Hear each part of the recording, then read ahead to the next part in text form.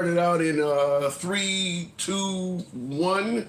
What up, folks? Once again, it is indeed your boy Tim, the handsome liberal.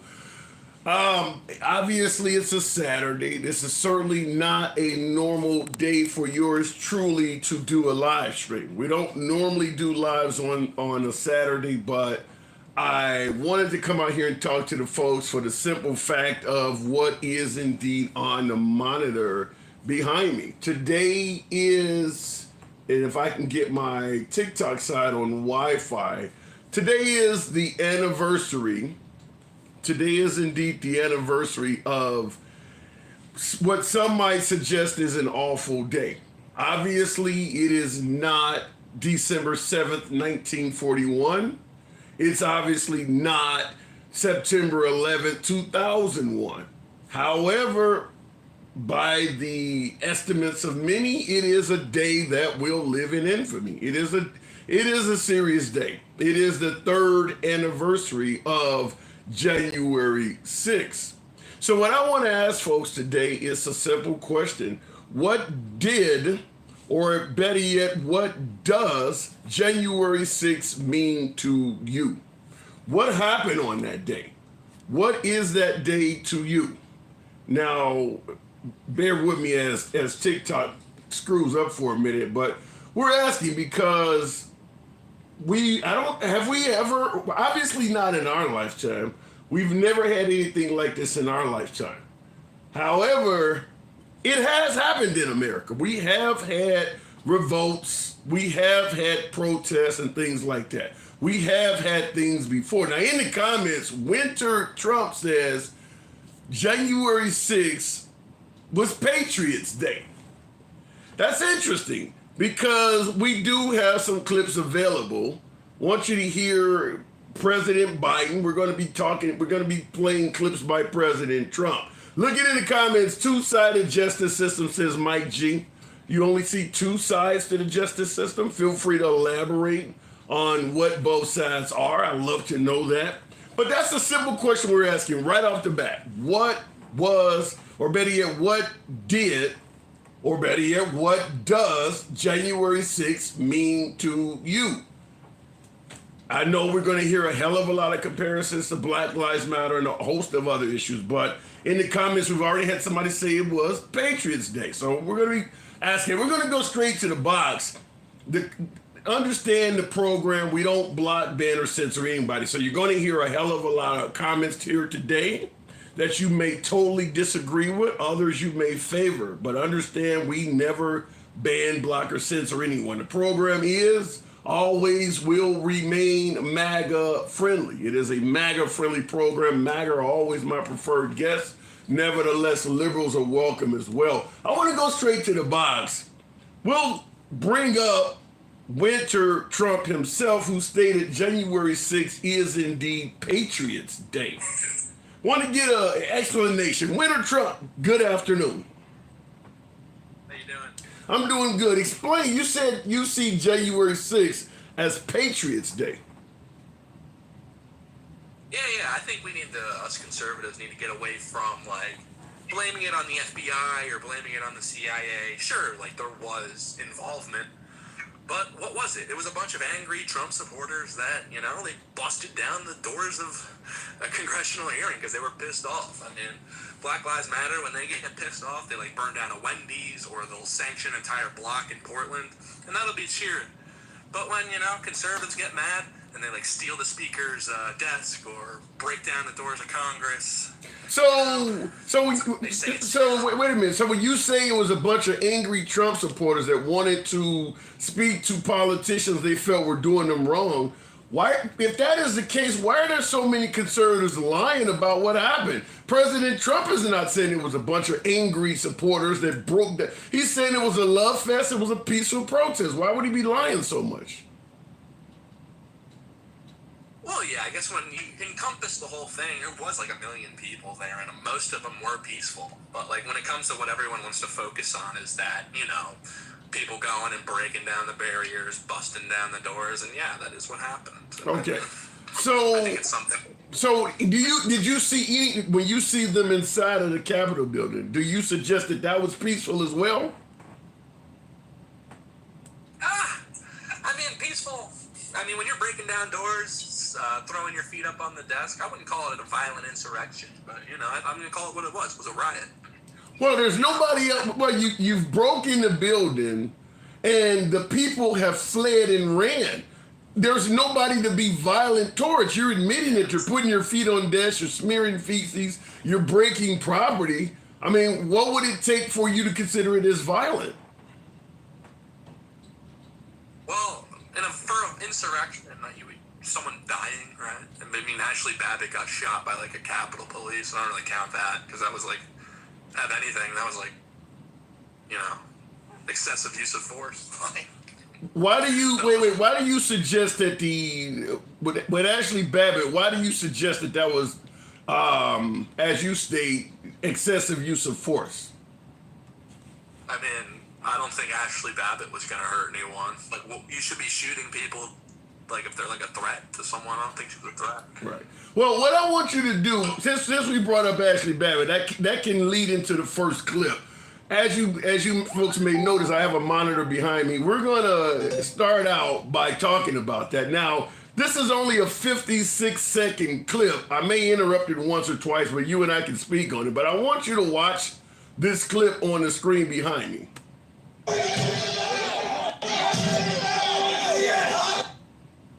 Now the audio.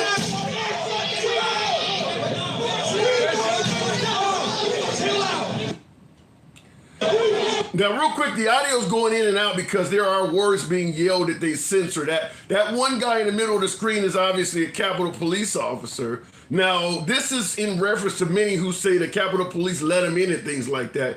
This guy clearly is choosing not to restrain these folks because he's greatly outnumbered. He has his back up against the door to let them know you're not supposed to go in here, but they're not listening, and he's literally choosing not to engage them. But what I want you to notice also on the picture, if I can put my hand up, I'm trying to see if I can show. Right behind my finger here, that's the leg of a chair.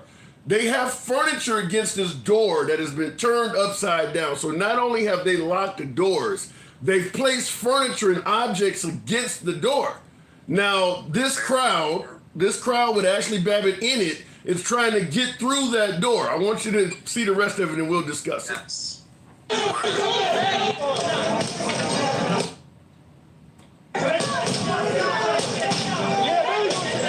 Now, notice also, they're not using their hands to break the door open. These folks have what can be construed as a weapon. They're not using their hands, they're using objects they got.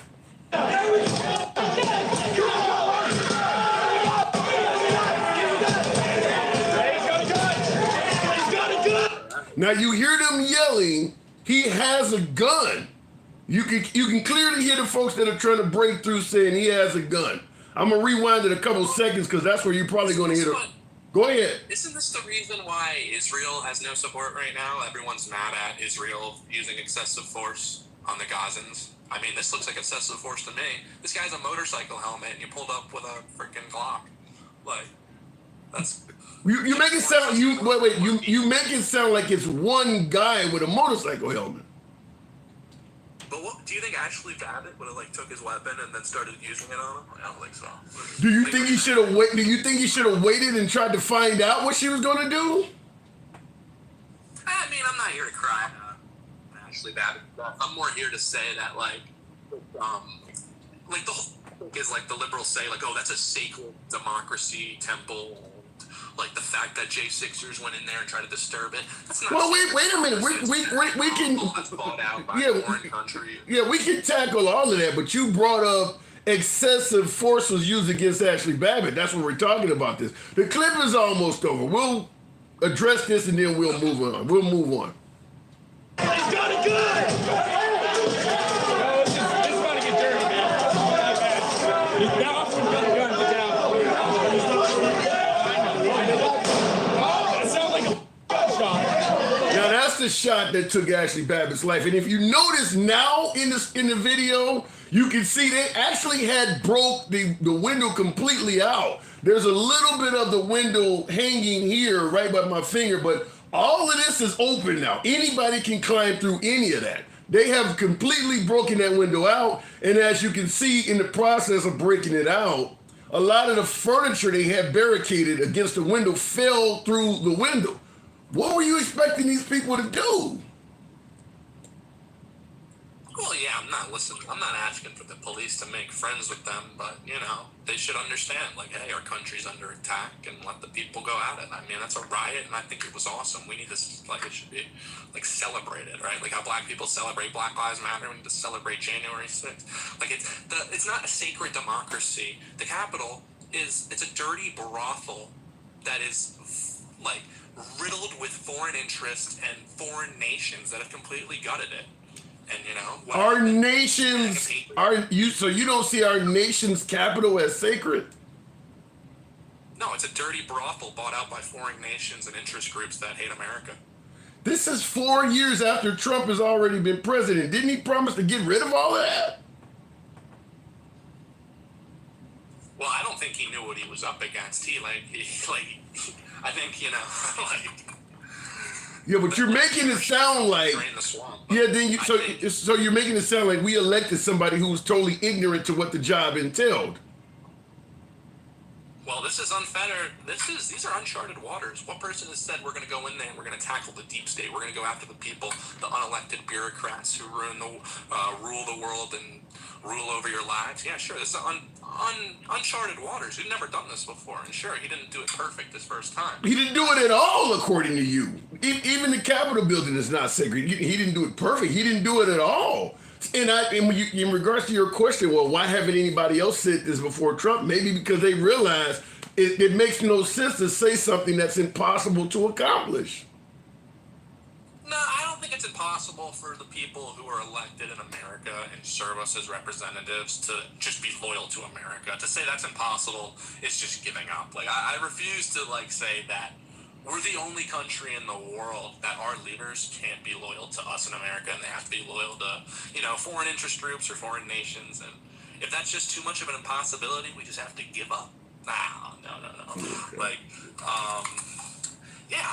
Trump, sure, he didn't do everything we wanted, but who's going to be the guy to come back and breathe hellfire and just revenge and fire all these three-letter agencies? It's not going to be DeSantis. It's not going to be Biden. Yeah,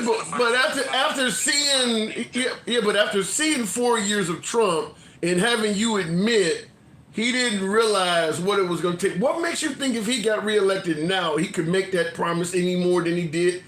What makes you think he wouldn't fail again? Great question. I love that question. Yeah. So the first time I think he was going at it trying to work with them. Now he knows. He's like, all right, I'm going to get elected. My team's going to win. We're going to get good people in office, and the good people are going to win, and the bad people are going to lose. That's how you have to play this stuff. It's like you're trying to work with Democrats, work with these Republican war hawks. No. You have to fire them. You get people in who are loyal to you and loyal to the cause, and you push the ball down the field. There's no working with people who hate America. You saw the first term of Trump as quote unquote working with the people? Well, look at the people he hired. Look at his whole cabinet. They were all just swamp monsters, war hawks. Look at his attorney general. Look at his... we want to bring in America First patriots and fill the White House, not neocon war hawks who are pushing war in Iran, war in Russia, right? Yeah, but so you did see him as trying to work with the Democrats, though? No, the Democrats not so much. When we're talking about, I think the Democrats are far gone. When I'm talking about, we want to transform the GOP to be an America First, almost farther than the Trump movement. We want them to not be neocon warhawks who want them to be loyal to America, bring actual conservative values opposed to just giving all our money to Israel. What's the only thing we conserve in America as conservatives? Israel. We only conserve the nation of Israel. How about we conserve our border? How about we conserve our American values? How about we conserve, the American population that's being destroyed?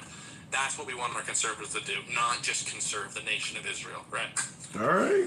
I don't know if that's the other thing we're doing, but all right, yeah, I don't know if we're just conserving the nation of Israel, but winter Trump, you know what we got to do. I do got to move on. Name one thing conservatives are doing besides conserving the nation of Israel.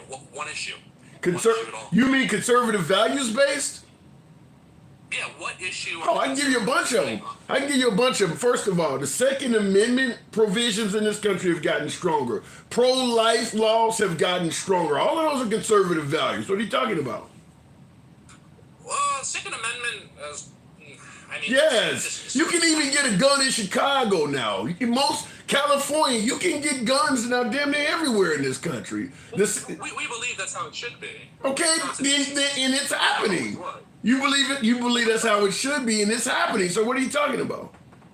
Oh, okay. Well, I'm talking about like the culture war. Like we're conservatives, and we can't even say that like transgender children aren't real, or that like gay marriage isn't even a thing, right? Like, or like we're a conservative, and we have to give amnesty to all immigrants, or we have to, you know. So in other words, you want it all. You, even though I gave you some things, you want it all. Well, I don't believe that like we tackled this stuff to really help the Americans. Like the whole abortion stuff, I think that's just to stir up the other side and actually get them to vote against us. Not the best play in my view. What do you mean? What do you mean by? Really. What do you mean by saying you can't say gay marriage? What do you want to do? You want to get rid of gay marriage? Absolutely. Why? Yeah. Why? I mean, look at the slippery slope that's brought upon us. Yeah, so in 2008, God, this is my last account. I don't know if I'm going to get this banned today. Yeah. All right, I got to move it on. I get your point. Come on back to anytime, man. It's a slippery slope. So there's a slippery slope. We go from, bake this cake and go to jail, or we're going to take your 5-year-old because you're not turning them trans, and we're going to remove access from... Whoa. Yeah, we're going to put a restraining order on you, and then we're going to make it illegal for you to call your son a boy, right? Like, that's what happened in 5 years. Right? All right, I can't speak. I got to move it on, but okay. All right. Appreciate you coming in, by the way, 2Team. All right, looking in the comments, MAGA, this guy is speaking for you. Melvin Wilson. Listen, I'm not going to pretend like I know what's in the mindset of everyone that considers themselves to be MAGA. However, I do believe, if I had to guess, and I could absolutely be wrong, but if I had to guess, what my last caller was stating would resonate. It would be agreeable to the overwhelming majority of MAGA. Maybe I'm wrong, but in terms of rolling back gay marriage and certainly the support of Israel, I think what he is saying would certainly resonate with a lot of folks that identify as MAGA. So like I said, I let the people speak. It's not about whether we agree or disagree, but it's about letting the folks speak. Miguel says, you're wrong, Tim. We don't care. You don't care about gay marriage. Seriously? Yeah! Thank you. If we didn't care about gay marriage, why the hell did Obama get so much resistance when he legalized it in 2015, some 200 years after the country became a nation? Clearly people cared. Playing like you don't care about gay marriage now, only 8 years after it's been passed or so, yeah, that's bullshit. This country clearly cared about gay marriage. That would be like saying we don't care about interracial marriage. Yeah, it's easy to say that now, but most of the country's history, it was illegal. So obviously people cared. And when it became legal, there was a huge resistance to it, just like there was to gay marriage. So yeah, the we don't care thing is not working. Looking in the comments, January 5 means lies and spin, innocent people in prison. Who's in prison that is totally innocent? That's a good point to make. I'm going to go back to the box, so you folks are holding on. We do certainly have more clips to play, one from Tucker Carlson about January 6th and a few other things, but I'm going to go straight back to the box. Ask that you folks tap the screen. Our numbers are a bit low, 200 plus. It is a Saturday, and I have not been soliciting folks to tap the screen. Tapping the screen helps out the algorithm, brings in more MAGA, our preferred guests, so that could be corrected if a few of you folks will use your thumbs. Going back to the box, though, we'll keep it moving with Stick the Ruler. Good afternoon, Stick. Hey, how you doing, Handsome? I'm doing good. What did January 6th mean to you, or what does it mean to you? Well, first of all, let me say that the racist James Bond that just got on. You always put me behind this man. I don't know what is going on with him and him trying to sound so calm and so smooth. got a little upset today. Like he got a little upset. I heard him raise his voice a little bit. You know, he was kind of long-winded, but out of breath a little bit. Well, I think what probably caused that to some degree is our discussion about Ashley Babbitt. Whereas it's easy to say that the officer, you know, used excessive force, but when you actually see the video and you see how much damage was done and they're swinging weapons at the window and things like that, I don't know if a lot of people just overlooked half of that, overlooked the fact that they don't put furniture up against the window because they're so damn scared of you, and you're using weapons and sticks to break through it. Then it starts to not look so much excessive. Well, it's funny to me, man. I mean, you know, you from Chicago. Right. You've seen how the police can say, oh, he had Yeah. and he was coming at me, and he was da-da-da, and then come to find out he was 20 feet away, and they did what they did. Yeah. You know what I mean? So, again, I would say, getting upset. yeah, I would agree with you about the Chicago urban area example you use. I would say just one guy coming towards a police officer with a stick in his hand can get shot, let alone an infinite number of people. Yeah, that's what I'm saying. Yeah. So she broke the window. The guy, a couple of seconds before she even got through the window, said, "Hey, he has a gun." Yeah, right. And she still broke. She still broke through.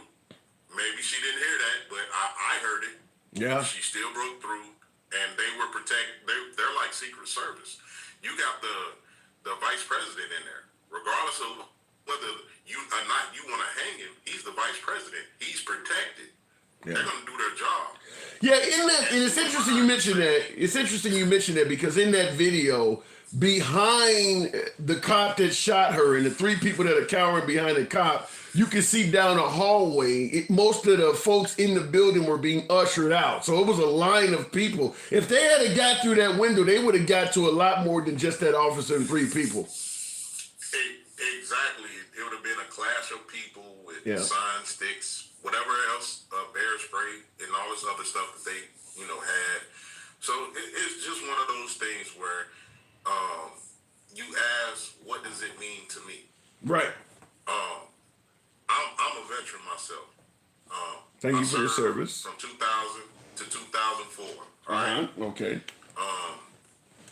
My whole thing of it is I signed away my life for the country and or myself as well, because we're allowed to go to school after service or whatever under honorable service.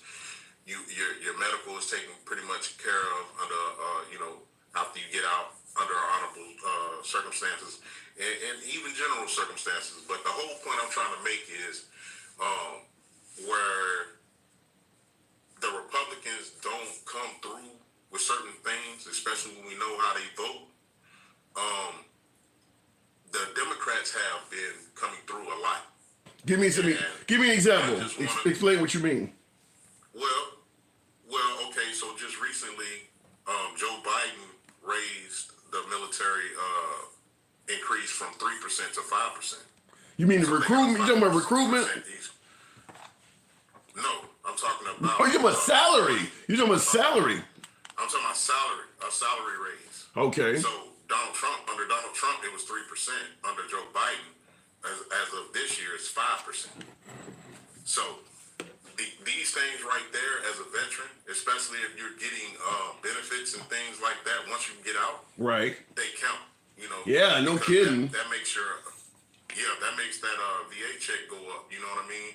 That helps your medical health care and anything else that may arrive with having to have PTSD and any other thing that people may have. How do you respond to how do you respond to somebody when you mention the salary going up under Biden? Brent Travis in the comments says Biden didn't do it; he just signed it.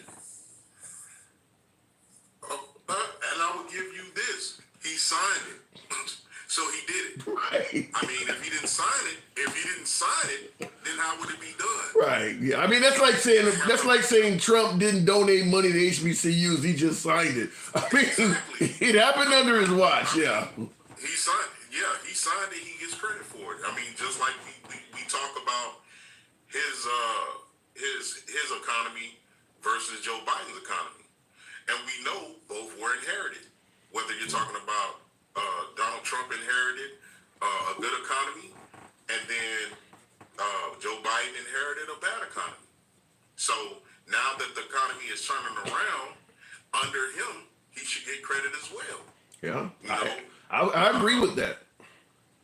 unemployment's at an all-time low, 3.5%, or may even be, it might be 3.7. I want to say 3.5, but it may be 3.7. But anyway, either one, you know, off 2%, it doesn't matter, or 0.2%, doesn't matter. It's at an all-time low. Yeah. And then the jobs, you know, 216,000 jobs was added. So it's on and on and on. So you do see the Biden economy is doing very well. If so, why are so many Americans, even on the left side of the aisle, that do not think Biden is doing well in terms of the economy? Why is folks don't view it as positively as you just stated it? Well, he's not a loudmouth. We all know this. In a certain sense, it's not so much that he's scared to speak, but he's just not a loudmouth. Did you hear his speech yesterday? Well, that's different. He was addressing his election. You know what I mean? Like this is what you need to realize is what's going on. Yeah. And now is the time. If you're gonna talk, just like the thing with Hunter Biden came out at the perfect time to say what was on his mind. Yeah. Hey man, check this out. All of this is some bull. Y'all follow this? Y'all listening to this? I will just say this. If my name wasn't Hunter Biden, I wouldn't be going through this. And I will just say this in regards to the claim that Biden can't string together a sentence, don't know where he's at. That speech he gave yesterday does not resonate with that at all. He absolutely was He was spitting hot fire. right. He was coherent. He was on point. That was his number one diss track. You feel Yeah. me? So, I mean, like I said, and then, okay, so Handsome, I know, you know, you do your shows in a timely fashion, but let me just say this about my boy, racist James Bond. So, That's my last. Let me just make it clear. Let me make it clear for folks who don't know who racist. That's the previous caller, the guy we just talked to. He refers to him as racist James Bond. Go ahead. so this is my problem. They got a problem with the LGBTQ community. And I'm going to tell you why they got a problem. Because that is what you call a tempting thing that they might want to get into. Explain what? Explain that. What do you mean, a tempting thing? Yeah. Okay, so if I can get rid of a certain class, right, of people, and that really deep down inside I want to be a part of, yeah. You're telling me, wait a minute. I'm going to slow you down because I want to make sure I'm getting this clear. You're telling me the particularly MAGA, but Republicans, but particularly MAGA, wants to get rid of the LGBT community because they secretly want to be a part of it? Well, yeah, and they want to do their thing like the Romans of old. You know, they want to look manly, but at the same time, people around each other doing unholy things. They want to do it. That's just what it is. We've seen it time after time. People getting So this is a straight thing right here. When old girl groped the man at the Beetlejuice. Okay. Beetlejuice performance. Yeah, that's a straight thing. But when you have pastors in the Republican Party basically being called out, and then he goes and unalive himself. Yeah, that's a good point. That actually did happen. Yeah, that's interesting. So you're saying that, wow, I don't know if I totally agree with you, but there are some right-wingers, there are some pastors that have been found to be, the Catholic Church alone, a lot of that was homophobic acts or pedophilia acts, so, but I never thought of it that way, though. I never thought of it that way. Yeah, but I mean, you ever seen the movie? It's an old movie, it's called The Pit and the Pendulum. Have you ever seen that movie? No, I have not. Okay, so same thing, but in a straight way. Okay, there was a old school monk priest, right? You know, the ones that wear the bald head, you know, over Okay. And I forgot the girl she played. I think in Beetlejuice, the actual original Beetlejuice, but with the black hair. Okay. Yeah, you're losing me, but keep going. Just explain it. But okay. Well, anyway, she's the girl in there, right? So the priest was walking through their little whatever you call it, and with the little bell, and they were walking, and he seen her. Right. And for whatever reason, he said that she was a witch. Well, come to find out what it was, he was praying and whipping himself and all this other stuff because he was attracted to her. All right, I don't. Like I said, I haven't seen it. I don't want to get too deep because that's a little bit off because I haven't seen it. But. But my whole point of it is he was a priest and he was attracted to a woman. Most priests are basically they gave themselves to God. Yeah, the vow of celibacy. Yeah, the vow. Whatever. Yeah. Exactly.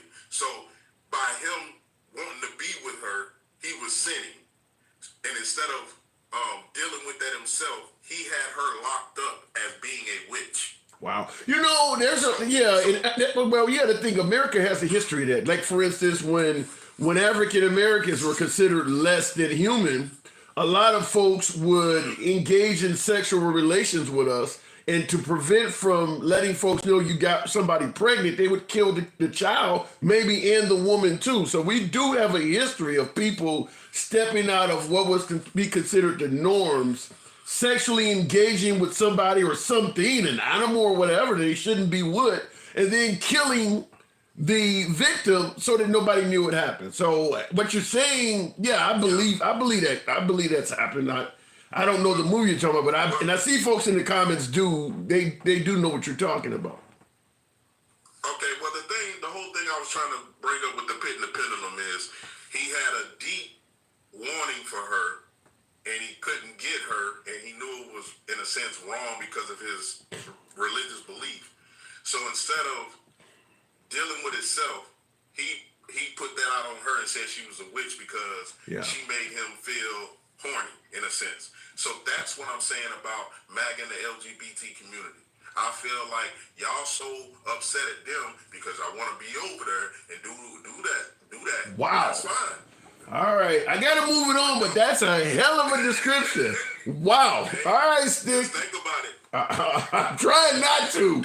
I'm trying not to. Did you hear how racist James Bond sounded? He didn't sound like he wanted to be part of that? Yeah.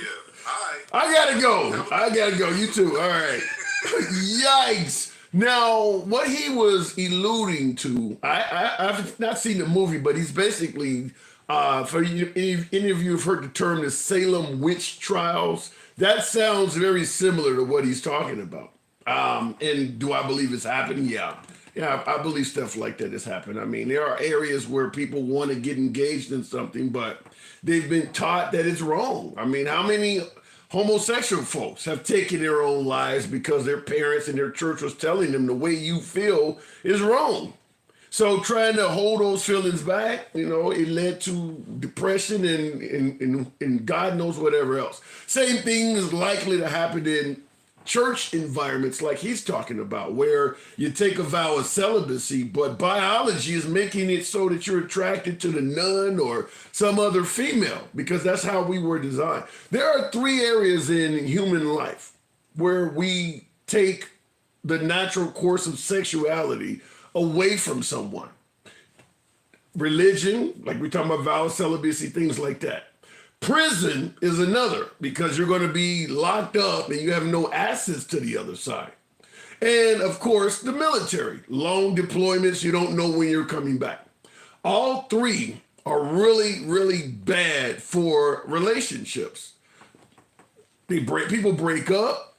They often, in terms of the military, not the military, in terms of incarceration or what they do in religion, you start having people mutate. Maybe start dealing with the other side. Maybe start dealing with underage folks they can secretly abuse. But going without, which goes against our biological design for an extended period of time, has consequences. In all 3 of those avenues, incarceration, religion, and the military, people continue to do things that are wrong. I mean, in the military, infidelity is huge. your boy gets deployed. Now you're at home. His wife starts coming at you. I mean, they trade partners like crazy in military housing establishments. It's wild. It's not designed for you to go long periods of time like that. But you can't defeat biology with something man-made. Looking, and it goes against reproductive rights is what I think this says Wild West Forever in the comments to say. Going back to the box, real quick before we do, this is a minute long. I see in the comment section. We'll go back to the box, and I want you folks to hear President Trump on the other side of the debate. People, and you're making the beautiful speech, looking down to the. Or maybe we won't if my volume is so. By the way, I think Jay. Okay. You know the steps. He speaks about the J6 folks. People, and you're making the beautiful speech, looking down to the white. That was one of the great scenes I've ever seen. By the way, I think J6 had an equal amount of people. It's the biggest crowd I believe I ever spoke to. You never hear about that, do you? You have the hostages, the J6 hostages, I call them. Nobody's been treated ever in history so badly as those people. Nobody's. Now, real quick, he refers to the folks that are incarcerated for January 6th as hostages and follows up by saying no one else in the history of America has been treated worse than these people.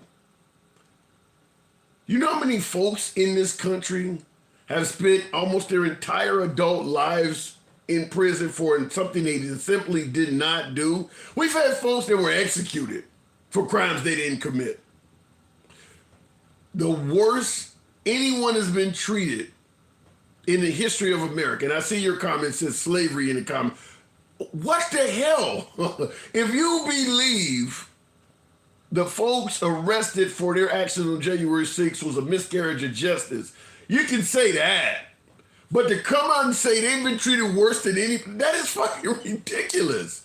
That is crazy. People, like I said, you got people get exonerated for crimes they didn't commit after doing decades in prison. These people have barely been in jail a year. Worst ever? I don't even know what would make the man say that.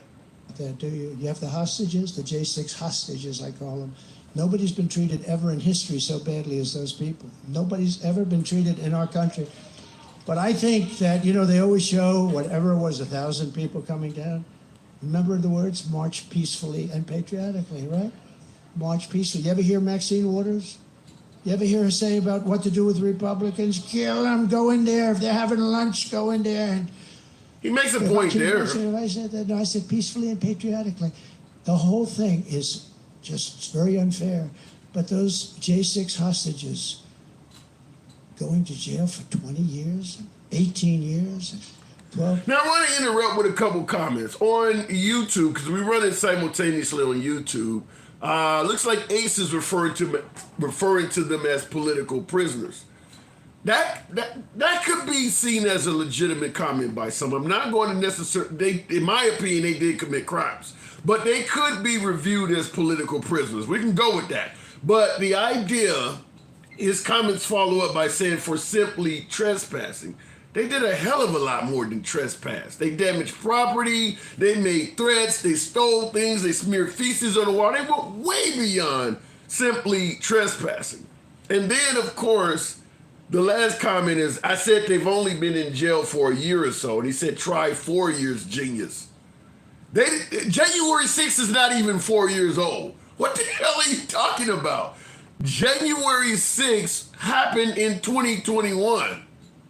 Trump was still president 4 years ago. What are you talking about? 4 years, no trial. I suggest you get out a calendar and learn how to count. 4 years. All right, going back to the box. 4 years ago. New guy. Good afternoon, new guy. They ain't been in prison for 4 years. Trump was in office 4 years ago.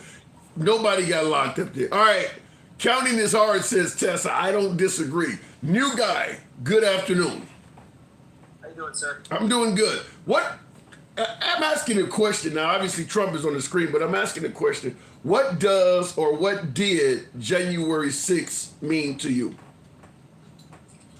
Well, I think that, to me personally, after seeing everything that was done, it was a crisis that the Democrats could not let go.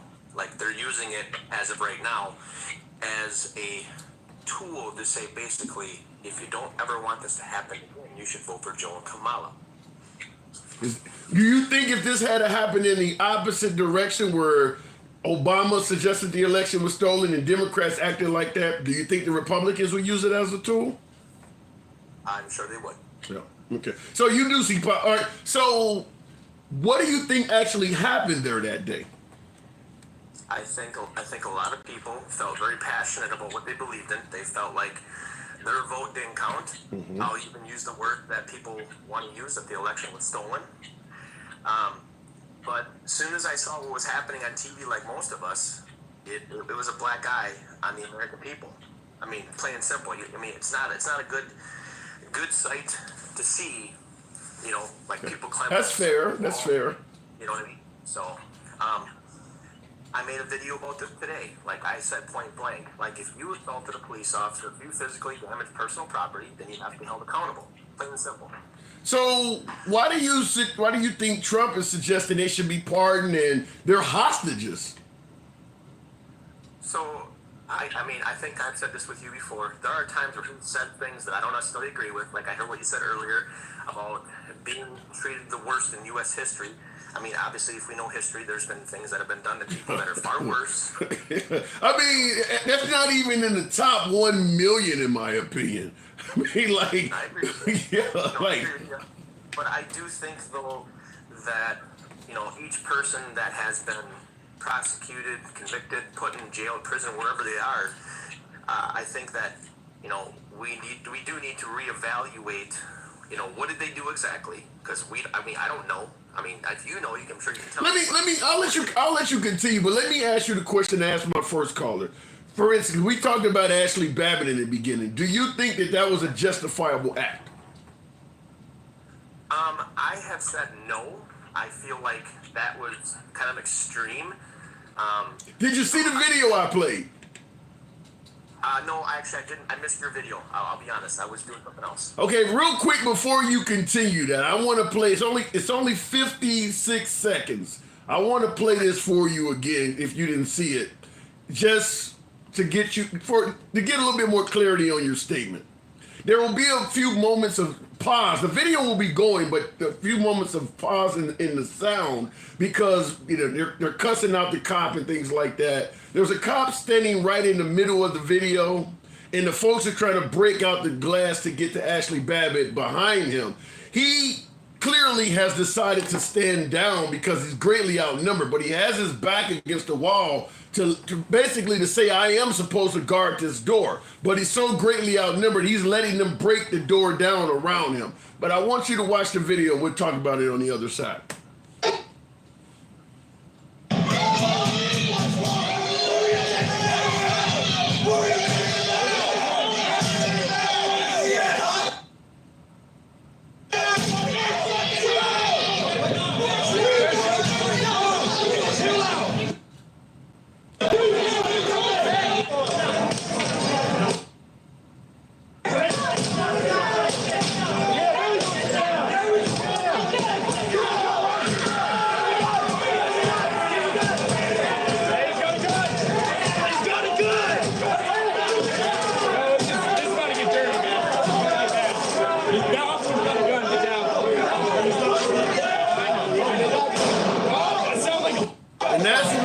Shot. Now, I want you to, a couple things I brought up earlier in the broadcast. First of all, if I put my hand up here, I don't know if I can find it right there. There was furniture barricaded against the door. So they were so afraid of these people, they put chairs and stuff against the door. In this particular frame, they have completely broke out the window. On this side, you can see the remains of the window pane hanging out.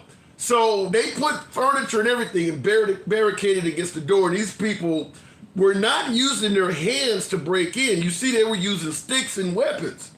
In your opinion, what do you think the officer on the other side of that door was supposed to do?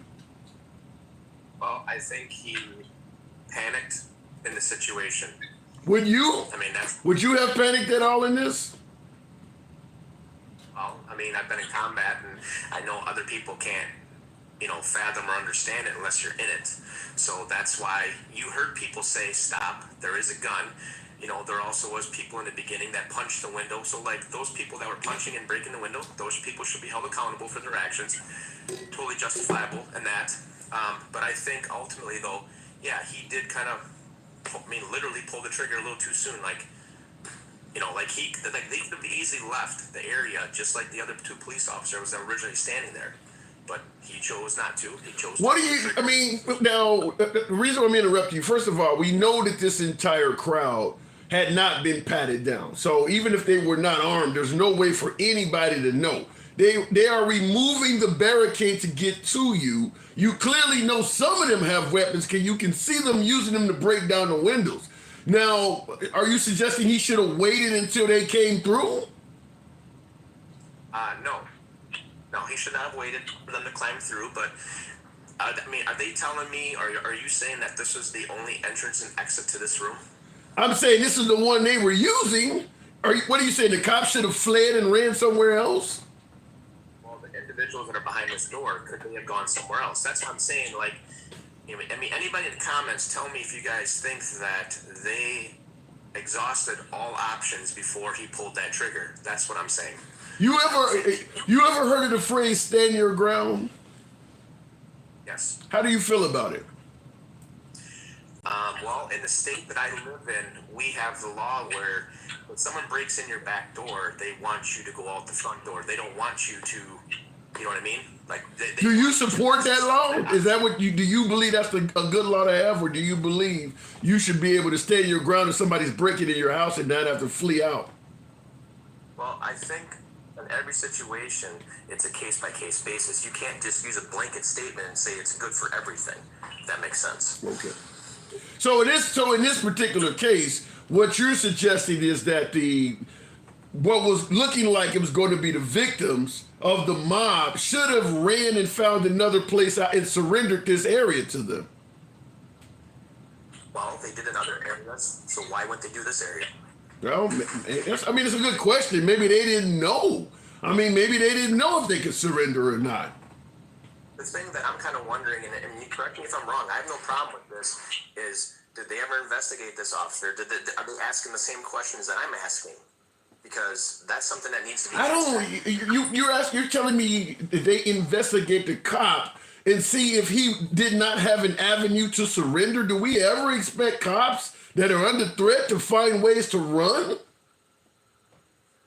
Well, anytime there's a police shooting, they investigate, was it a justifiable discharge of the firearm? Every single time. Yeah, but when they investigate to find out if it was justifiable or not, one thing that is never considered is, could you have ran away from the assailant? I've never heard them take that in consideration. Well, a standard police officer that's on the streets had other tools that he is supposed to use or tries to use before lethal force is used. I don't know what this particular officer all had at his disposal. That's why I'm just asking questions out loud. Wait a minute. You guy, you do realize there's literally infinite people here. What do you think, he's going to tase one of them? There's literally infinite people. I don't even know how many people are trying to break that door down. He can't even see them all because the crowd is so deep. What do you think, he's going to pull out a billy club? Okay, so why did he shoot her? Why didn't he shoot one of the other individuals that first struck the door? I don't know if he was directly aiming at her or one of the others, but I do feel like whether he shot her or somebody else, they all were going to come in through that door. They were all going to breach that door. So whoever he hit likely was going to come in that door if he didn't shoot him.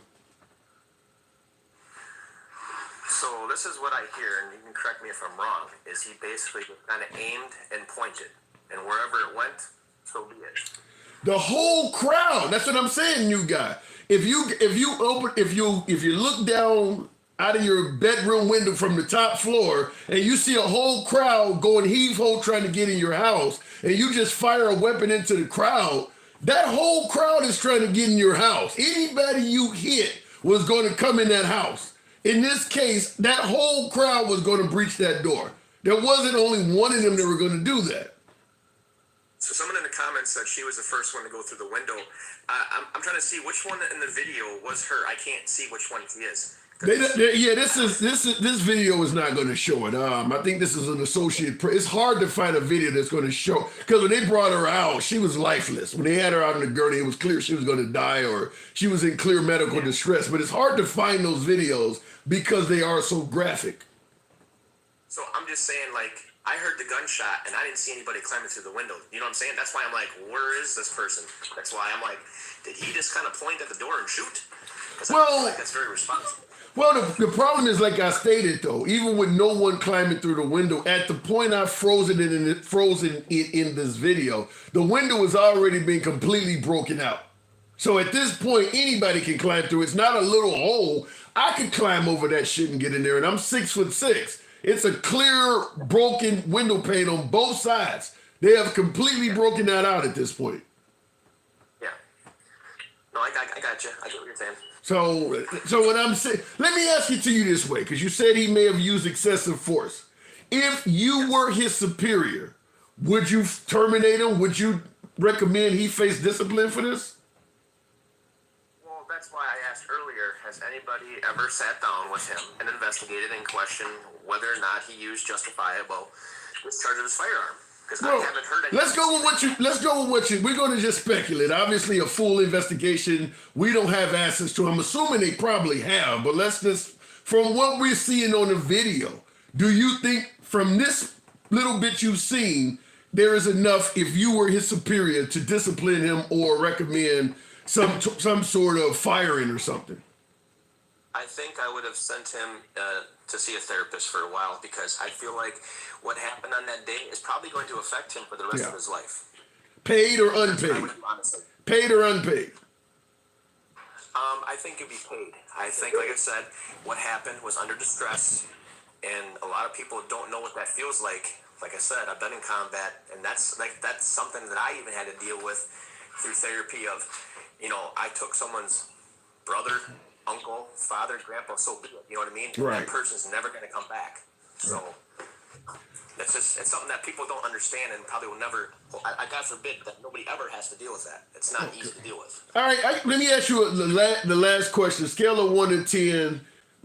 10 being it makes sense, 1 being is outrageous. On a scale of 1 to 10, how do you see him viewing this person as a threat and shooting him? Is that something that is outrageous that he determined he had a basically what could amount to a dangerous threat, or did he completely overreact?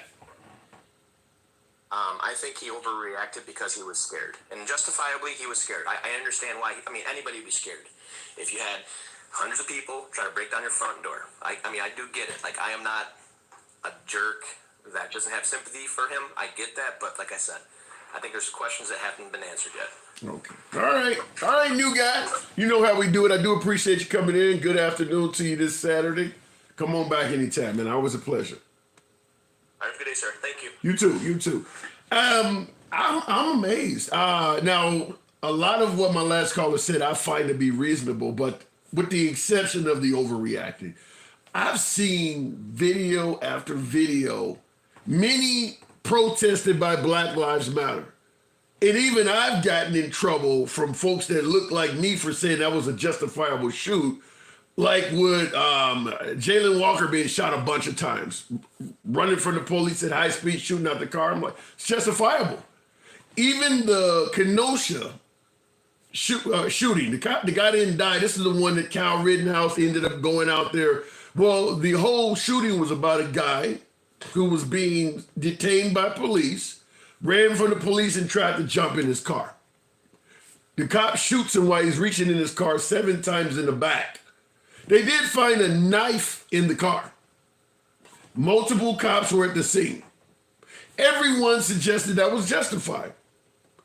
These folks are using actual weapons to break the window down.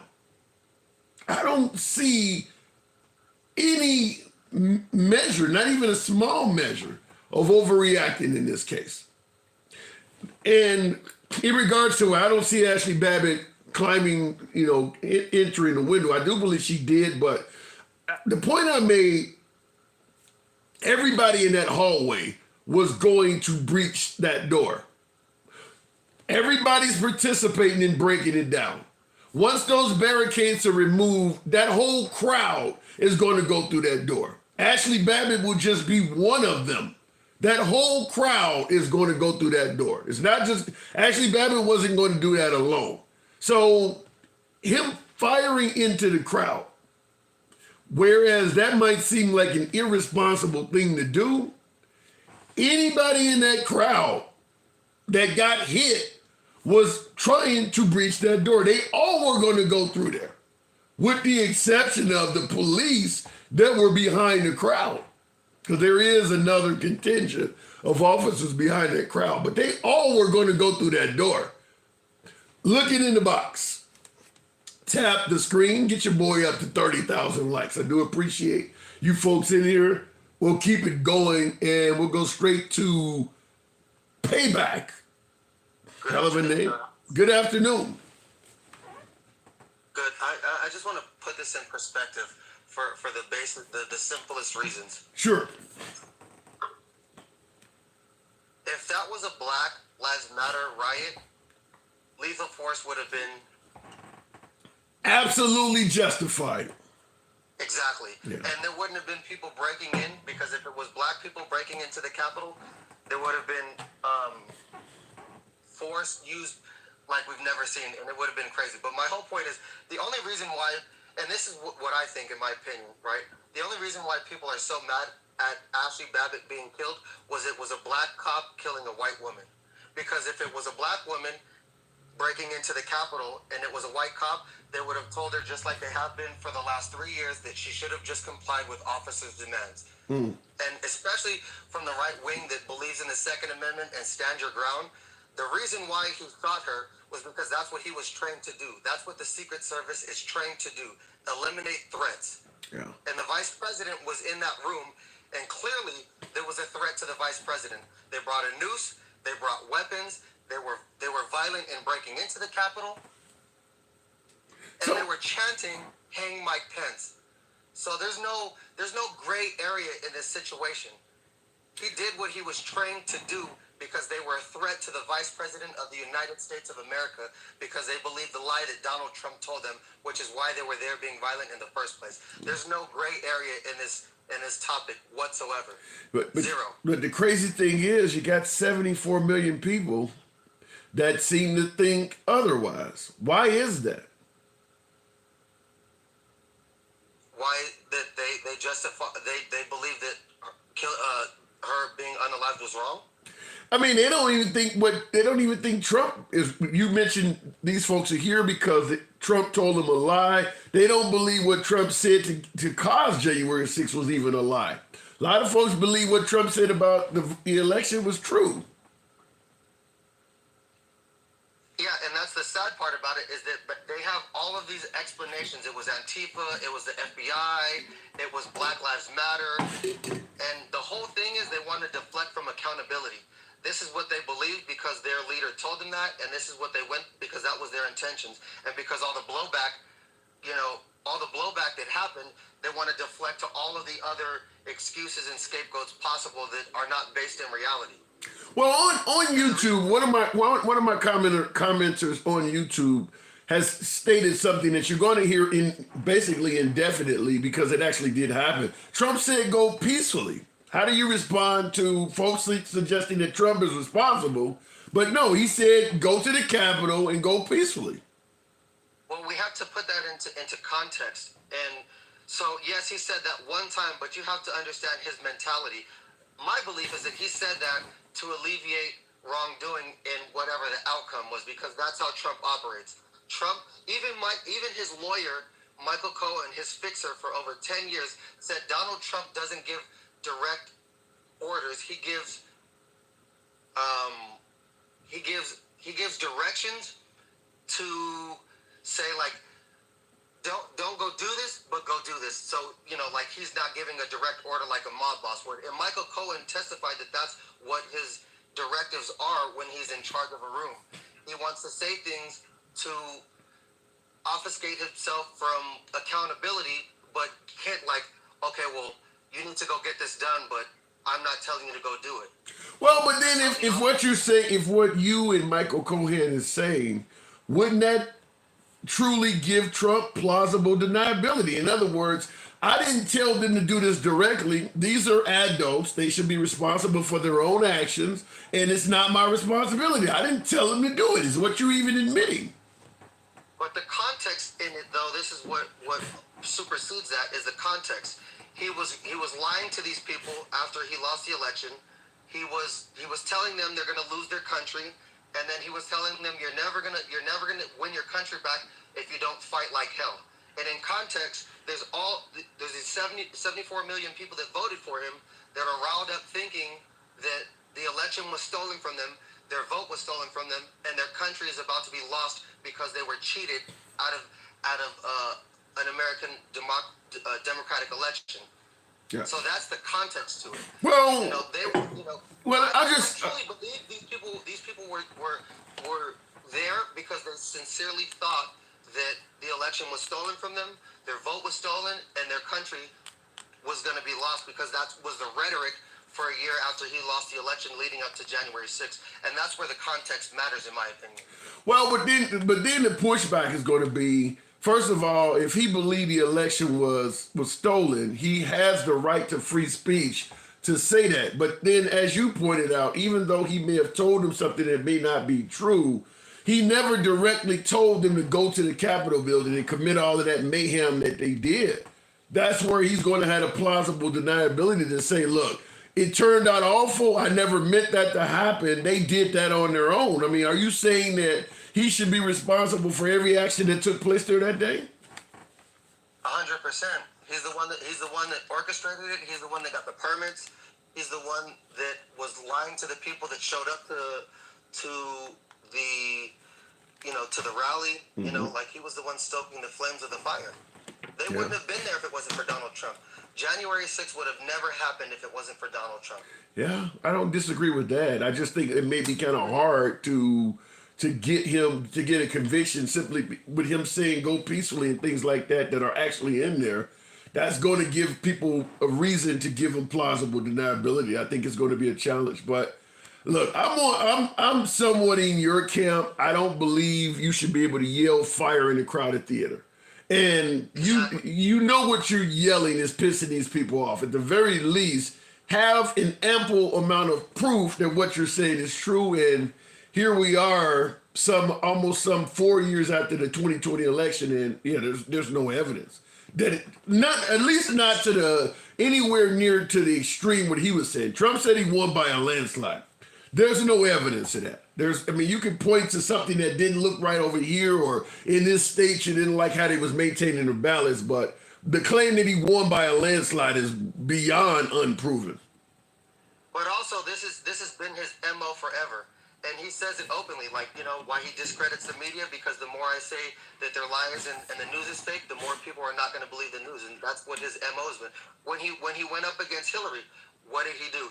Even if before the election, what did he say? If I lose, the election is rigged. If I won fair and square. Yeah, he did kind of do that. He did. So with all this circumstantial evidence, why does he still have, by some estimates in certain polls, more support than even Biden himself? I find that funny because I don't understand polls, to be honest with you, because I don't know anybody that's ever been polled. Where do these polls even come from? I'm not even sure, to be honest with you. Do you know? Well, you got Quinnipiac, you got Rasmussen. Fox News has a poll. But who do they actually poll though? Where do they? How's the poll conducted?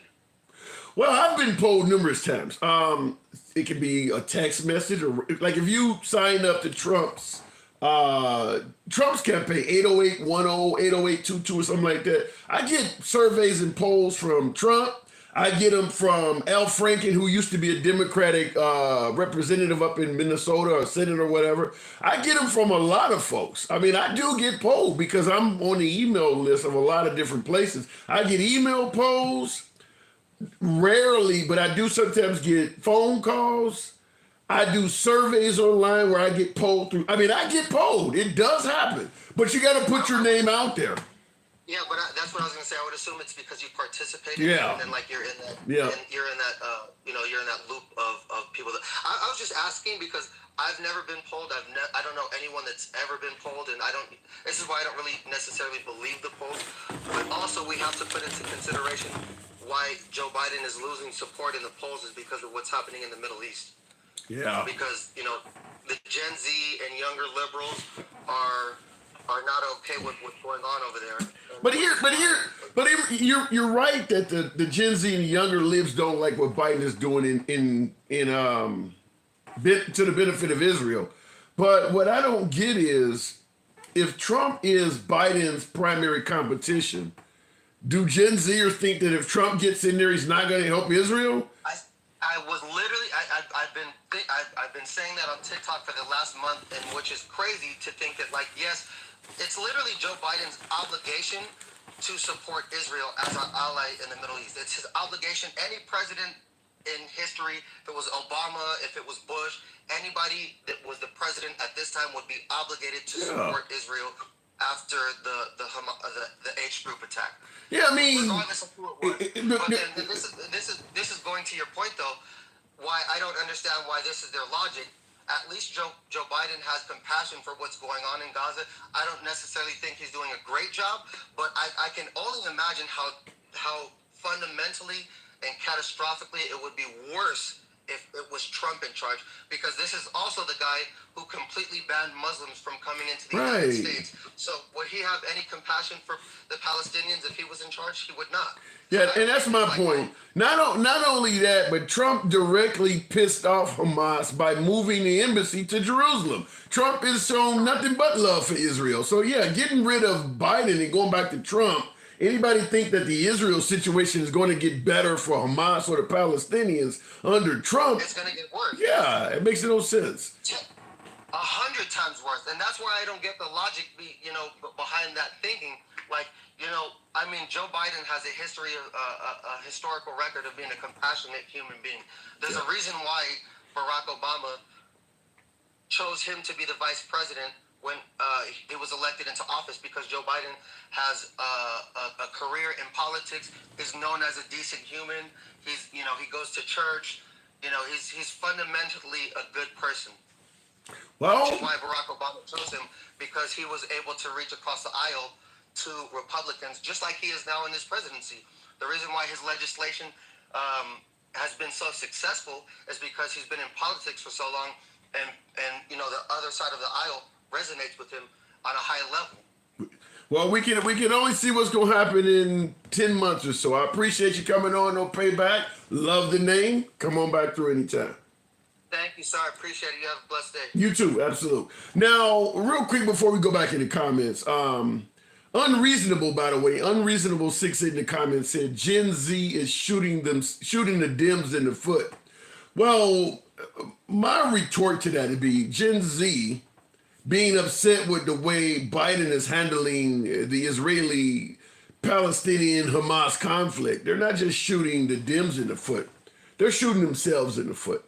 This is very similar to the Bernie Sanders supporters being upset with Hillary Clinton in the traditional Democratic Party in 2016 and either staying out of the election or voting for Trump. I've talked to many Bernie Sanders supporters that absolutely despise Hillary Clinton and asked them, now that we're 7 years down the line, how do you feel about your decision in support of Bernie Sanders to either not vote in the 2016 election or vote for Trump? I haven't talked to one of them that hasn't stated they regret doing that shit like a mother. They all regret it. And I would submit that the Gen Zers, I'm not here to bash Trump or favorite Trump, but the Gen Zers are not wanting things, what the Gen Zers want for America, they're not going to get it from Trump. They may not get it from Biden, but they absolutely are not going to get it from Trump. You're talking tuition forgiveness and minimum wage increase and police reform and all, LGBT rights and all of this shit. the Gen Zers getting pissed off with Biden and going to support Trump, they'll be complaining about that in the near future. Going back to the comments, GOP is afraid of Gen Z. I don't know if I'd say they're afraid of them, but they certainly don't want them at the party. Vivek Ramaswamy, a few months ago, suggesting that the age of voting should be raised from 18 to 25, a direct blow to the Gen Z, unless you serve as a first responder or get in the military. He wanted to literally take away your voting rights at age 18 and push them up to 20, I think 21, unless you did one of these things. That's a direct strike at the Gen Z. Now, to be fair, before we go back to the box, give you a little bit of a clip, because Tucker Carlson, before leaving Fox News, had a little bit of a different analysis as to what we saw on January 6th. Here goes. These are the pictures you've seen of January 6th.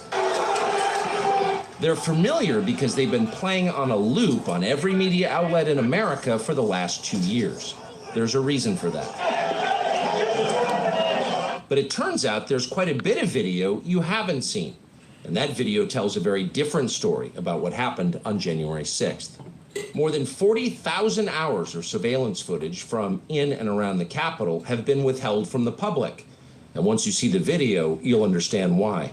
Taken as a whole, the video record does not support the claim that January 6th was an insurrection. In fact, it demolishes that claim. And that's exactly why the Democratic Party and its allies in the media prevented you from seeing it. By controlling the images you were allowed to view from January 6th, they controlled how the public understood that day. They could lie about what happened, and you would never know the difference. Those lies had a purpose.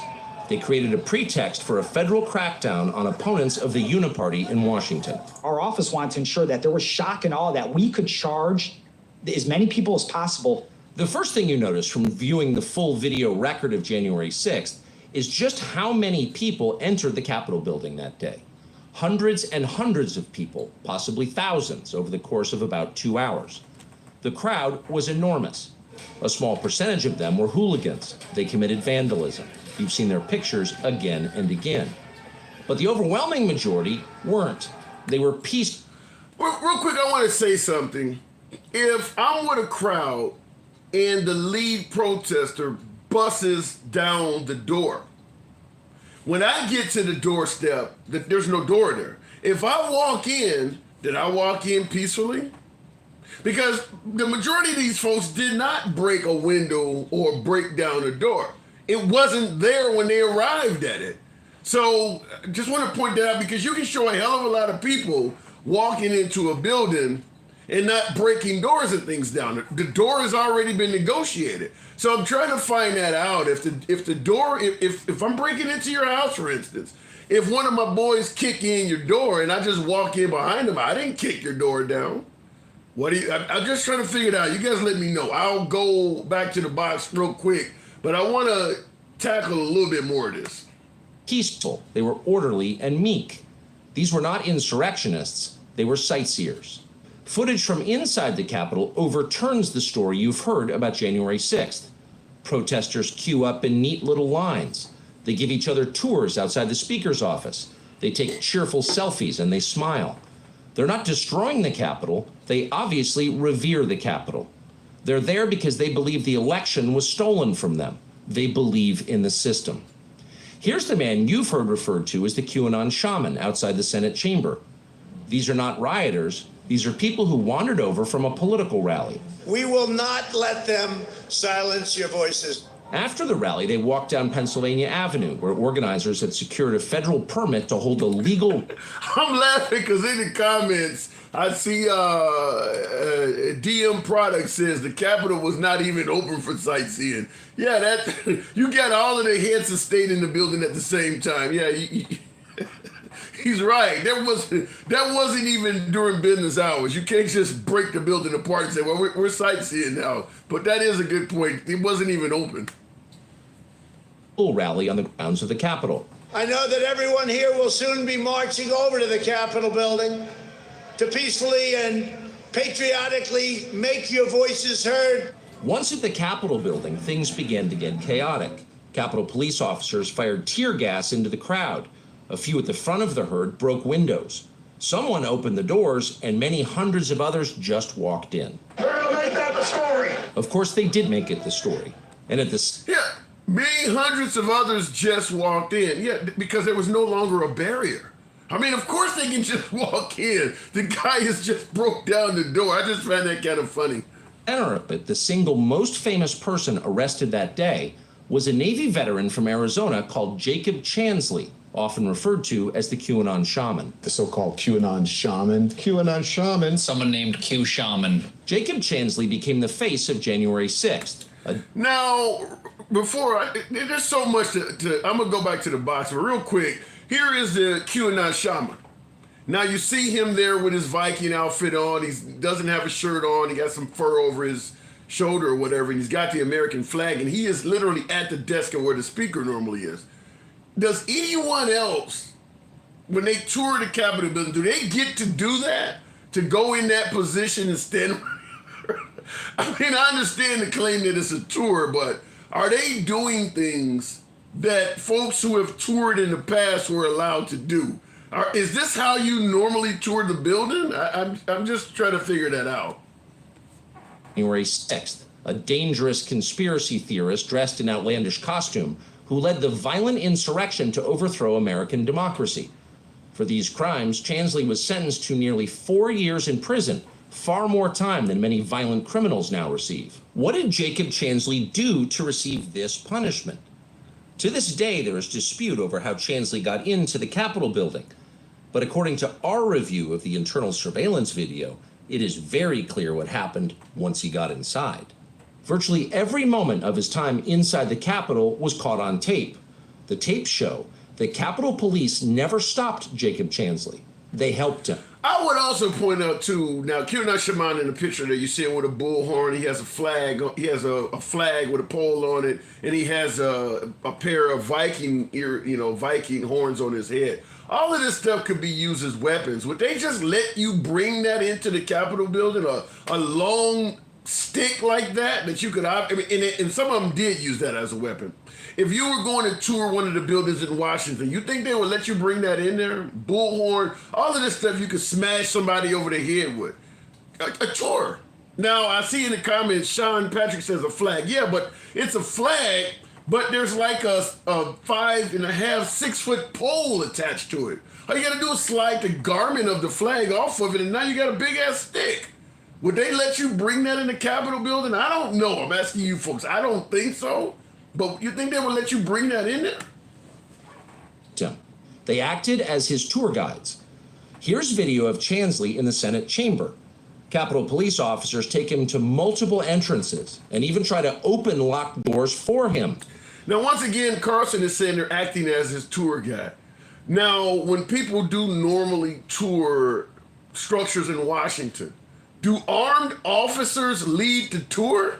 Is any of this normal for how tours are performed? I've been in Washington and toured a few buildings. I don't ever remember a Capitol police officer leading the tour. Where are we getting this from? Since when are people like this pictured here, armed officers wearing riot gear, acting as tour guides? Has anybody ever seen that? We counted at least 9 officers who were within touching distance of unarmed Jacob Chansley. Not one of them even tried to slow him down. Chansley understood that Capitol Police were his allies. Video shows him giving thanks for them in a prayer on the floor of the Senate. Why? I actually believe that there was some allies amongst the Capitol Police. I do believe that, and I think the Democrats are either dropping the ball or trying to specifically only go after MAGA. But those, I do believe any Capitol Police officer that quote unquote let folks in should be held accountable, because there's no denying, say what you want about the protesters, all of the cops knew the building was being overrun. Their radios would have been undoubtedly screaming with folks calling for backup and saying what was happening on the other side of the building. So if you're one of the Capitol Police officers and you let somebody in, you should have some explaining to do. I mean, your radio is clearly loaded with distress calls. Why are you letting people in and giving quote unquote tours? I don't even hear folks on the right asking why is that. If you want to believe the tour was peaceful, but some folks were violent, then even if you're on the right, you got to ask the question then, while some folks are being violent, why is the tour continuing with so many highly sensitive targets in this building? Even if one or two dudes went to a government building and acted like this, they would shut the whole damn building down. You got dozens of them doing it. Why are you still holding tours? Even the right is not asking that Capitol Police be held accountable for that. Watch. Thank you, Heavenly Father, for giving the inspiration needed to these police officers to allow us in this building. Contrast the reality of what Jacob Chansley did in the Capitol building on January 6th, the indisputable facts recorded on video, some of which has never before been seen, with the depiction of Jacob Chansley that you've seen in the media for more than 2 years. He's a terrorist, they said. He should be killed. Shoot him. Shoot him. Like, you burst into the United States, if he was dressed like bin Laden, would you have shot him? Shoot him. Shoot him. It makes you wonder, who are the violent extremists here? I'm going to go back to the box. There's a little bit more to the video, but I want to hear from you folks. I just want to say a few things. First of all, you notice the cops are following them around. And that's not normal how a tour is performed. Now, Tucker Carlson, while pointing out some things and suggesting that the video we've seen before his video was selective editing, he's doing the same thing. For instance, you notice he pointed out where Trump has had go peacefully, but he deliberately skipped over the fight like hell and all of the comments that were made before. He points out QAnon shaman being let in, and he doesn't show a lot of the chaos that happened before it. I mean, he's also selecting what he needs to show to make his point, which is exactly what he's accusing the other side of. But like for instance, he's showing the liberal guy on the talk show saying that people need to be shot. Lindsey Graham said the same damn thing. Lindsey Graham during that day said you need to shoot these protesters in the head. Lindsey Graham's a Republican. None of that's going to be in this footage. So both of these sides, I don't deny that the Democrats are going to show you what they need to show you to make their agenda. Tucker Carlson is doing it right here as well. Most of the negative stuff that happened there that day, he's deliberately skipping over it. And he too is not asking that question. If you admit doors have been broken down and windows have been broken out, why would the police be still giving tours when all that's happening? Either the police are in on it, or they're in, or they are in over their head, and they're doing it just simply to de-escalate these people. But this is not a traditional tour, and Tucker Carlson and anybody else knows that. They got sticks. They're in places that you normally don't go. They got bullhorns. I mean, this is not a traditional tour. And Tucker Carlson would obviously know that. He's doing the same thing he's accusing the Democrats of doing, and that is showing you what needs to be shown for an agenda. FSU 1231. Good afternoon, or welcome to the program. FSU, good afternoon. Hey, Tim, can you hear me okay? Loud and clear. What say you? You've been watching. I'll give you the floor. It's been really hard to watch because a couple of things. Back on Ashley Babbitt. I want to tell you guys, it's just two completely different Americas. I want to tell you a quick story. Two kids skip high school, 16 years old. This is in my state. Okay. They go in a person's house, unarmed. They don't have a weapon. The homeowner shoots one of them. They were going in to steal whatever, but they were unarmed, broke in the house. Homeowner shoots one. The other one was charged with the murder. His friends. Yep. With the murder. This isn't like You're not in Oklahoma, are you? I am not. Okay. What I will say is this happens in a lot of states. This happens a lot. So you guys don't understand. They could have charged everybody who went in there with murder because the lady got killed. Yeah. You know what? That's a really good point. The reason why I asked were you in Oklahoma, because the story you talked about, it was a bigger story where you had one girl drove three guys to a house that they thought was vacant, and they all broke in the home. The homeowner's on the phone with 911 making it clear I got an AR. And the homeowner took out the 3 burglars, and the girl out in the getaway car got charged with 3 counts of homicide. So you are correct. According to a crime being committed, the onus is on you at that point, whether it's a broken window or anything, for you to turn around and leave. yeah. And we have lost complete grasp of what the big picture is. Those senators, the VP was there to certify the election. These people were interfering with our entire country moving forward. Yeah. Whether you think the election was won or not, this is what they were there for. This is what they were sent there for. And if you are like still disputing that 3 years later, then you are divorced from reality. It's like extremely frustrating to see people say this lady who was a Marine or this lady could it didn't. She's Air Force. Yeah, she was an Air Force veteran. Oh, excuse me. Thank you. Apologies, because I don't want to say anything that's incorrect. But what I'm saying is, you don't have to have a weapon in your hand to cause harm to people. Right. That is true. Her not having a weapon and climbing through a broke window with a guy clearly show. And one more thing you said, Tim, and I mean, I love your show, but this guy wasn't shooting randomly into a crowd. I've heard that said. This guy was protecting the people behind him, and he fired directly at the immediate threats, the person who was climbing through a window, as he should. People advocating for him to go get therapy just because you've had traumatic events or instances while you were in the military. It's ridiculous. Some people do their job and then they go home and they sleep comfortably. And I think my prayer is that he did that night, because no, he didn't. You know, he testified on the January 6th hearings committee that he's been stressed out about all of those cops, all of those.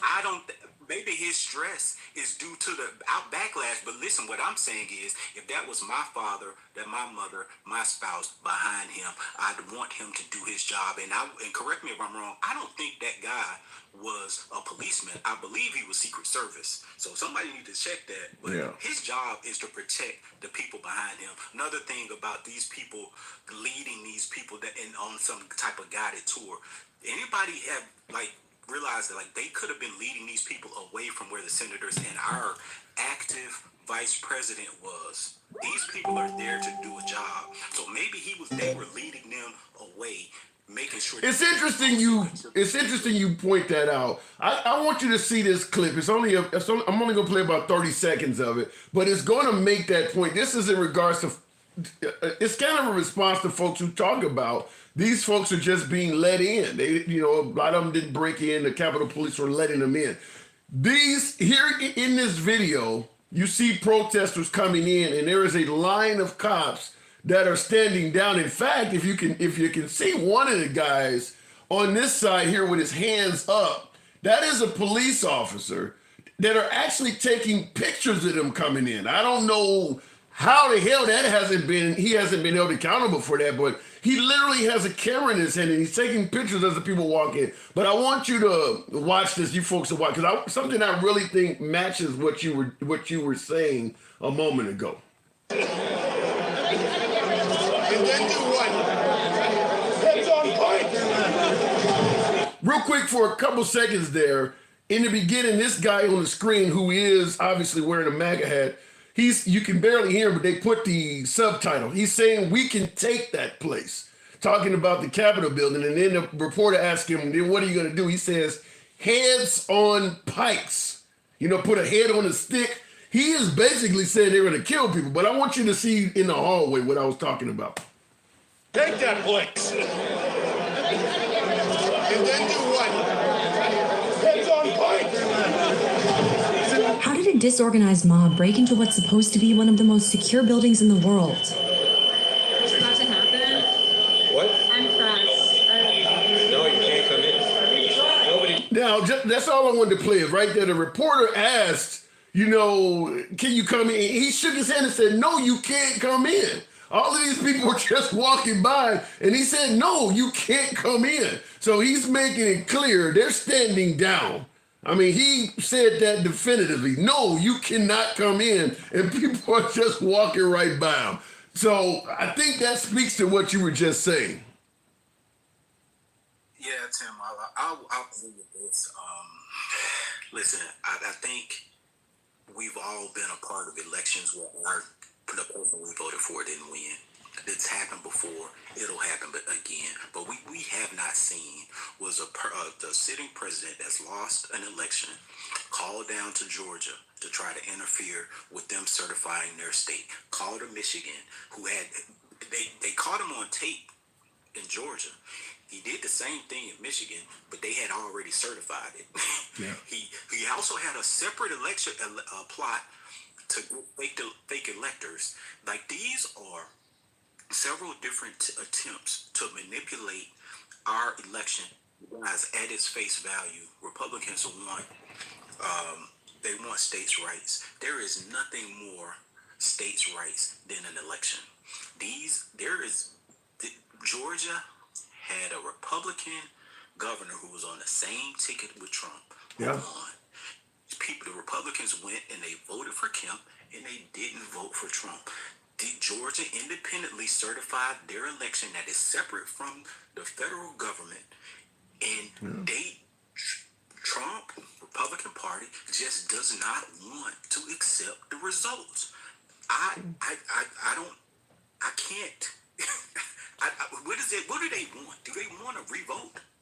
At this point, with only 10 months left, but I do believe in the beginning they wanted Trump to probably use the military or something and restore his place. I'll say this, and I want to end with this, guys. This is not a Georgia thing. Let me back up a second. Guys, when you lose, this is what I wanted the RNC to do. They lost a blood red Georgia. Where has the RNC, why haven't they gone to Georgia to say, hey, where have we disconnected with our voters in Georgia? Let's fix or address the issues there. So the subsequent elections, things can be different. No, they want to just say, I mean, they lost the midterm, they lost that, they lost both senators, they lost the whole state, and they still aren't going to Georgia to figure out where did they F up. And let me tell you this, the same thing is happening in Texas. Do you know what's more likely in 2024? The Republican Party will lose Texas. Whoa, I don't know about that. You really think that? Listen, I'm gonna give you facts because everything I said is accurate. They're more likely to lose Texas than Trump to win. And I'll tell you why. You go back, and everybody has Google. Everybody can see this. This is published information. You go back all the way to Bush. Now, let's not use Bush because he was from Texas. Go look at Romney. Romney won Texas by 15 points. In 2020, Trump won Texas by 5 points. Texas has been slipping. Democrats winning New York or California by 5 points has never happened. It won't happen in our lifetime. Right. Let me just say that.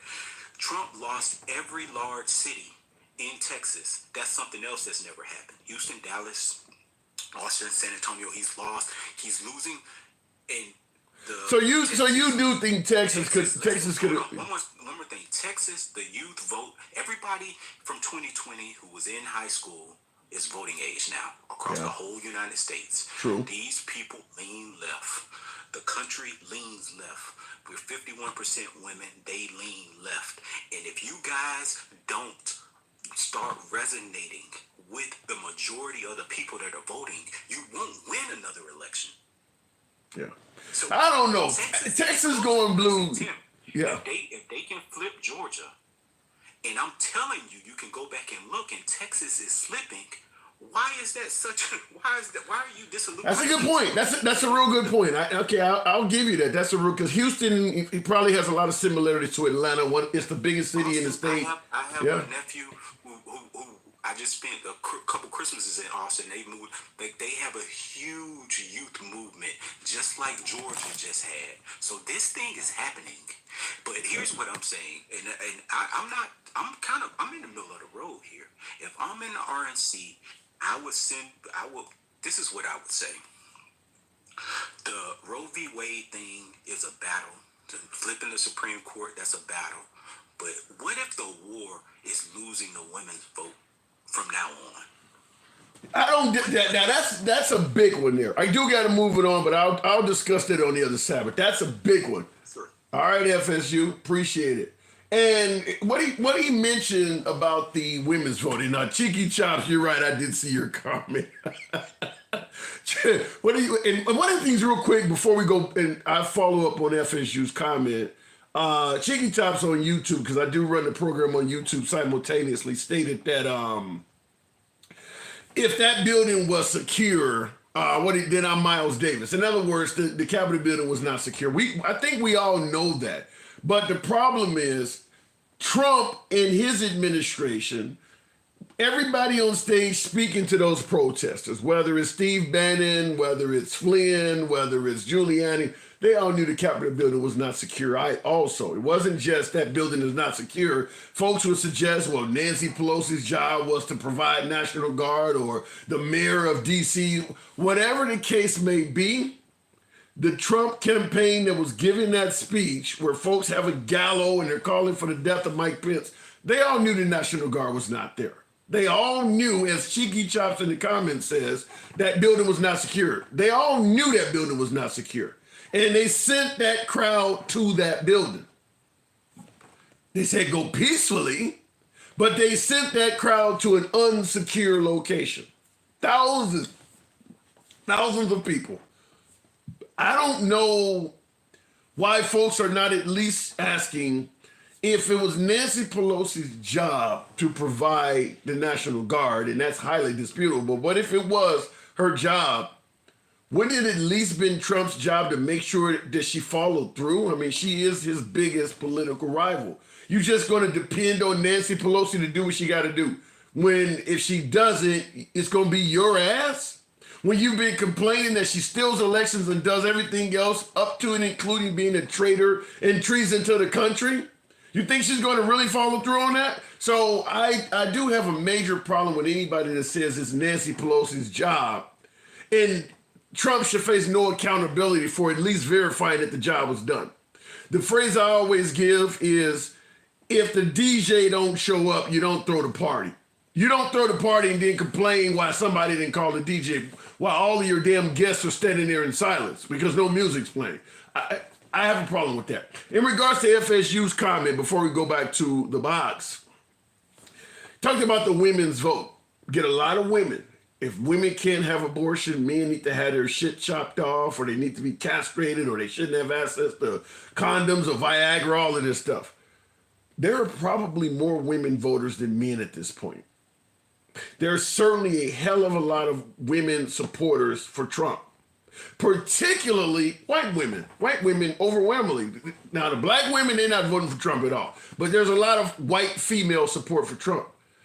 I'm just going to say, and I tell this to every woman I hear say this stuff now, I don't want to hear none of this bullshit about men are taking away your rights until you get all of these women under control that are also voting with the people.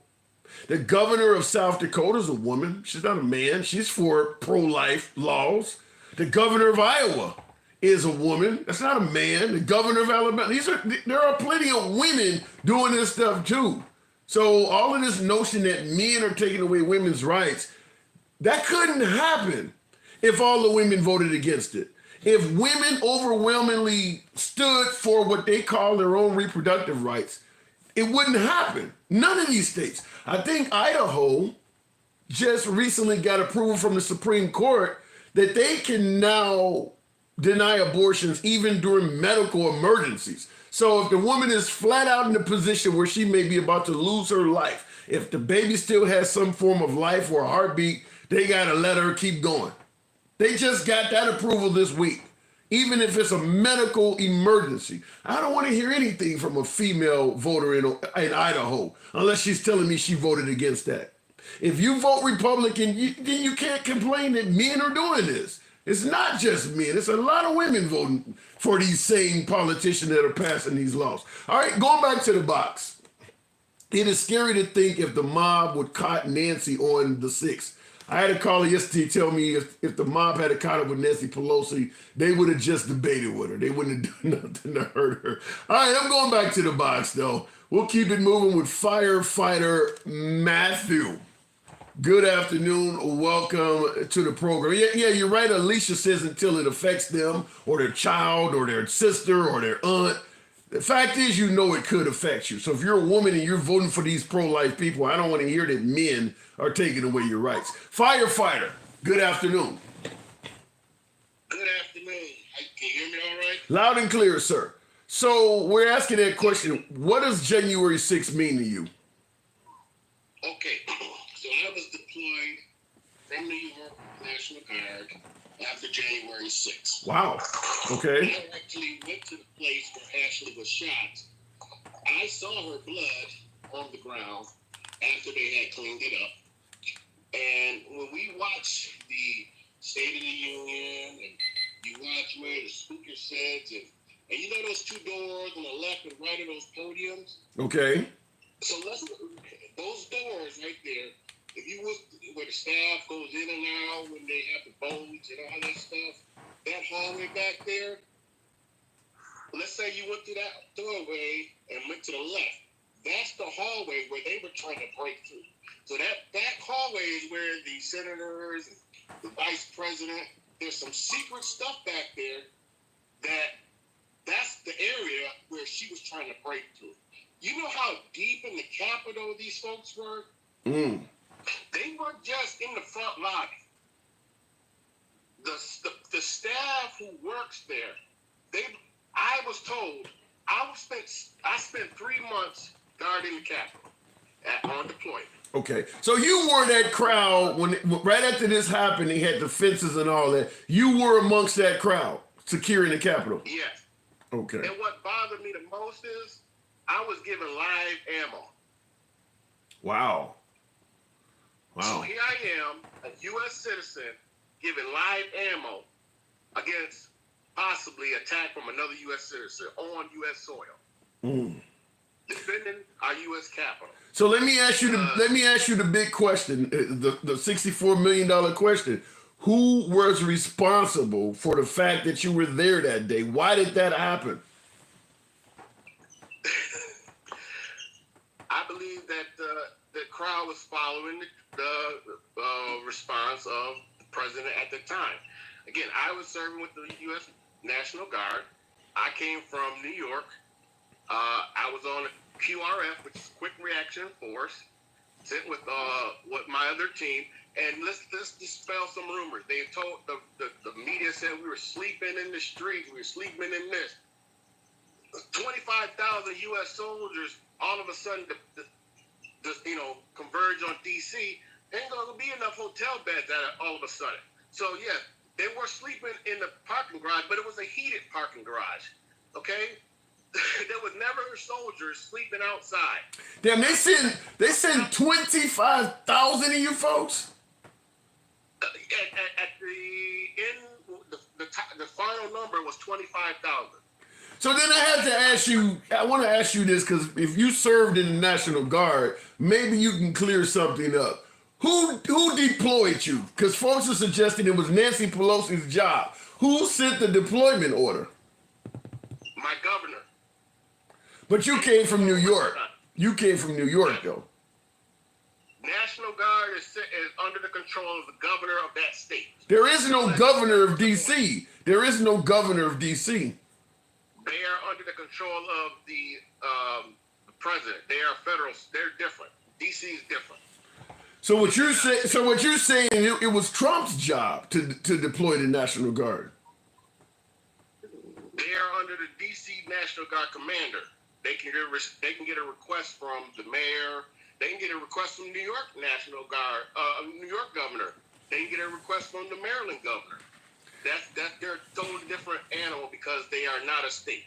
I came from New York because D.C. requested additional support from surrounding governors. Yeah, but what I'm trying to figure out is during the day when you guys went, you were, like you said, you were QRF, you're a quick reaction force, so you're going during a perceived emergency. But we're talking about when Trump was about to have the protest, it wasn't considered to be an emergency at that time. It was going to be more or less just Overwatch. So who would have been responsible during something that was not an impending emergency, who would have been responsible for deploying them?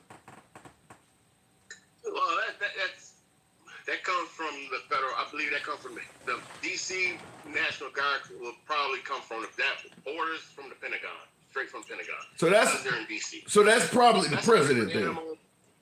Yeah, that's a different animal because D.C. is not a state. So, right. Again, that was all brought out in hearings or exactly who should have gave the orders. That's D.C. But again, I was sent to D.C. I spent 3 months there. I finally got a hotel room a half a block from the White House. I went to where Ashley Babbitt was shot. I saw her blood in the ground. She was going through that window. They were told multiple times to leave. The building was not open to the public. I've spoken to many Capitol Police officers while I was there on my patrols. I've gotten mixed reaction, whether it was if there had been a black crowd that showed up that day, or I've spoken to some Capitol Police officers who were off duty that day, who were in Ohio, who got a call from their sergeants. I've spoken to officers who were home and got called in. I've spoken to officers who were in riot gear for 13 plus hours. Hold on. I'll let you continue, but I have to point out unique, if not humorous, comments. I don't want to laugh at somebody losing their life, but Be the Goat in the comments states that Ashley is 3 years sober today. I'm not going to address that. That's not here nor there. I just saw it. I mean, these comments stick out. I'm just like, wow. So, but you did see her remains and things like that. No. I saw her blood trail. Yeah, I'm talking about, yeah. In the ground where after they've cleaned up the Capitol, I saw, because I'm a first responder here in New York as well. So I've treated gunshot victims. I've seen it all. I won't say all, but I've seen a lot. I saw her blood splatter, and I've gone throughout the U.S. Capitol because when I was on my deployment there, on my off days, we were given a tour of the Capitol, okay? So I saw the video just like everybody else, and I retraced steps from the angles that I saw on TV, okay? So even where that one officer, Eugene, I forget, that one officer who told Mitt Romney to go back, I went to where he was at. When he was going up the stairs, I went to all those and I looked up to see where that camera angle was. And again, where Nancy Pelosi's office hallway is, it's just not off the beaten path. You have to literally go look for that hallway. These folks were deep in the Capitol. It was not a guided tour.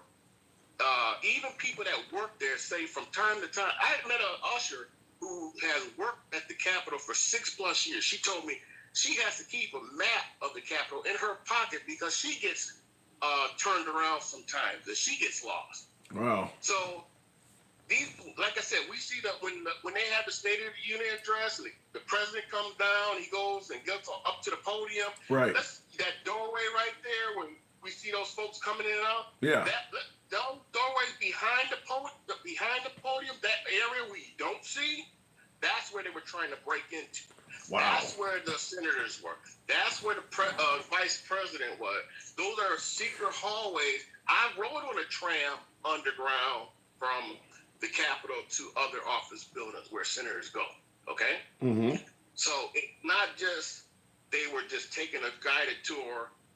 I think he. Didn't even go and make those off. Yeah, I think most people realize that. Like some of the videos I've pointed out, it clearly is not just a tour. But Pamela Wise in the comments during our conversation, she states, "Who seriously is going to believe the most secure building was taken over by unarmed people? Really? How do you respond to that? This is, this is a group of unarmed people. Would they really be able to take over a secure government building?" The Capitol Police I spoke to, this one officer, he told me point blank, not one congressman, not one U.S. senator lost their life or were injured that day. In his opinion, they did their job.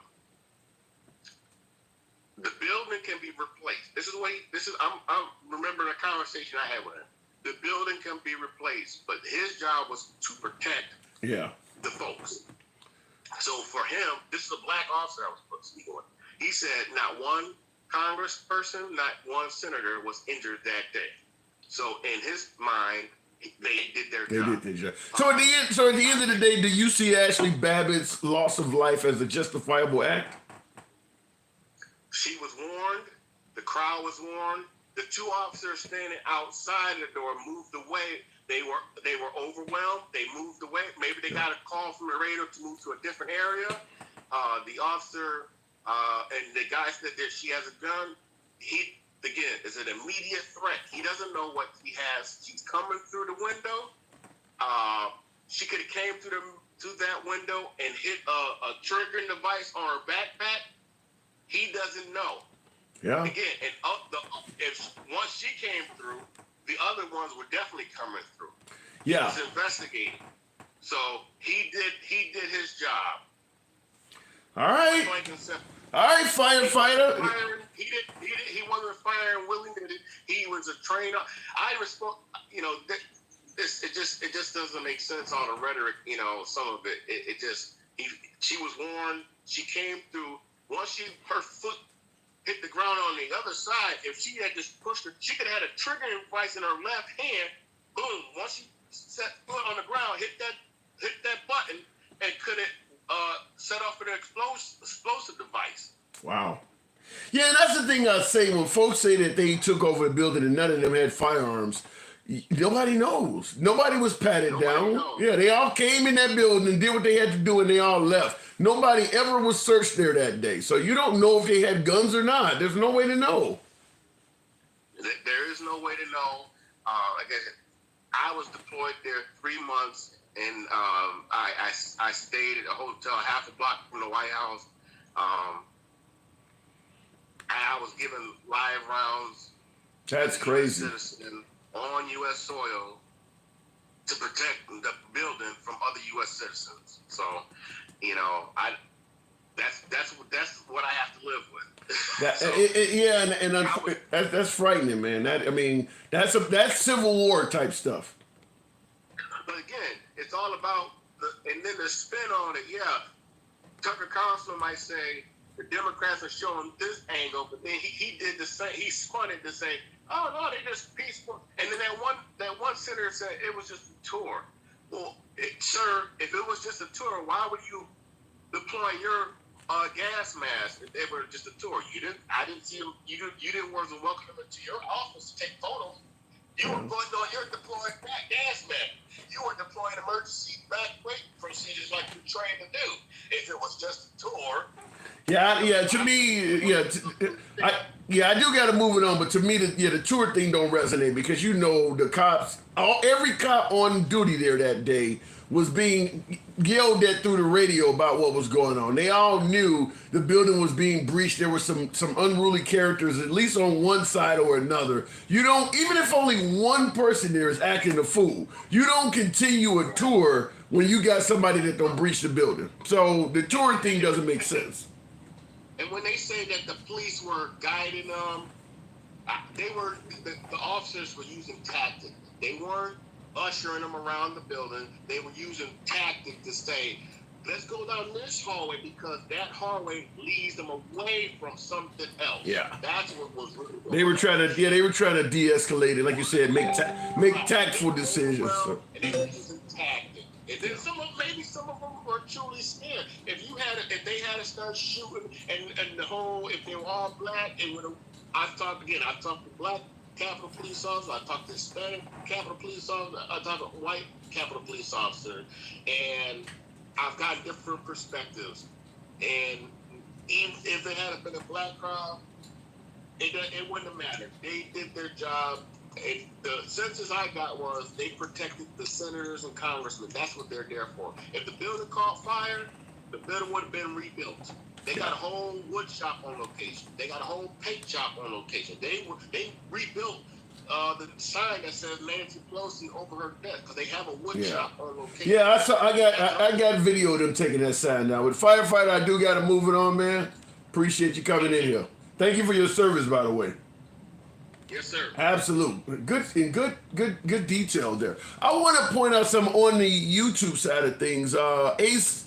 Ace Trade says none of that matters. National Guard should have been there prior to the protest, but Pelosi didn't arrange it. This caller hasn't seen shit. Now that's ridiculous. If the man says he was out there, what do you mean he hasn't seen it? He hasn't seen anything to fit your narrative. I get it. The officers literally brought QAnon Shaman to the Senate chamber. Now I showed video of QAnon Shaman indeed being followed to the Senate chamber. That last part is correct. Here's my humble opinion on it. When it comes to the officers letting people in, I do believe that just like in any police department, you got liberals, you got conservatives. I do believe that a lot of cops tend to lean right because the liberals are so critical of police. Hell, up to and including defunding them. So I do believe there's a lot of right-wing law enforcement. I could easily see, and I'm assuming many of you could too, Capitol police officers believing that what they were doing on January 6th was fighting the good fight. You think there are not people with badges that also don't believe that election was stolen? Some of them were in the crowd. Hell, we've had police officers from our state get charged because they went out there to that protest and committed crime. So a lot of cops from around the country have lost their duties because they were caught up, the feds caught them on camera doing things they shouldn't do. So I believe that some of those Capitol Police that quote unquote gave a tour were sympathetic to the movement. There's a lot of cops that support Trump, that support the MAGA movement. And they were sympathetic to the cops. Yeah, Big Papa, thank you for the hat and mustache. Got your boy looking Hispanic. Thank you very much. So they were on the side of those fighting to save democracy in their eyes. So when you say, well, they let them in, yeah, I think some of them let them in because they actually were condoning what they were doing. However, I also believe some of them, like the guy I'm about to show you on the screen right now,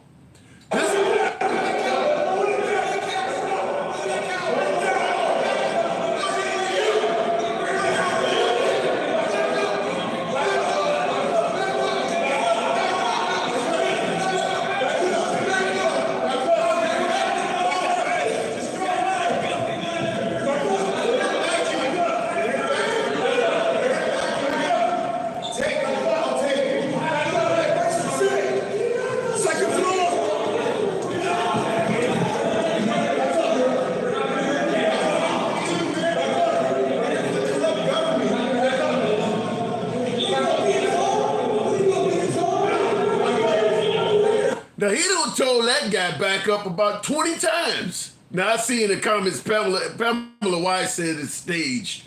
I don't even think Trump is suggesting that video there is staged. I don't know where you're getting that from other than just coming up with a reason to resist for the sake of resisting. But and by the way, these folks here absolutely should be charged with a crime. They haven't broken any doors. They haven't entered in any violent way at all. But the cop has pulled out a asp, these little extendable batons, pulled out an asp and he swung it at him once or twice. They are clearly chasing this guy, clearly threatening this guy, absolutely not complying with him at all. And he is incredibly outnumbered. But nobody's broken in anything. When you see the video start, they just walk in. There's no door to break down or anything. So this is the point I made earlier, is that if somebody breaks the door down and you walk in, then did you commit a crime? Folks, but no, he didn't break down any doors. This guy didn't break down any door. But when you see in the video, they are clearly not complying with this officer. They're chasing him up the steps. He pulls out a baton, takes a swing at him, even pushes one of them, and they are continuing to encroach. I don't know if he had the right to shoot him or not. Thank God he didn't do it. But to suggest that they're no threat to him at all, or that they are somehow on tour, or even peaceful, makes no sense at all. This is only a minute long, but to me, this right here, for this particular group right here, there is no justification at all to suggest that this particular group on screen is coming in a peaceful manner.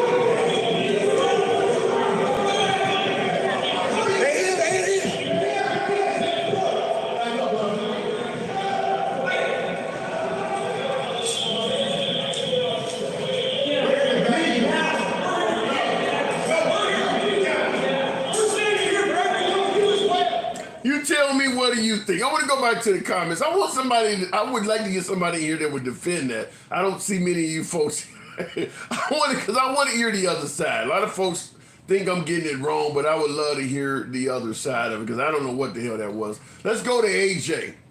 Running the men up the stairs. And the guy testified during the January 6th hearings committee. They were saying racist stuff as well. I didn't hear anything racial in that comment, but it was pretty loud and echoey there. So I don't know, but I do see folks in the comment section here on YouTube and on TikTok suggesting that that's staged or video cinematography or what. I haven't heard anybody that was there that day or that got arrested there that day, or even that is trying to defend Trump, say it was staged. That's a new one. That's something new being added to the pile.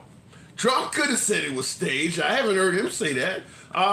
Looking in the comments, because Republicans are terrible at accepting self-responsibility, says Andy. Yeah, I don't see how anybody could defend this. Once the guy pulls out a stick and starts swinging it at you, you damn sure know you're not complying with him. I mean, he's pushing them, he's yelling, back up. I mean, he every comment he stated was, you're doing something wrong. And the first guy in that video was absolutely challenging him, almost begging him to give them a reason to perform a mob action on him. Because you know, if he had tried to arrest that guy or anything, all of the folks following behind would have jumped in on that. But I guess it's wrong to speculate that. I don't know. Looking in the comments, Trump would have said fake news. I don't see how you could say that on that one, though. To me, that's clear as day that those folks are challenging that cop, running up the stair. Tour, if there's who was the tour guide? The only employee I see seems to be running away. So who was the tour guide in that video? Looking in the comments, I don't know what happened with my last caller, but we'll keep it moving. Blunt 969. Yeah, who was the tour guide in that video? We saw what we saw, and now Republicans want us to unsee what we saw. Yeah, it does seem to be the case. Blunt, good afternoon, good evening. Good evening, sir. How you doing? I'm doing good. What do you think? What does January 6th mean to you? I think it was done. You know, it clearly it shows that something went wrong, obviously.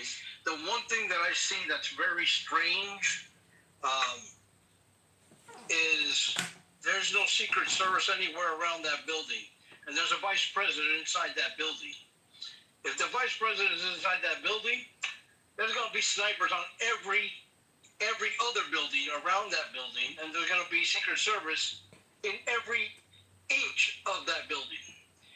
That's the one thing that kind of makes me feel like it happened, but not to the extent that they're calling it, because the Secret Service would have been all over it. 10 seconds flat, dead people. Well, but here's a problem I have. What I would counter you with.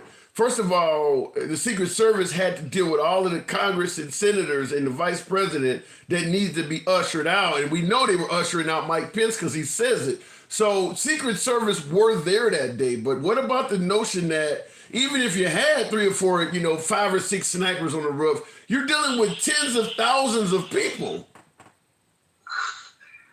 You take out 2 of them, everybody else stops. That's common. That's human nature. If you don't have a gun and the guy next to you just happens, his head blows up and beside you, you're gonna stop at your tracks and you're gonna turn around and leave. Yeah, I don't disagree with that. But like for instance, in the mass shooting in Mandalay Bay, where the guy had several ARs and unlimited magazines, and he's shooting at this concert across the street. It took quite a while for the concert goers in that densely packed crowd to realize people were getting shot. Even if a sniper did what you're talking about, you gotta assume people in the crowd are not going to hear the shot, or maybe thinking, hey, one of us just took somebody. Maybe we got Nancy Pelosi. That shot could have been there. So by the time folks start dispersing, you're going to have to take out a lot of people. And if you only got a handful of snipers on the roof, dealing with a crowd that's 50,000 strong or more, I don't know if you were ever going to see enough Secret Service protection to justify the... Go ahead. I just see that there wasn't enough in there. I mean, if they knew that Trump was having a rally at the Ellipse, and they knew that he was coming over to the Capitol. They didn't know that. I'll let you continue, but let me interrupt you. That is something they're looking to potentially pursue additional charges, because they did request a permit to have that protest, and they have audio recordings where they specifically told them the Capitol is off limits, and they assured them during the protest they would not go to the Capitol building. That's actually on audio. I didn't know that part. Yeah, that's actually on audio. Obviously, the Capitol building with everybody, every head of state in it, except for Trump, clearly it is only 2 miles or so from the protest. Obviously, the Capitol building is not open for tours. So, yeah, they were told when they were requesting a permit to have that protest, the Capitol building, you're not going there. And they assured them, no, we're not. They didn't know Trump was going to do that.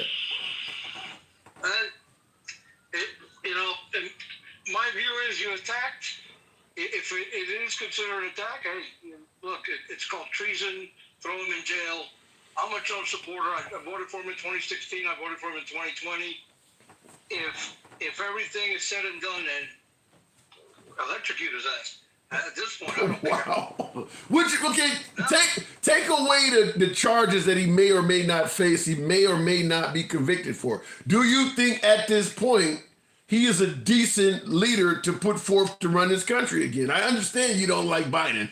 That's fine. But do you think Trump right now is a good choice to run the country again next year or this year? Absolutely not. Absolutely not. Absolutely not. I did support him in 16. I supported him in 20. He just talks too fucking much. That's it. You talk bigger than what you are, and that's the problem with it. Yeah. If he wouldn't talk so much and he wouldn't try to incite shit, then we'd be okay. But he just blah blah blah blah blah blah blah blah blah blah blah blah. The tweet here, the tweet there. It made me kind of come to the fence. I probably won't vote Democrat ever. Makes sense. But that's just my That's just the way I see the Democratic Party. Also, is very much going far left, which to me scares me. When you start giving away things, look, the Nazi, Castro, Hugo Chavez, they gave everything away. And those 3 countries didn't go well. Okay. What do you see where when you say when they start giving away everything? What do you see the Democrats is trying to give away? Education, healthcare. The third thing that those three that I just mentioned also did was they took the guns. Hold on. We can certainly talk about the Second Amendment, but real quick, education and healthcare. You believe that if America gave free healthcare and a free education to every citizen, it would destroy the country? It would, to a point, okay? And the reason being is you will have one party or one person, right, which is responsible for doing that. So if I give you everything you ever wanted in your life, all your dreams are now. Well, wait, hold on. Hang on. If you give me everything I ever wanted in my life, it's probably gonna be a plus size block. But when you start talking about healthcare, But you'll always vote for me. It doesn't matter what I do. Yeah. You're gonna vote for me. yeah, I get your point, but giving me education and healthcare doesn't even come close to qualifying as giving me everything I've ever wanted. Give me a Ferrari. Go ahead. No, but you understand what I'm saying. If I give you free health care, right? Yeah. One, we can't afford it. There's no way of affording it. Because then the people that, everybody that's working is going to be paying 67% of their paycheck is going to go to health insurance and education for everyone. Now, not every person on the face of the earth is made to go to school. Right? I don't like schooling. I didn't go to college. I hated college. I hated high school. Well, but hold on a second. I agree that everybody is not made to go to school. Giving somebody an additional 2 years of schooling, you don't have to go to school. If you don't think you want to say, you still can get into trades or whatever. You don't have to go. They're just saying for people who do want to go, help them out if they can't afford it. There's the way I would do it, and sincerely, this is the way I would do it. Okay. Everybody that is now on welfare, I tell them, you got 2 years. We're going to send you to trade school. We're going to pay for your housing. And you got 2 years to go to trade school. You got to keep a C average, which isn't very hard to do. Keep a C average. If you fail to do that, or if you quit before you finish, you owe us X amount of money. And you got to go away. Yeah, but keep in mind, let's say we do what you said, where I got to go to school and maintain a C average. You and I both admit it's not hard to maintain a C average. If I become a failing student and drop out, which means I'm less likely to earn much money at all because I didn't get any significant education. Now you're going to pin this huge bill on me. What is the chances you're going to get paid? I dropped out. You think you're going to get paid? Hold on. I probably won't get paid back, but this is the issue. You can't ask for any more help after that. That's fair. I gave you that opportunity. I gave you the opportunity. Yeah. I gave you what you wanted. I gave you housing for 2 years. I paid for your housing. I paid for your schooling. If you screw that up, then you're shit out of luck. Would you be willing to do that for every citizen graduating out of high school? I'll give you 2 years. You need to get a C average. I'll pay for housing, but if you screw up, you got a bill. Would you be okay with giving that to? Because I think that's extremely reasonable. 100%. It puts responsibility on them, which we know we need a lot of people that need to be a lot more responsible in this country. So it puts a responsibility on them. Okay. And All right. it also stops them. We're not arguing. Listen, we got 100% compliance. Okay, let's talk healthcare. Because if I tell you one thing, if you had Republicans saying what you just said about schooling, you get a hell of a lot of Democratic votes. You're basically saying we're going to take care of your campus fees or housing or whatever for 2 years, and we'll give you 2 additional years of schooling. All you do is need to maintain an average C, a C average. Every liberal in the book would agree with that. So healthcare, what is your stickler with healthcare? Okay, with the healthcare, my issue with healthcare, and it happens in Canada. I have many friends in Canada. They come down here, right, and they have universal healthcare. Right. Their population isn't even a third of our population. Right. Right. We're what? We're 450 million in the United States. I think that's the number. Okay. So just figure, if it just costs us $1 per day, right? On an average of, let's say, 100 million people go to the hospital all around the United States daily.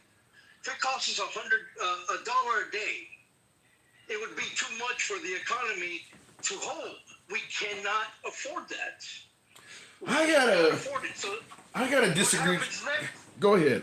The doctors' salaries have to be cut because now the government's paying, and as we all know, it would be like a Medicare thing. The federal government would be putting prices on what the doctors do. So now, instead of that doctor making $100,000 a year, now he's only going to be making $70,000. That's a problem.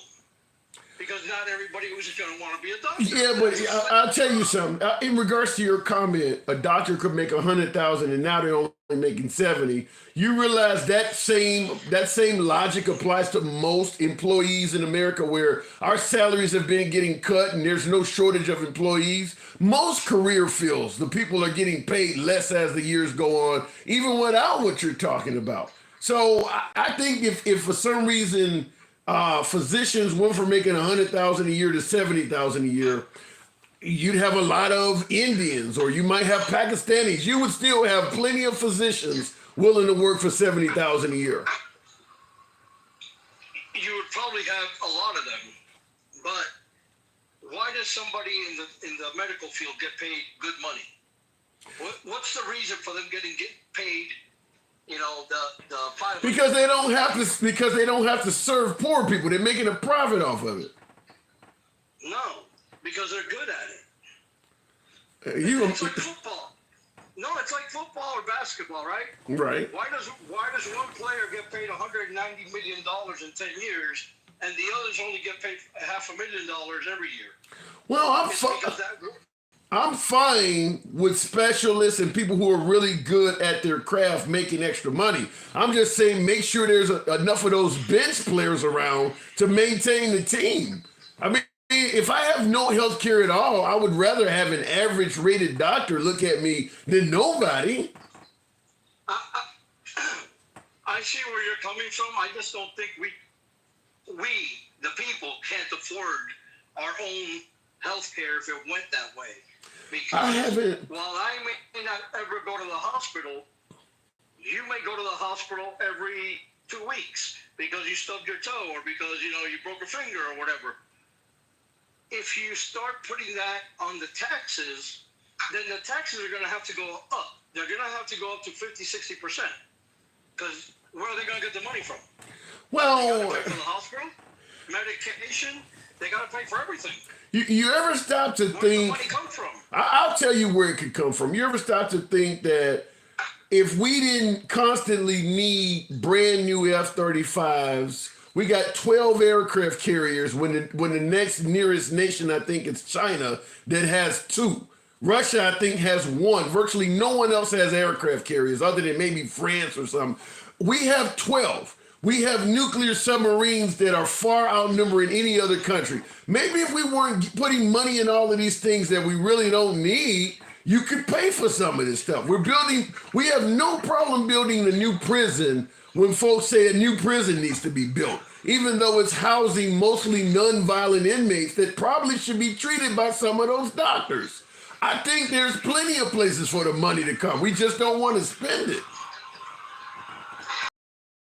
Well, I think the defense part, as far as our military things, since we have so many of them, other countries really think twice before even looking at us to do something stupid, which kind of keeps us in a safe place. Right? Then, wait. If other countries look at the huge size of America's military before deciding to do something stupid, then why have we been at war longer than anybody else since World War II, constantly complaining that other countries are doing something stupid? Okay, number one, one of the longest wars I've been alive for was the Afghan War, Desert Storm. It started back in the 80s. It continued into 2020-something that we pulled out of Afghanistan. We were attacked. And since we were attacked, we didn't go to war. We didn't say, hey, let's go take over this country. No, that country decided, or some people from that country decided, it was a great idea to come and fuck around and find out. And then they found out. So we've been at war, and I don't like war. My kids are in the military. So I don't like war. I don't like them going to war. Now, let me rephrase what I'm trying to say. Because you said the size of America's military might be a good deterrent to make people not do anything stupid. I would submit to you, North Korea has a significantly smaller military than America. Ain't nobody messing with North Korea. Pakistan has a smaller military. As long as you got a couple nukes, ain't nobody messing with you. We got hit on September 11 by like 13 dudes. It wasn't like they came over with tanks or with fighter jets. It was like 13 dudes. And that was a 20-year war. Anybody can mimic what happened on September 11. It doesn't matter how many aircraft carriers or nuclear weapons you have. If a person just wants to commit an act of suicide, there's nothing you can do to stop that. You're absolutely correct. And that started in 93 when they tried to bring the towers down the first time. Yeah. And the response should have been the same thing that we did in 2001. It should have been the same response in 93, and 2001 wouldn't have happened. That's just my opinion. Well, the point I'm just simply making is we would be a secure nation with a far smaller military. We don't need all of that stuff. The reason we need to have a military that is significantly larger than anybody else's is because we are significantly more involved in other people's lifestyles than anybody else. Russia is not involved in everybody's lifestyle on Earth. China is getting there, but even China is not involved everywhere. America has ships sailing every sea. We got bases on every continent. Nobody else is trying to do that. So it's not about us making sure America is secure. It's us trying to dominate the world and tell people how to live. I agree to an extent with that. You are correct. The United States we're far too spread out. And this is the scary part. And it's a very scary part that I guess people don't realize it because everything else that's happening in the world. But if you look at it, China has bought half of Honduras. You have Russia by Alaska. China wants to attack Taiwan, or one of our allies. Japanese and everybody else is buying land in the United States like nobody's business. Why are they doing all that? Why are they buying land in Honduras? China has nothing to gain in Honduras except a military spot. And if you start allowing that, then our military has to be 3 times the size because now you got everybody, Russia and China, they're best of friends. But you know, here, to me, it almost sounds like an episode of Takes One to Know One, or as Pee Wee Herman used to say, I know you are, but what am I? The moment other countries start doing what we have done for our entire existence, which is colonizing other places or encroaching on other people's land, we are the first people to wake up and say, oh my God, something bad must be going on. Because we know what we did when we colonized other countries. So like you said, if China starts buying something in Honduras, we get scared because we know what we did when we were in that position. I agree with you 100%. We did it. Yeah. But we didn't do it. We didn't do it just to do it. There was a reason behind. Hold on. There was a reason, like in Afghanistan. We didn't go to Afghanistan just to attack Afghanistan. We went to attack the people, the same people that are the terrorists. We went to look for Osama bin Laden. We found him. Thank God we found him in 2000. What was it? 2013. And and he was in Pakistan. He wasn't even in Afghanistan. I understand, but that's where they found him, right? But they started in Iraq. They started off saying he was in Iraq. Right. That is where they started. So you just found out it wasn't there. So we can, and listen, we got an enemy out there. So we just gonna keep picking apart nations until we find out where he's at. You're just attacking the wrong people, killing tens of thousands of folks, making people homeless and orphans. And I guess he ain't here. Let's go on over here to Afghanistan now. Do the same thing to them. Go ahead. No, I'm not saying that's right either. No. Again, our intelligence and everything, you know, when you get all our intelligence together, and I don't know how the intelligence world works, because I'm not going to pretend, but I'm assuming, okay? And it might be a wrong assumption. But if you get all your intelligence guys to tell you, hey, listen, he's at the McDonald's on in Charlotte, North Carolina, this is the address. You converge on top of that McDonald's in North Carolina. If he's not there, the intelligence was wrong. And the intelligence only comes from the people that, they have their confidants and you got their spies and everything that they talk to and this and that, and they try to find out where the guy or the person is. Yeah. Have we had luck with our intelligence? Yes, we've thwarted a few attacks here in the United States itself. Here's the problem I have with this. When it comes to September 11th, as heinous as that act was, Bin Laden was not an agent of the Saudi Arabian, Pakistani, Afghanistani, or the Iraq government. He was not acting on behalf of any of these governments. What Bin Laden did would be the equivalent of a street gang in America going to Russia, causing chaos in Russia, and now Russia wants to invade the United States to find these gang members.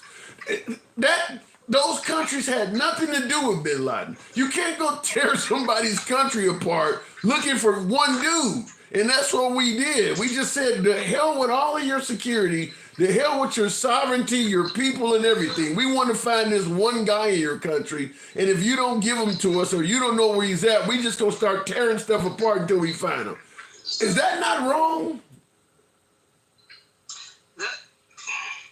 I agree with you 100%. Don't get me wrong. I don't feel like, I don't think that the United States should be anywhere else but the United States. Just cover our borders. Let's make sure we're okay. Nobody's coming for us. I'd be okay with that. The problem is that other countries, like Bin Laden was one of ours. He was a CIA operative. He was sent to Afghanistan to fight the Russians. So he was in Afghanistan, in the Afghan military per se. He was their leader to fight off the Russians in the Russian-Afghanistan war. Yeah, all of that is money. I gotta move it on, but all of that, you're talking about Bin Laden being one of ours and everybody from the Iran-Contra scandal on back. When you talk about we not being able to afford health care, we cannot afford college tuition, maybe if we weren't bankrolling all of these criminals and all of these world despots, we could do it. I gotta move it on though, man. I appreciate you coming in. All right, brother. Thank you very much. Anytime. Looking in the comments and that to a point was right. I don't quite get that kick into the music, but appreciate the comment. By the way, folks, I haven't asked that you tap the screen, but I am going to ask that you do that now. Smaller audience on a Saturday, 200 plus of you in here, but tap the screen. Get your boy up to maybe about 60,000. You know how we do. It helps out the algorithm. Program is always will remain MAGA friendly. We always do it that way. Every program, every single time. We don't block, ban, or censor anyone. It's all about letting the folks speak. But the entire purpose of today's show was what you see on the monitor there. What does January 6th mean to you? What did it mean? What does it mean now? It's not exactly December 7th, 1941. Or September 11th, 2001. But it is a day that will live in infamy to some degree. I don't think anyone that was an adult on January 6th, 2021 will ever forget that day. No matter how long they live, they will never forget that day. It is a historic day.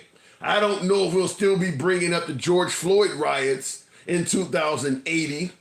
But I'm damn sure January 6th will still be in the history books in 2080. It will still come up. It is a big day. All right, looking in the comments, this is where our own people were after our own people.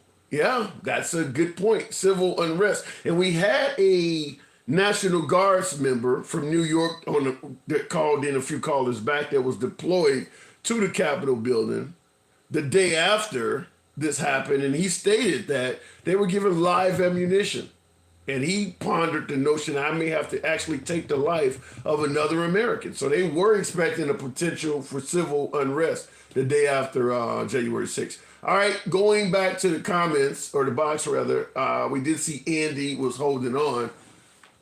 January 6th, Andy, welcome. Appreciate you holding. What does that day mean to you, Andy? Good afternoon.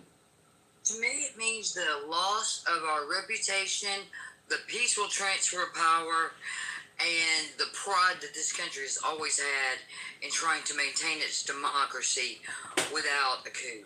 I look back at 20 years prior to that, when the people that were on Flight 93 gave their own lives to take down the plane that was about to go into the Pentagon. I mean, You talking about the one that went down in Shanksville, Pennsylvania? right. Yeah. And then 20 years later, our own people do that. So it's pretty embarrassing, humiliating, and sad. Yeah. Wow. So then I think, well, obviously me and you have talked numerous times, so I don't have to ask you the question of should this disqualify Trump from ever being leader. I'm pretty sure your answer would be no. Am I correct? Oh, he should never be the leader of the free world again. Why is there so many people though? That's free for one thing. You said what? I said he should never be the leader of the free world again because he makes it less free for one thing. Explain. How would Trump make it less free? Well, like women don't have rights thanks to his Supreme Court choices. You know, he already has plans for the LGBT. I want to say something. I'll let you continue as usual, but because I mentioned this earlier. I don't think you were on the program yet, but because when women are suggesting that men are taking away their rights, I have to ask you this: why the hell are there so many women voting for these folks? You're in Alabama, for instance. There's a lot of. I've been here. I was watching. My comment to you then, when the comments was that I bet a lot less Republican women now that they know the ramifications and that there's not going to be any medical ones and that they're going to put women in jail for abuse of a corpse, for having a miscarriage at home. I'm sure a lot of these women are going to change their mind. Not to mention the fact that Ohio voted for it and then their government turned around and disenfranchised their vote and their decision. But so before this happened, were Republican women just ill-informed, just stupid? I mean, even though they weren't. Hold on, let me frame it. Let me frame it. Let me frame it though, because I'm about to ask. Even though this wasn't happening under the Biden administration or under the Obama administration, I think what the Republicans are doing now, everybody knew that was the goal. Even though they hadn't rolled back Roe v. Wade, it's not like this was a secret that this is what they were trying to do. Why would you vote for that party? Well, I mean, I don't vote Republican, so I don't know. But the odds of them actually getting 3 Supreme Court justices in one term and them actually getting through by normal channels is... Yeah, that makes sense. Because, I mean, we knew the last one was a joke at how quick they put that in there. Yeah. And then all 3 of them lied to this, to Congress. Par for the course, I guess. So at this point, you feel like there's going to be, because it's mostly white women. I hate to bring the race up, but most of the women support it's mostly white women. Do you see the white women's vote for Republicans dropping? Oh yeah, I do. And I'll tell you another reason too. Is people kept thinking that medical emergencies like miscarriages wouldn't fall under the heading of abortion. They think of that as what women go to do to get rid of a child they just don't want. They don't think of it in any other terms, and the political parties don't really frame it up in any other way either. It's pretty much cut and dry. And so I don't think that they could have ever envisioned states like mine who were going to say no exceptions and you're just done. And so I think that realization and seeing how they're criminalizing us leaving the states and all, I think that'll change a lot. Now, I got somebody in the comments, Rambo, in regards to what you just said. Rambo is saying black women are voting Republican or independents this year. Biden is out. You see the minority vote going to Trump. To me, that's ridiculous, but I'll let you speak on it. Lives all the time, and I can tell you, I don't know who told him that, but I can read you some lines and let them tell you themselves. That ain't happening.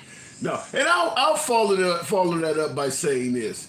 when it comes to minorities voting Republican, all up and down TikTok and social media, you do see a lot of black folks suggesting that Biden sucks or he's a racist, or none of them are women. When you look at how many minorities, particularly black, that are women that are running pages saying, I mean, it's exceptionally rare. There's several men. You can probably name a bunch of guys, but black women running social media pages saying they're going to vote for Biden or vote for Trump is really rare, to the point where the only ones that I really know are celebrities like Candace Owens or the Diamond and Silk, or one of them died, but I don't see hardly any amateur African American women running social media pages bragging about how Trump was great for the. It's all dudes. It is literally all guys. Right now, 83% of black women voted Democratic. Yeah, I don't see it. I've seen the breakdown in the past week. Yeah. I mean, almost every content creator I see, and obviously with us running politics, my For You page is mostly people who like to talk politics. I haven't entered a single live stream or even seen a live stream hosted by a black woman supporting Trump. It's always men. 100% of the time, it is always men. So I don't know where that came from. Oh, well, I like I said, I'm pretty sure that even, the pale women that look like me, like, I know Republicans who weren't going to vote Republican anyway because they say that the Republican Party no longer is Republican. That's true. They don't recognize it as their party. That is true. They don't stand for fiscal responsibility. They don't stand for smaller government, because chasing women out of the state definitely is not smaller government. Yeah. Now, in the comments, I see someone said Pinky. Somebody pointed to a black woman, basically said Pinky is a black woman. Well, I think you get the point, though. Even if you seen a black female suggest that you would have to realize, no matter who. Y'all know I'm not speaking for them. I'm just saying that this is what the statistics say, and all the ladies I know on TikTok, they are all liberal. So.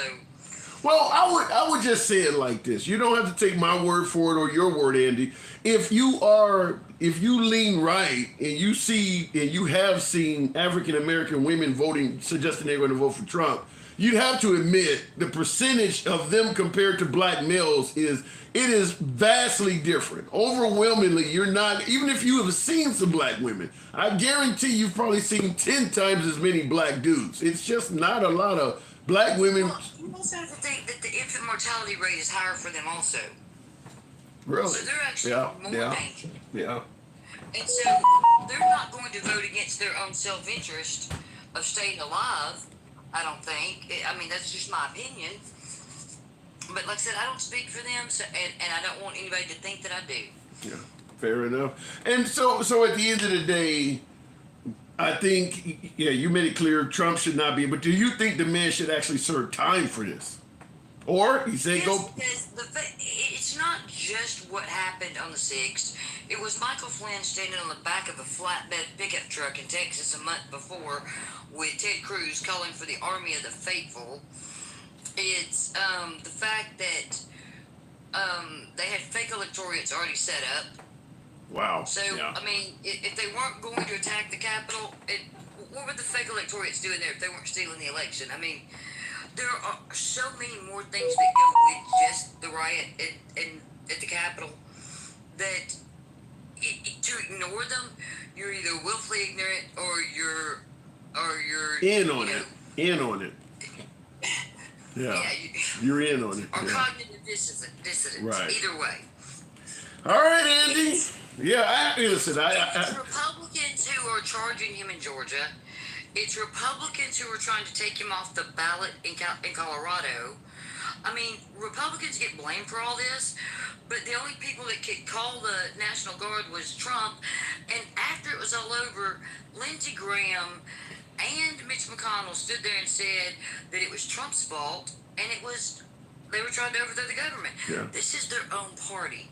This has nothing to do with anybody but them, and they want to blame everything on the Democrats and say, oh, it wasn't me. Republicans have lost the ability to take responsibility for themselves, and until they can, I don't think they should rule. Because if you can't say I did it or say you were wrong, then you have no business being president. Well, I don't think it's a case of the Republicans not saying it was wrong. I think it's if you get some resistance on what happened on January 6th, it's mostly Trump and folks who support Trump. I mean, Mitt Romney's a Republican. He's not going to say that wasn't wrong. I mean, even Mitch McConnell says it was wrong. They may not be gung-ho about prosecuting Trump, but there's a heap of Republicans that'll tell you it's wrong. It's just In this thought process that Nancy Pelosi, who was in the middle of a session of Congress, could have called the National Guard is another just blind, them grasping at straws to blame someone who isn't themselves. And I see the comments, I'm ignoring them. They don't want to own the fact that Donald Trump sat there in front of a TV screen and watched it. And the part that bothers me the most is he tweeted out to the group that Mike Pence wasn't going to do what he said. And his own daughter said at the January 6th hearings that she knew that in that moment he was throwing gasoline on the fire and it was going to cause the crowd to be even more. Yeah. I mean, you're telling these people that they stole the election, they're bad for democracy, and by the way, they're over in this building over here, let's go over there. But go peacefully. To me, I think at the very least, it should have been predictable that he was creating a powder keg, even with the go peacefully comment. Like, that would be like me, telling my guy something like that. Your woman been cheating on you, and I heard she done gave all of your retirement money to her new boyfriend. You need to go talk to your woman to get her under control. But be peaceful about it. I mean... And one more thing. One of my representatives from Alabama, Mo Brooks, he wore body armor that day. Wow. And then he also was the one who handed over the pardon list they all asked for pardons before this. So why do you need a pardon if you don't think you're committing a crime? And the pardon list got handed to the January 6th committee after Donald Trump rescinded his endorsement of Mo Brooks and made him mad, and he took the pardon list to the January 6th committee. Yeah, you're asking for a pardon prematurely. You know you're committing a crime. All right, Andy, listen, nothing to argue with you on. I do got to move it on, but yeah, nothing I can say. Nothing I can say. All right, looking in the comments, Rambo says the FBI was all over the crowd, directing the crowd. Shouldn't Tucker Carlson have pictures of that? Obviously, the belief is that the Democratic side of it wants to portray this as an outrageous miscarriage of democracy. So you're not going to get it from the left. But shouldn't the right be able to show video of FBI agents directing the crowd and all of these other claims that are being made? Where's the evidence? It's the same thing with Ray Epps. Where's the actual evidence of this stuff? And I think that's where the biggest issue is. It's very similar to the election itself, where it almost comes across as we're going to throw everything up against the wall and see what sticks. It's the Dominion voting machines, dead folks voting, ballot stuffing, illegal immigrant. I mean, whatever, just throw it all up against the wall and perhaps we can convince somebody with whatever sticks. Well, the January 6th melee is also like that. Antifa, Black Lives Matter, maybe just some irresponsible adults doing it on their own, the lack of the National Guard. Ray Epps did it, the FBI did it. Actually, it was peaceful. I mean, that was yesterday's show. When you talk to folks on the right, taking liberals completely out of the picture, I've talked to a number of folks on the right, mostly MAGA. When you ask them what happened on January 6th, there's about 10 different descriptions of what took place. That's crazy. Trump says it was peaceful. Others say it was violent, but it wasn't an insurrection. Others say, it was this, or it was that, or it was Antifa, or it was a Black Lives Matter. What was it? Why are there so many different definitions for what happened there that day? It sounds like anything other than saying, look, Trump is responsible. Any definition that doesn't fall under that, we'll go with that. That's where it just looks weird that there's so many definitions of it. And I'm not talking about the liberals, I'm talking about folks on the right, 10 definitions or more. Now we're gonna go totally opposite of my last caller. Perhaps somebody that can clear things up. Perhaps somebody that could maybe offer something that would defend what took place on January 6th. The one and only Pinche Vato Loco. Good afternoon. Happy Saturday to you, Pinche. Now, same. So what happened on January 6th? The floor is yours. The same thing is happening today, January 6th. A great big distraction. So if it was a distraction in 2021, who perpetrated the distraction and what were they trying to distract us from? The same thing they're trying to distract us from today. What are they trying to distract us from today? The Jeffrey Epstein files. So you believe Trump gave that speech on January 6th to distract us from the Epstein files? No, that was because he knew the Epstein files were being distracted from. Wait a minute, you said January 6th was an effort to distract us. Trump did not incite January 6th, I'm sorry. So what happened that day? It was a great big distraction made to do exactly what it did, which was distract all the Democrats from noticing the fact that half of their no more than half, like 7/8 of their fearless leaders are also on that list of people who were regulars at Pedo Island. So, I mean, you're telling me January 6th, 2021, when they were about to transition from Trump to Biden, this whole thing was about Epstein? Tell me something. If you read the Constitution, you've read the Constitution, right, Tim? Yeah. Okay, so you can understand when I tell you that we are supposed to delegate the power that the government has. We the people, right? Okay. How in the world are you supposed to delegate if there's no avenue for you to go about delegating? If you feel like there's a tyrannical government and you feel like it's time for a change, how are you going to get your voice heard? That's a good point. My response would be you can't halt government based on how you feel. If you feel like the government is tyrannical, you gotta have proof. You can't just come there because you feel a certain way. Tell me this then. Is it not tyrannical for the government to be having shared citizenship with Israel? Is it not tyrannical? They all do. Look it up. Google it. I don't know if that. So if I run for office and I got dual citizenship as an Israeli, I'm committing an act of tyranny? Don't you think so? No. Now let me ask you. No, I don't. Why would you think that they would all go after citizenship with Israel? Israel is an ally, though, Pinche. That doesn't count as tyranny. Yeah. Hang on, hear me out. You got Epstein Island. Think about that. And then you got. Where is Epstein? Why is Epstein coming up in this? I'm gonna tell you what. Google this too. In 2020, okay, Israel enacted a law where if you're a pedo, you can still get Israeli citizenship and get granted citizenship within Israel. Now, that was all part of a whole nother story, which is something that nobody ever heard about. So why aren't we talking about the fact that thousands of our kids, our people's kids, are being just completely slaughtered, and at the hands of people possibly who are on these flight lists, who nobody has. What does this got to do with? Wait.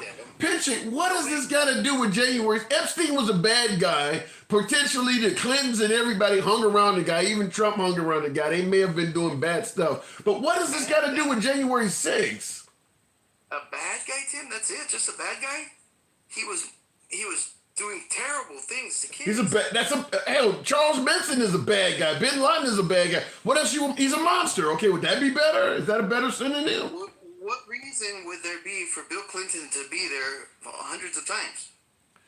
The same reason for Trump hung around the guy too, Pinche. Listen, I'm not trying to defend folks. I'm using Bill Clinton because you said Bill Clinton's name. I'm not defending Trump. Okay, You know but what does that got? By the time January 6th happened, Bill Clinton had been out of office for more than a decade. What does that got to do with this? Thousands and thousands of times more important than January 6th and whatever the riots you want to call it or whatever you want to call it. When you watch the videos of what came out from January 6th in the first place, I can't believe you still think the way you think about it.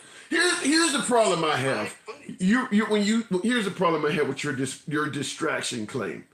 You can walk and chew bubble gum at the same time. You can go after January 6th for what happened, and you can prosecute Epstein-related cases. You don't, just because you go after one don't mean you ignore the other one. Democrats can't, because half of them haven't even looked up the list. I guarantee it. Ask your chat how many have looked up the list. Let me get clarity. What does the list mean? In your opinion, in your opinion, what does the list mean? It shows you that these people were doing these things to kids. That's why nobody's paying attention to it, because it's not their kids. So let me make sure I get clarity. Let me make sure I get clarity. If you saw on paper that I got on Epstein's plane and went to his island, that automatically means I abused somebody. If you came back and you were a whistleblower, no. But if you went back and visited once, twice, 3, 4 times, yes. And that would pass Hold on, hang on. Let me continue. Hang on, let me just say this. I'm gonna give you a famous quote that my father-in-law gave me a long time ago. It stuck with me forever. You can't soar like an eagle if you're flying with turkeys. All right? You're gonna smell like a duck if you walk like a duck, and if you talk like a duck, it's gonna be a motherfucking duck. I don't care what you guys say. That's fine, but you're not going to ever convict anybody in a court of law based on this guilt by association stuff. I went to the island 2 or 3 times, therefore I must be doing the same thing he's doing. That ain't gonna pass, Pinche. That doesn't work in court. I see your name on a list, so I'm going to jump listen, there could be the guy was a very successful business person. There could be wait a minute, let me finish. There could be a ton of plausible if we can suggest that Trump said go peacefully, that way he gets plausible deniability. I could come up with 100 ways of plausible deniability for somebody visiting a well-known businessman's island a bunch of times. There's a lot of things you come up with. Torture rooms, Tim. Torture rooms set up for kids. But you can't prove torture rooms? Yes. You cannot prove. Right now, this is ridiculous. How could you even think that way? You're putting way too much trust in a government that's done way too much to lie to you. And to top it all off, you're denying the fact that if you just look up its own wording in its own universal commercial code, you look in the commercial code and look at the definition of the United States. It's a freaking corporation. This is not going to, you're not going to, Pinche, you're not going to, you couldn't even convict a person of this stuff, even if they didn't have the privilege of a 2-tier justice system, even some regular dude on the street. You can't suggest that if I'm doing bad things in my house and you've been in my house 2 or 3 times, therefore you must have been doing them too. That doesn't fly. That's all you got is you're on the list. The entire island is set up for these things. The entire island is set up. There is absolutely nothing else happening on that island but abusive people. Nothing else. Based on the findings that I saw, no. Look, you're not gonna. You're never gonna convict anybody with that. You're just not. I mean, listen, and you may listen. You may be 100% right that every single person that went to that island was abusing somebody. You might be 100% right. That's not gonna hold up in court, though. Listen, are there any of the folks that were there as victims saying that the Clintons abused? Now, they said Prince William or whatever. They have mentioned a few names. But when you guys started saying that Oprah and Tom Hanks and Will Smith, you guys went out of hand with it. You started saying that everybody in Hollywood abused a child. Hundreds of kids. That ain't gonna fly. That's not gonna fly. Hundreds of kids have come out. Yeah. Hundreds of kids have come out. Yeah, and I hear you, and I'm going to repeat what I just said before. Even you or I, who do not have the benefits of a 2-tier justice system, would likely be able to get an acquittal on charges like that. Just because I went to your house and you were abusing kid after kid after kid, you can't convict me of that. Just because I was at your house, I don't care if it was a torture chamber and all of that. Listen, I had to use the bathroom, or I used to gamble with this guy on Friday nights. I come up with 100 reasons for why I was at your house and didn't do anything. That's not going to fly.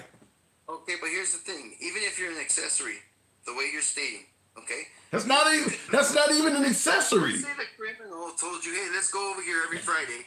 But every Friday he was doing something, and you didn't know about what he was doing, but you were giving him that ride every Friday. You were an unknowing accessory still. Nope. And you were still charged with that. So let me ask you this then. In regards to your unknowing accessory, because obviously that would mean the pilot going to Jeffrey Epstein's island should be charged as well. Because you're saying, if I'm an Uber driver, and I do drive ride sharing occasionally, I do take some ride sharing trips. If I'm an Uber driver and I'm regularly taking a guy on the side of town to purchase or sell drugs, and I don't know I'm doing it, when he gets busted for selling drugs, are you telling me I should go to jail too because I was the one taking him? No. Then what's the difference? But I'm saying you still can be charged with an accessory. No, you can't. No, you cannot. That's fine. But here's the deal. What I'm saying is, it doesn't matter whether it was an accessory or not. If half of them are guilty, Tim, if a quarter of them are guilty, it's big enough that it's bigger than January 6th. In reality, nothing happened in January 6th. They went into the Capitol building. What took place? It was stupidity all the way around. They didn't steal anything? They didn't break any property? They didn't make any threats? Nobody there was acting like an American, right? What do you mean acting like an American? What does that mean? Were they acting the way Americans are supposed to act? No, they were not. The building was off limits. The building was closed. They went into a building that was not open. Okay, so what is going to come from that? What comes from that? What do you gain from that? Breaking and entering charges, felonies is what you gain. Okay, got it. Now what? Now you go to jail. Now you go to jail. So they're going to jail now. Now they went to jail. Okay, now what? Now you got idiots defending them and saying they didn't commit a crime at all. Tim, you're not understanding what I'm saying. No, I'm not. Help me understand. It's stupidity. It's worthless talk. It doesn't mean anything. It doesn't matter. Period. So what should we just ignore it? What should matter is the possibility that our own leaders have been involved in something so sickening that we can't even talk about it without worrying about getting bananaed on TikTok. Okay? You're talking about Epstein. Could be what our leaders are involved in. And if that is, how sick are we for sitting here talking about January 6th when they should have been successful in taking over the government? Here's what I don't get. You can look at Epstein and clearly see conspiracies. As you say, our leaders may have been involved in something horrible. Documentation there. What? Documentation. There's documentation. There's documentation that Trump lost the election and said he won too. Do you believe that? No. There's also documentation of thousands and hundreds of thousands of votes being added that should not have been. But there is no documentation that those hundreds of thousands of votes you're talking about were all for Biden. There's no documentation that they're assuming that. The numbers I saw that were documented numbers were 6,000 for Trump. Okay, listen. The powers that be, whether it is the election officials in all of these states or even Trump's own attorney general and his own vice president, all state they looked into it and they told Trump he lost. Are we supposed to ignore all of the powers that be that were over all of this stuff and just go with what Trump is saying? Trump by himself, Trump had no access to any of this stuff. Trump sent his attorney general to look into this, and his own attorney general, who did have access, who did have the power of subpoena, came back and said, sir, you lost. Trump don't have access to all this stuff you're talking about. Are you talking about right after the count was done? I'm talking about right now. Right now he don't have proof that he won. Okay, share that information with me. Let me see it. What information? Whatever it is that you got that information from. That you talking about Attorney General Barr saying that he told Trump he lost? He testified at the January 6th hearings that he did it. He's been all over Fox News and CNN telling people that he told them. Okay, I'm gonna go look that one up. Okay, Would that change your mind? Would that change your mind? If you can rebuttal what I'm gonna send you back, then yeah. What are you gonna send me back? my rebuttal to what your video is. You got a rebuttal to the Attorney General saying he went and told Trump he lost. What would your rebuttal be to that? You just have to wait and see. Damn right I would. I'm actually trying to see if I can find it right now because I can't imagine what type of rebuttal you would have to the Attorney General Barr. I don't know who, because there's nobody higher. There's nobody higher than Barr with more access. So what can you rebut? Yeah, that's what you're saying. I don't know where your rebuttal would come from, but if the Attorney General, here you go. If the Attorney General is telling you the guy lost, nobody in the country has more access than the nation's top cop, huh? You're getting that shit off CNN. How did I know you're gonna get CNN? No, listen, hold on. It's not the network. It's gonna be a picture of, hold on. It's not the network. It's gonna be a picture of Attorney General Barr telling you out of his own mouth. Does he have to be in a different network to say it? Oh man, you just said a mouthful, man. Go ahead, man. So in other words, if I tell you something, if I say, look, Pinche is a friend of mine, but I say it on Fox News as opposed to saying it on CNN, does that change my opinion of you because I'm on a different network? No, if you say it on TikTok where we're talking to each other, that's great. But what if I said it on CNN? CNN, I wouldn't believe it. Okay, all right. I gotta move it on, man. I appreciate you coming through. I will play that, but I do gotta move it on. I want to see that video that you got. Show it up because I haven't seen it yet. So. All right. We'll talk about it next time. Get down on it. All right, man. Listen. If you can't, if there is a such thing as the unconvincible, my boy Pinche certainly qualifies. My friendship with him would change if I said it on the wrong network. I have never heard that before. Mr. Attorney General, I mean, you've now read through this indictment. Do you think it's a strong case? Yeah, I think it's a legitimate case. I think, unlike the document case, it's going to have issues of proof. It's a more complicated case. And I think there are some downsides to it. I think there were reasons not to bring it. I've said before, I'm a little concerned about the slippery slope of criminalizing legitimate political activity. See, he's defending Trump, but he's going to say he lost the election. In that direction. And I'm also worried about bringing this case and the divisiveness that it will bring by highlighting the double standard, because at the same time this case is being brought, the department appears to have dropped the ball on the Hunter Biden investigation. It's going to be very hard to persuade many Republicans that this isn't political. We'll talk about the Hunter Biden investigation, but I mean, when you do look at the indictment, do you think it's something you would have brought? I don't know if I would have approved the indictment, but in the sense I may have exercised discretion and not gone forward with the case. I'm also concerned about having this case going on during the election and diverting people's attention from the issues in the election. I'm also worried about, what the impact is if there are acquittals during the campaign. But as a legal matter, I'm gonna skip it forward because it covers. This is an 11-minute video. I want to go to the part where we're talking about because this is an 11-minute video, so it's covering a host of topics. Okay.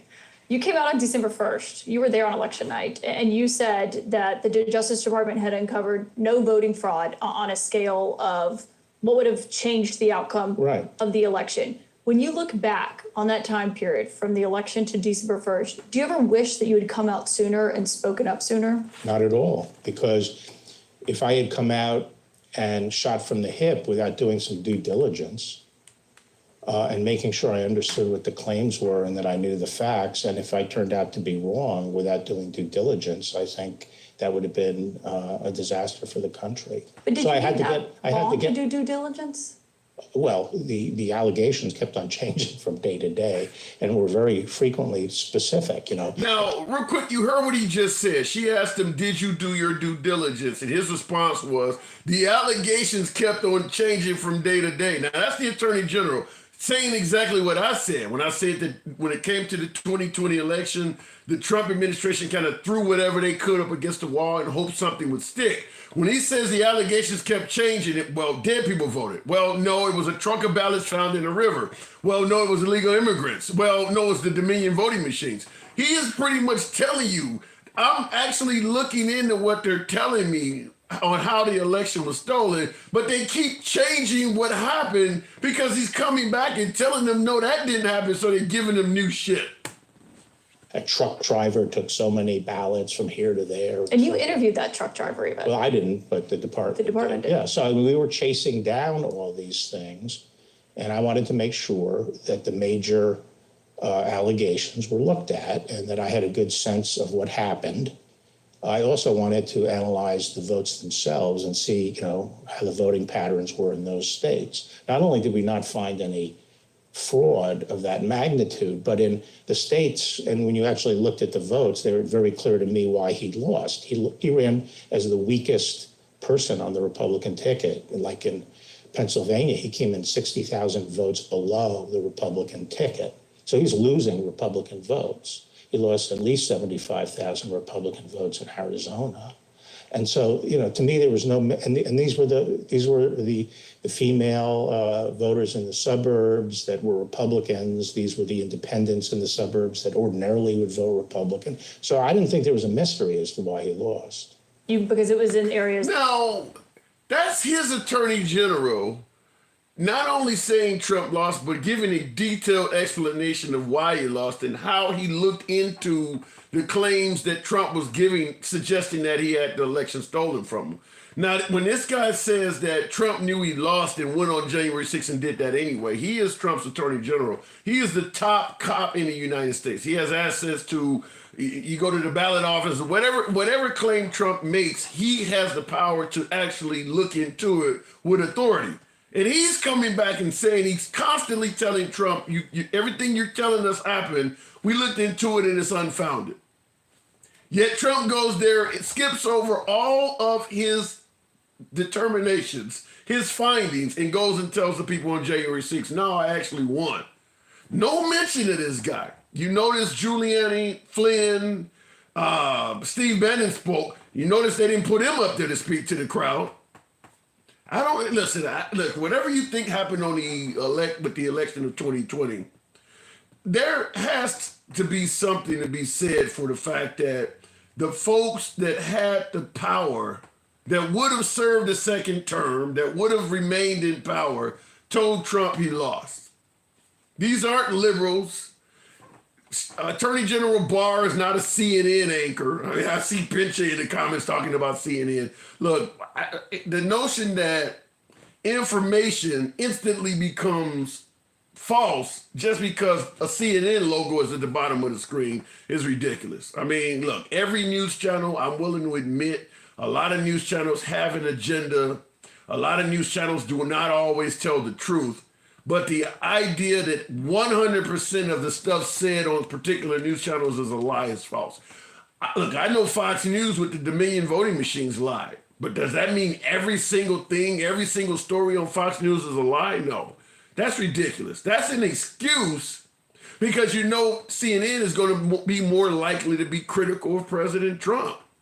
But that doesn't mean everything they say is a lie, particularly if you got Trump's attorney general on the channel. He's not a Democrat. You notice that when Trump was running in 2015, 2016, they were covering all of his speeches on CNN.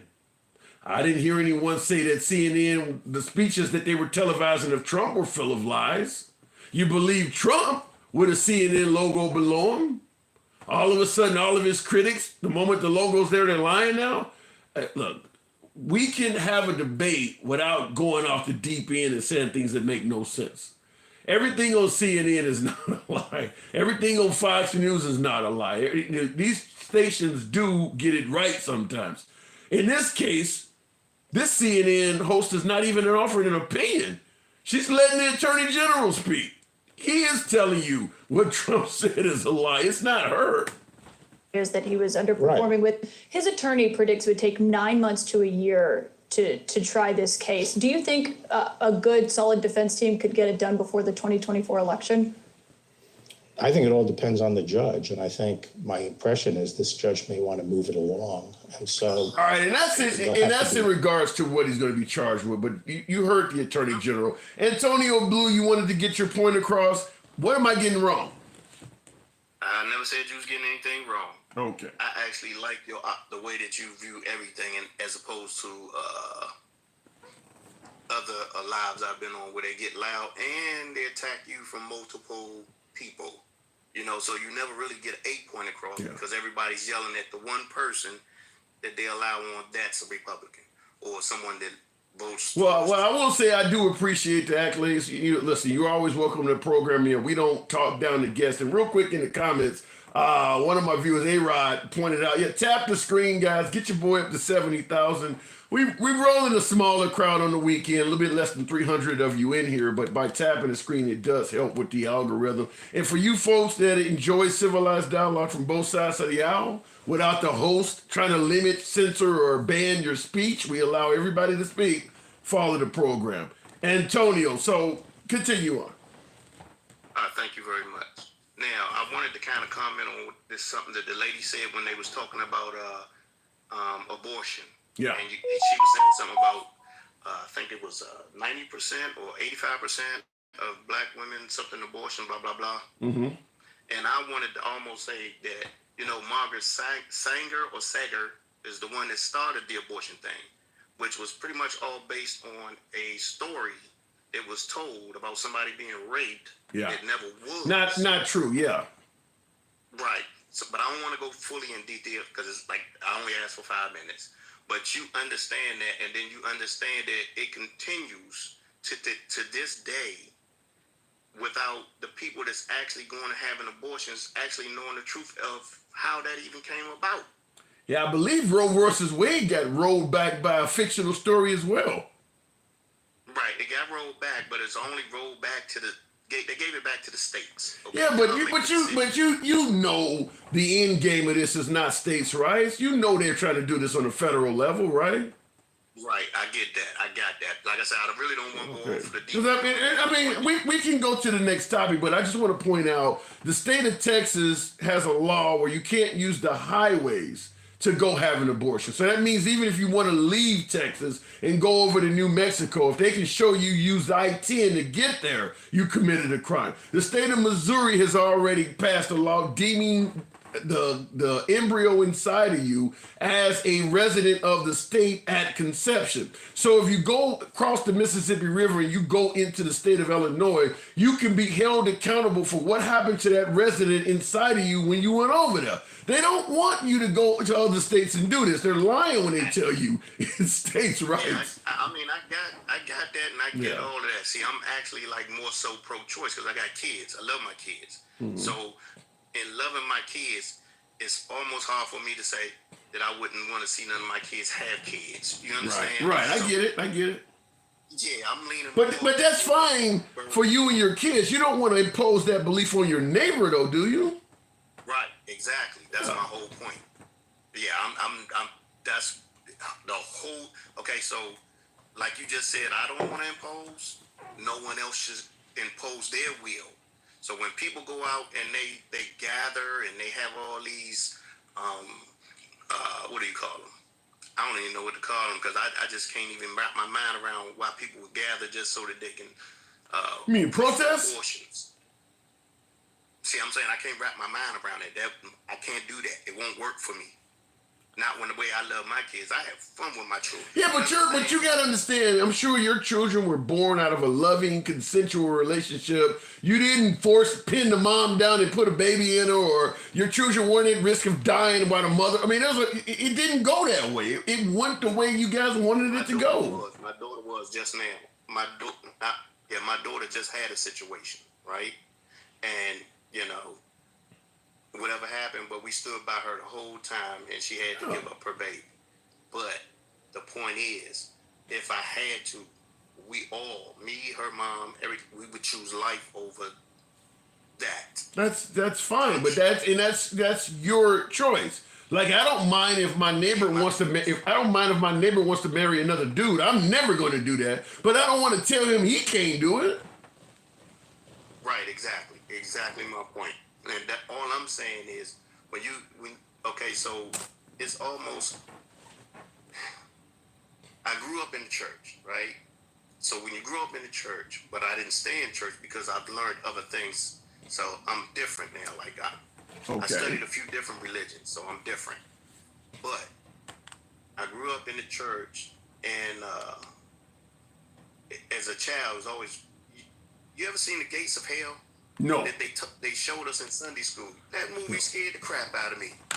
The Gates of Hell. I'm probably like 7 or 8 years old, watching a movie called The Gates of Hell, and you burning in fire because you living in sin. Like that scared the crap out of me. That's the whole problem with this stuff. Is religion is on everybody's mind, and religion does that. It scares the shit out of people. It's a very judgmental, fear-oriented. You know, and that's why we're in this. Yeah, that's exactly where I was going with it. So, you know, and being as though it's been part of me. I'm almost 60 years old, so it's been part of me for all of my life. So when you get to the point where you start doing the 10 Commandments, thou shalt not kill, thou shalt not commit adultery. You know what I'm saying? And you just go down the list. At some point of all the 10 Commandments, some people hold that dear. So women that get married, black, white, green, yellow, they get married, they hold adultery to heart. You see what I'm saying? I mean, I don't, like I said, I'm fine with whatever you want to do. I'll have an issue when you start telling your legislators to prevent me from doing what I want to do. That's what, listen, I don't care what religion you believe in. Whatever you do in your house is fine. I'm saying absolutely. Yeah. Absolutely. But like I said, I just wanted to address the lady that was saying that 85% of the black women, blah, blah, blah. And I just wanted to say 85% of, I'm not saying it like it's coming out, but 85% of the black women don't know that Margaret Sanger started that based on a lie. That's I don't think that, you know something, in 2024, I don't even think that is even relevant, how abortion rights got started or not. I agree with you, it was based on a lie, but I mean, at the end of the day, women want a right to make their own decisions. They don't care where the law came from. They just want people to leave them alone. But I agree with that. I just think knowledge is power. It's have the knowledge. If somebody telling me to go do something, and I sit back, I was like, well, why you won't go do it? Like I always ask a question. I don't just let somebody. I mean, I hear what you're saying, but I hear what you're saying, and it's always a good thing to know history. But when it comes to a woman wanting the right to choose, I don't think the Margaret Sanger thing is even relevant. That woman just wants you to stay out of her life. She don't care what law started it or how. Just leave me alone. You do you. Let me do me. I don't need to know why I can't do me. Just give me freedom. And I think that, like even with the Second Amendment, if you believe you should have the right to defend yourself, I don't care why the law was started. I think I should be able to defend myself. That's all I care about. Absolutely. So, absolutely, 100%. Now, let me say about your January 6th, because I want to stay on topic of what you laid out there.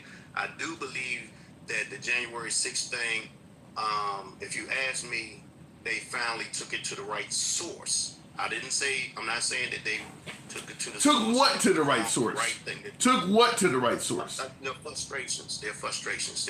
I ain't saying go down there and be destructive and trespass and do all this other stuff. What I'm saying is you make your voices heard to the right people. You don't like. What were their frustrations?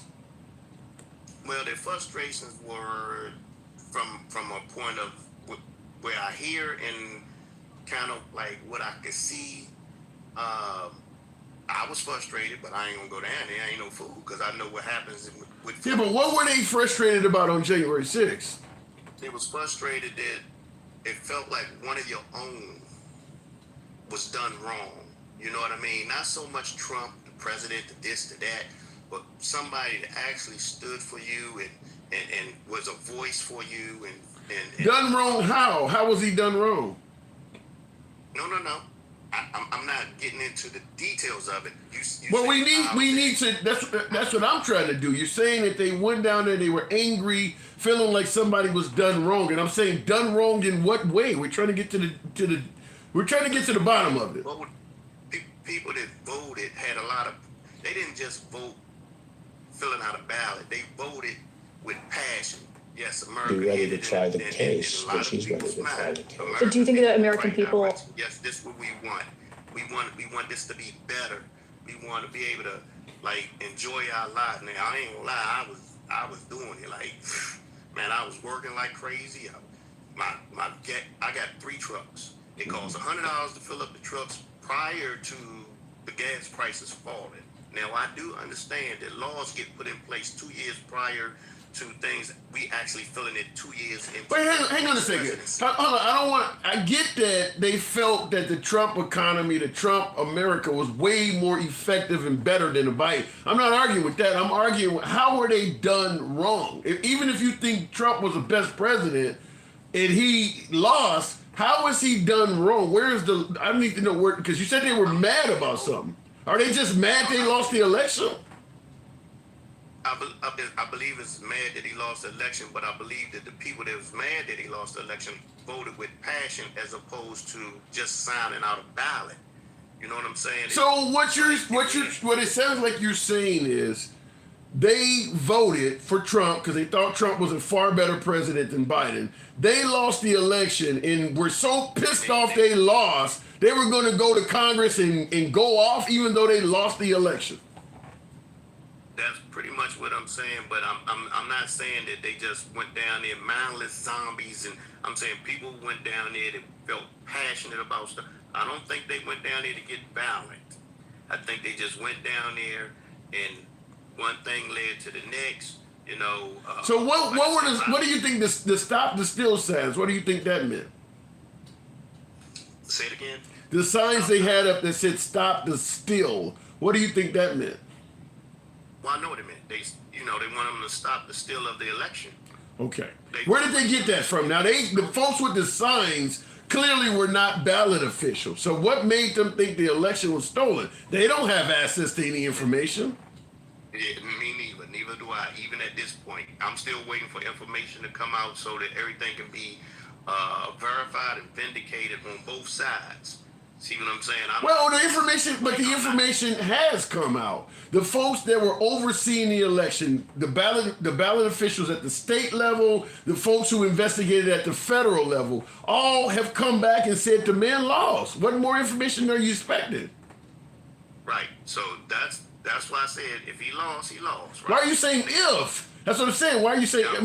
Because I said I haven't seen it. I can't speak for what you saying. I understand what you said. I haven't seen anything. What would you have to see? In other words, do they have to show you every ballot in the United States? If the guy who was over the election tells you he lost, would that be enough? No. I don't personally need to see anything. What I'm saying is I haven't seen enough information yet from all sources because people in power tend to overstep their boundaries. That's why the word overstepping your boundaries exists. If people played by most rules, you would never hear, hey man, you overstepping your boundaries. Yeah, but you said you need to see it from all sources. We're talking about a country with 330 million people, over 150 million voted. Even if I showed you the information from every county ballot information, you would be looking at information forever. How much information you tell what you need to see? That's why I say I know I haven't seen it all because of what you just said. There's no way possible for me to see all the information. You need to see all of that. You need to see all of that before you can come to a conclusion. Yeah, well, he's no longer the president, but do I want to still see it? Absolutely. So you're not confident any president in history ever won? No, I didn't say that. Now, you didn't see all the information. I was a firm supporter of Obama. And how do you know he won? How do you know Obama didn't lose? How do you know he won? I didn't say he won, but I ain't saying he didn't lose either. Okay, so you don't know. At the time, I was glad that he won because I felt like, yeah, we finally gonna get our opportunity to shine at the time. But do you feel confident that Obama won? You said if Trump won, you ain't seen all the information. You didn't see it from. Because I feel that he was I feel real confident that Obama won. Why? But when you get Well, because was there it in a the American different people's energy best in the interest air. It was a different energy in the air at the time Obama won. Like everybody seemed to want Obama in there except for a few, and then everybody thought he was going to really bring all of us together. So you're making your decision based on the energy that was in the air? The energy, like you can see, I'm a truck driver, right? Yeah. You can see from my Yeah. I see travel. it. Yeah. So, and I'm the type of person I ask questions everywhere I go. I'll walk up on a stranger and ask questions, and I invite questions because I can't learn if I don't open my mouth. So I'm all about learning, but I'm not about jumping to conclusions. And I know that sometimes information takes time to come out. Like, I'm gonna tell you something that I learned that I didn't even know. Okay, let me know what you learned. Okay, go ahead. Martin Luther King was a Republican. Yeah.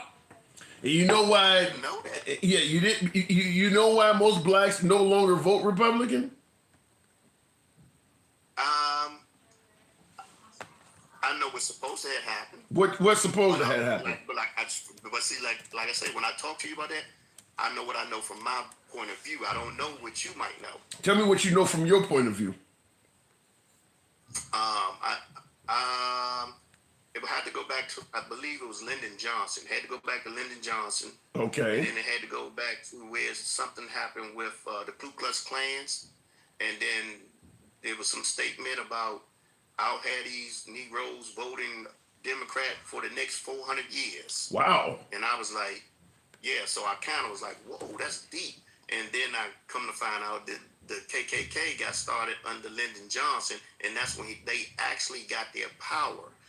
They was actually running around just scaring people prior to Lyndon Johnson. It was a joke. They was running around scaring people, rolling up on people, but they wasn't harming nobody. Mm-hmm. After Lyndon Johnson, it became a real thing, and it went from jokes to escalation of, you know, we ain't gonna let the black people vote, and they were stopping them at the things, at the voting. I have never heard any of this. I have never heard anything you're saying. This is all news to me. Now, I'm under the impression that once the Republicans, or better yet, the Democrats started working with Martin Luther King under JFK, folks on the Republican side of the aisle basically abandoned, or better yet, the folks who didn't like Martin Luther King, that were not in favor of civil rights, abandoned the Democratic Party because they were pissed off that party was starting to work with Martin Luther King, and they switched parties. And as a result, the African Americans, go ahead, say that again. Which were Republicans at the time under Martin Luther King. Like I said, Right. this information just hit me probably like 6 months ago, and I was like, what? He was a Republican? Hold up. So you do believe in the party switch?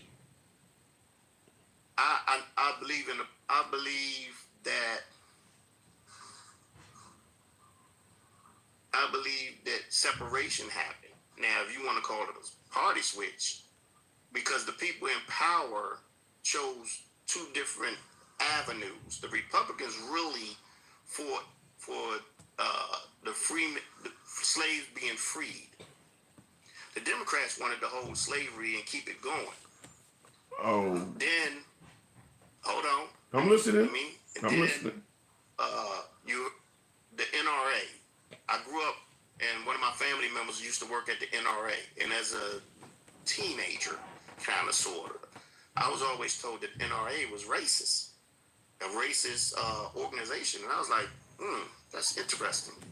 And then we end up going to a picnic at the NRA, and I didn't see this racism that they was talking about. I was like, holy crap, I've been lied to. So once I realized I've been lied, I actually learned how to shoot a shotgun at the NRA, skeet shooting, during the picnic. Wow. And I'm saying to myself, I'm confused. Do you know? Speaking of somebody, I'll let you continue. But in the comments, somebody says you don't know about picnics. Do you know where the term picnic came from? No, I don't know that. See, that's why I say I learn every day. Okay. So it's not like. Well, real quick, just to let you know, there were racists going around literally picking out an African American to do harm to pick a Negro, but not the word Negro. That's how picnic is a short derivative of pick a ninja. That's where the word picnic came from. Whoever put that out there, thank you. But I'm not that I don't trust what they said, but I'm gonna look at. You can Google that. Yeah, you can Google that. You don't have to. Yeah, you don't have to trust that. You can Google that. I learn every day, man. I learn every day. It ain't nothing I ain't learning every day. I pick up information everywhere I go. And another thing that hit me kind of strong. Halle Berry Fontier, the guy, and he had Obama on the stage, and he had Hillary Clinton on the stage. And he said before Martin passed away, he said Martin told him something about, I wonder if I'm leading my people into a burning house. It's a video online somewhere. See if you can find that.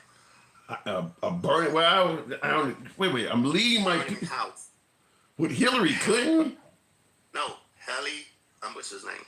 Harry Belafonte was giving a speech, and he was talking to Obama, and he was talking to Hillary Clinton. They was on stage, but he was talking to a audience.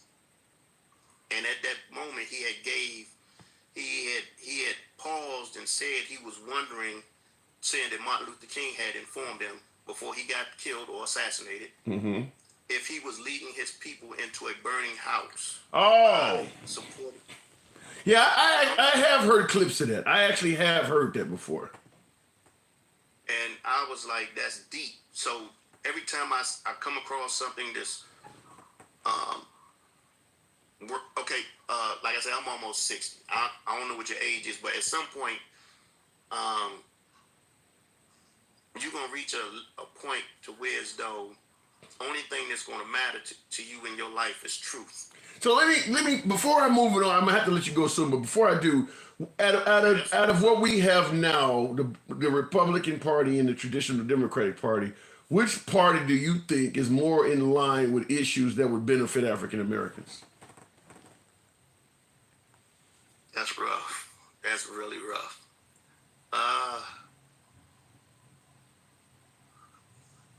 It's rough because I look at it like this. Most people only know about Black Wall Street. They don't know that they had several cities or prominent cities or prominent towns back in the day that were coming up. And then they buried a lot of them underwater or under dirt.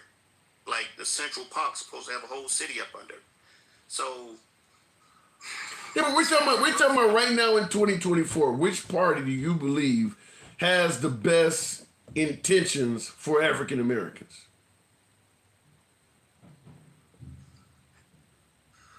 I can't really answer that because if the way I think of it is I just want people to get out the way so I can get mine. Get out my way, I'll get my own. I don't. Which party is in your way? I think both of them right now. Give me how the Democrats are in your way and give me how the Republicans are in your way. You want to just go out there and get yours and you don't want people in your way. Not me by myself. I want everybody to be able to have the same opportunity. Give me examples. Give me examples. Yeah, give me examples of how both Republican legislation and or Democratic legislation is blocking people from getting out there and getting theirs.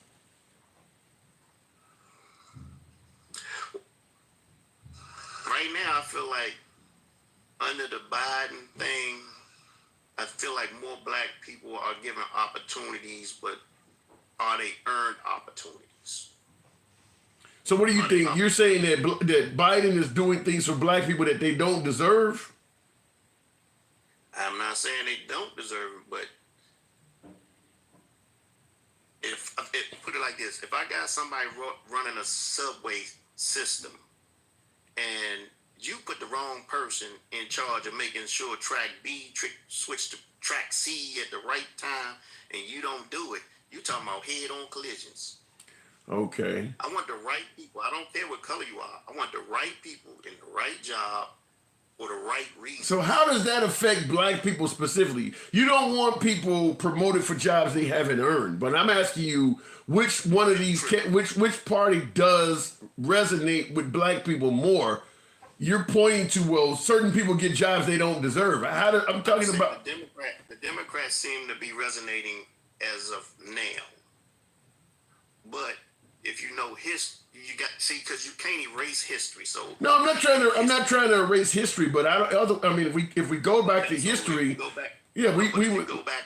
I know you said 2020, but if you go back a little bit, then actually the Republicans had our best interest when it came to us actually what they call pulling yourself up by your bootstraps. And how does me telling, if you come to my house and say, can I borrow some sugar or can I borrow $5 and I tell you, hell no, go get a job? How is that me having your best interest? Pull yourself up by your bootstraps and go find your own sugar. How is that me having your best interest at heart? That's more like, don't ask me for shit.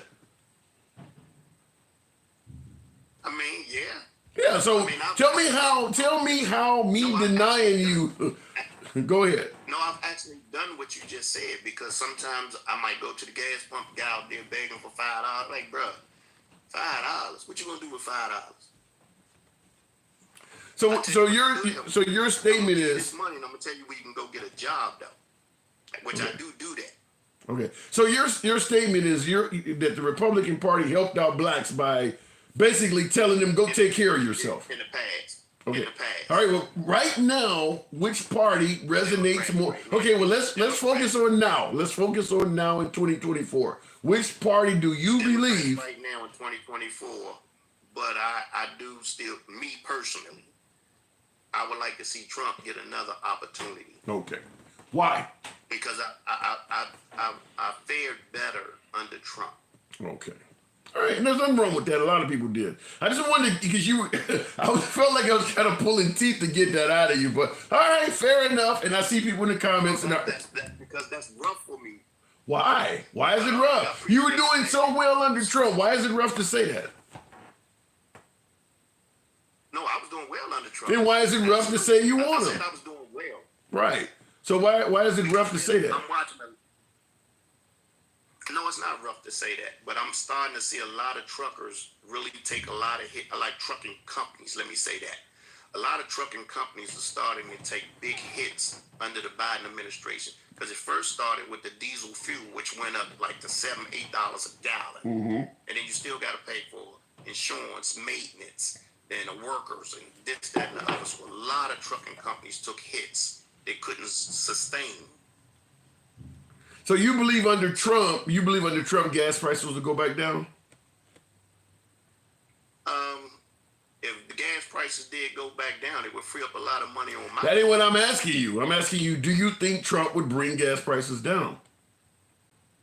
I think he would. Okay. All right. Fair enough. All right. Appreciate. I got to move it on, but listen, anytime, man, you're free to come back. It's our first time talking, right? No, man. No. I don't talk to you probably. I can't believe I don't remember you. But see, I'll be at work, so you can't hear me in the truck. I follow you. I listen to you when I'm riding down the road. So don't think I ain't tuned in. And a lot of times I just can't get in. All right. Because the truck makes so much noise. There's no need of me even talking to you. Okay. All right. Well, you got in today. I'm with you, man. I'm with you. Like I say, you like one of the best out here that allow people to express themselves totally, and it's not a whole bunch of people yelling and coming at you from different angles and talking about, answer my question, answer my question, answer my question. You won't let me answer one question because y'all changing up the questions. Fair enough. I appreciate that, man. Thank you. Come on back anytime. As long as if I can hear you, we're good to go. I get your point. During the day, if it's noisy, that can't cause a problem. But yeah, Star Grandma, thank you. Appreciate that, Antonio. Catch you on the next one. Thank you. Hey, good. Now, looking in the comments, that was different. I just wanted to get where the man was coming from. We chopped it up a bit, but at the end of the day, he does believe Trump is worthy of a second term. Now, I didn't ask him the obvious question, which is, should what happened on January 6th affect Trump's chances? Now, Trump could be a great president economically, but you may still believe that even though I favored what he was doing for the country, what he did on January 6th disqualifies him. I didn't ask my last caller how he even felt about January 6th. I should have done that, but we had a lengthy conversation because we went around, some of his views I wanted to discuss more in depth, particularly whether a party switch happened or not during the civil rights era, because me and him totally disagree on that. But we'll get time in the future. Looking in the comments, holy shit, I thought you lived in your car, says, so yeah. Really? You thought I lived in the vehicle, huh? Okay, well, here you go. You're getting your boy in the man cave now. You asked him weak questions, says Law Power. I don't get that very often. Normally, folks find my level of questioning to be, pretty in depth. Maybe one of them slips through occasionally, but yeah, one of the commenters said I asked them weak questions. I was trying to find a video that I have played before on the channel where Martin Luther King does a CBS News special in his own era where he states, I feel he was concerned. He was a Republican, like my last caller talked about, but he states, I'm concerned that this party, if more progressives don't speak up, this party is going to become a white man's party. Martin Luther King said that on national TV. That I'm concerned that, we're having so much trouble in the fight for civil rights that if we don't, because at the time, the Republican Party was where the progressives lived. Remember, Republicans freed the slaves. That's a progressive idea. As even Nikki Haley is talking about, the difference between traditional America and what was a progressive idea. She is right in suggesting that there was a fight between traditional Americans and conservatives. She just didn't want to, or traditional Americans and progressives, but she didn't want to say slavery. But keep in mind that nowadays, when we say Democrats or liberals, we also throw progressives in that crowd. When we say conservatives or Republicans, traditionalists are thrown in that crowd. But during the era of slavery, the Republicans were the progressives. Freeing slaves was a progressive idea that went against the traditional America. Well, now the progressives are on the Democratic side. That's the party switch people don't orate or tell you properly, is that the Republicans were called progressives back then. They don't tell you that. They just tell you Republicans freed slaves, Democrats were in favor of slavery. They don't tell you Republicans are also called progressives. That part they deliberately skip out. Looking in the comment section, January 6th, more like kill you worry 6th. Well, I won't say that there wasn't a bunch of people that lost their lives on January 6th. So the kill comment is a bit overstated. That's not to say they weren't going to potentially do that if they had got their hands on the likes of Mike Pence or Nancy Pelosi. But we can't condemn them for something we think was going to happen versus what did happen. Now, I will state that, yeah, it wasn't peaceful. I mean, we've covered a ton of videos already. What happened on January 6th was not peaceful. Anybody suggesting it was peaceful, yeah, you're just coming up with bullshit excuses. But I'll keep the program going. But there's enough videos to show it wasn't peaceful. I think that alone, and the idea that some police let folks in when the other side of the building was being overran and nobody's asking questions on that. It's a tour. You got Capitol Police officers giving a tour. Since when have you went to a building in DC or any federal building and the person leading the tour was an armed Capitol Police officer? That's not a tour.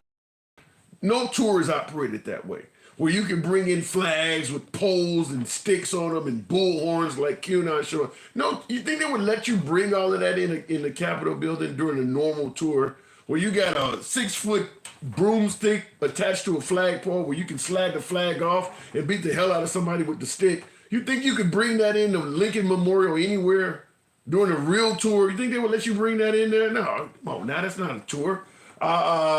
Continuing on in the comment section, we'll go to Beeman Freestyle. I mean, but the guy came in there with a stick, bullhorn. He's wearing the Viking horns. All of that stuff could be used as a weapon. No shirt. You think they would let you in one of those buildings like that with a bullhorn? Beeman, what am I getting wrong? Good afternoon. Afternoon, man. Nothing. What about my last caller? As a fellow trucker, man, I'm gonna just say this because I want to get on my brother.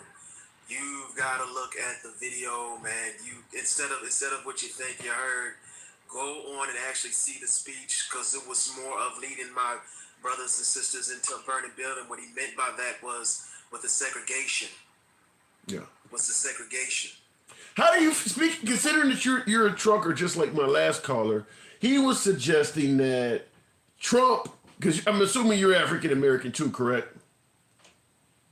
Yes. Okay, so both of you guys, both of you are minorities. He's suggesting that Trump was a better president for minorities and particularly truckers, and he thinks Trump should get a second term. Do you have the same sentiment? I can't. If somebody on here can give me a policy that he's made that's made truckers' lives better, that made oil field life better, because I'm at the end of the day, I'm a hot oiler. I'm not a trucker, but yes, I do drive a truck. But I'm not saying yes. It's not a yes or no question. I'm saying, do you have a specific policy? Drill, baby, drill. Drill, baby, drill. That's a policy. That's a talk. That's a talking point. That's a talking point. There's no policy that he's put in place to make it anything easier for oil field. And if you remember, anybody that was out here remembers when he was leaving office, people were leaving in droves in Midland and Texas and California and in out here in the boonies in North Dakota because of the oil prices. So, but getting off of that, getting on back to the topic.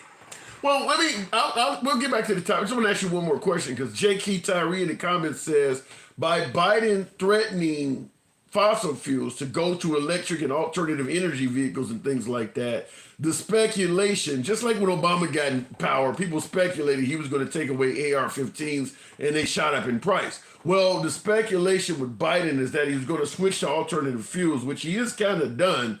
The speculation led to them gouging and trying to get as much money off fossil fuels as they could, expecting it to go down in terms of usage. You don't see Biden responsible for gas prices going up at all? Well, the gas prices did go up, but that wasn't just Biden. I mean, we gotta at least try to use some critical thinking here. One person does not True. make the economy the way it is. That's just asinine. You're not gonna sit here and tell me, like every time you go to a pump, you sit here with Biden's fingers saying, "I did that." Yeah. Come on. They don't know how he did it, but he did it. So my whole thing with that is that it's just not true. It's just not true. I was mad, and here's a big point too, dealing with both. I was mad because of two policies with Biden. That's why I didn't want to. I was like, I'm done with Biden. He lied and all this stuff. And I had a person tell me, it's like, no, you didn't do your research. You just mad for no reason. I was mad about the lynching bill. You doing Tennessee? Topic. And, yeah, and the civil rights, and of course the civil rights bill that he tried to get, But my main thing was the George Floyd bill. If you want to put it that way, George Floyd bill. I was like, he didn't pass those two main things I wanted him to do, and I was going off. Sister shut me up real quick. Because I did like my brother before me. I just got to talking, and I didn't do any real research on it. He actually did get both of those passed. Well, excuse me, you got the lynching bill passed. Let me say this, and I'll let you continue. But I just want to say, if it was left up to Biden, I think we would have had complete tuition forgiveness, universal health care. A lot of this stuff is because he's getting resistance. Just like Trump would have a 90-foot wall if it was left up to him. So Biden is trying to do some of these things that he's not getting credit for because of the resistance. But if it was up to Biden, you'd have that stuff. Absolutely. Well, that's obvious. The same thing with the wall, just like you said. But here we go again. If you're sitting there and you're telling me, well, who's going to pay for it? Yeah. I'm going way off topic, but who's going to pay for it? And he said, well, Mexico's going to pay for it. Okay, how did that go? All right, so it's talking points. That's all I see is talking points. You sit here and you say, well, we're going to get rid of Obamacare. Okay, do we still have Obamacare? Yeah. Well, he said he was going to repeal. He said he was going to repeal and replace it. And when it came to Mexico paying for the wall, he didn't mean they were going to write him a check. He meant he was going to correct the trade imbalance and use the savings to pay for the wall. It didn't happen, but that's what he meant. If you dig deep enough, but we're talking with shallow people. Shallow people that make shallow points, that come on here and spew things that they had done no research on. So when you're sitting here saying, yeah, we're going to make Mexico pay for it, he didn't come out in any speech that you can look up and say, well, this is how we're going to make Mexico pay for it. He just said Mexico's going to pay for it. That's a good point. I stand corrected. That is a good point. That's a good point. So let's be honest. And people have attention spans like gerbils. So you just got to get your talking points real quick. As far as January 6th goes, I see a lot of discretion with conservatives on how it was handled compared to if I was to say the last time the Black Lives Matter had a riot. I'm going to sit here and say, you know what? That wasn't Black Lives Matter. That was actually the Proud Boys. The Proud Boys infiltrated. Yeah. And they burnt those places down. Sure. Now, if I said that on Fox News, what do you think? Would you actually believe they would give me any kind of airtime, or would they laugh me off? They would laugh you off the stage. They would laugh that shit off the stage. Really? I would say in regards to what you're talking about laughing off the stage, and you're correct pointing out what I said about Mexico paying for the wall, I think a lot of reason why Trump receives such high accolades is because there are people behind the scenes interpreting what he says for the better. Like I just did it with Mexico paying for the wall, or grab him by the pussy, or what you name it. When he said something, there are folks who are willing to translate it from the harsh brashness of how it actually came out to make it sound a little bit better. I actually get that, as you pointed out. He didn't actually say that they were going to correct the trade imbalance. He just said they're going to pay for the wall. You are right about that. He didn't say that. So I got to say I stand corrected on that. Yeah, I mean, just like I said with the Obamacare, he didn't say that, oh, this is how we're going to do it. He didn't come out in any speech or any, like Obama would, and he's done many a time on different topics, but he didn't come out and say, well, the way that we're going to replace and repair Obamacare and get rid of this and have better health care for Americans, X, Y, and Z. He just said, we're going to get rid of it. And it didn't matter what you replaced it. Do you even know what you was going to replace it with? Didn't matter. They just wanted it gone. Yeah. Same thing with immigration. They didn't care how you was going to deal with immigration, just as long as they don't come over here and take their jobs, basically. So to me, he's just a talking head. No matter what he says, no matter what happens, just like with January 6th, I'm gonna get back on that. You're finding a lot of reasons, and this is with conservatives, you're finding a lot of reasons to defend people that you saw on tape do heinous acts.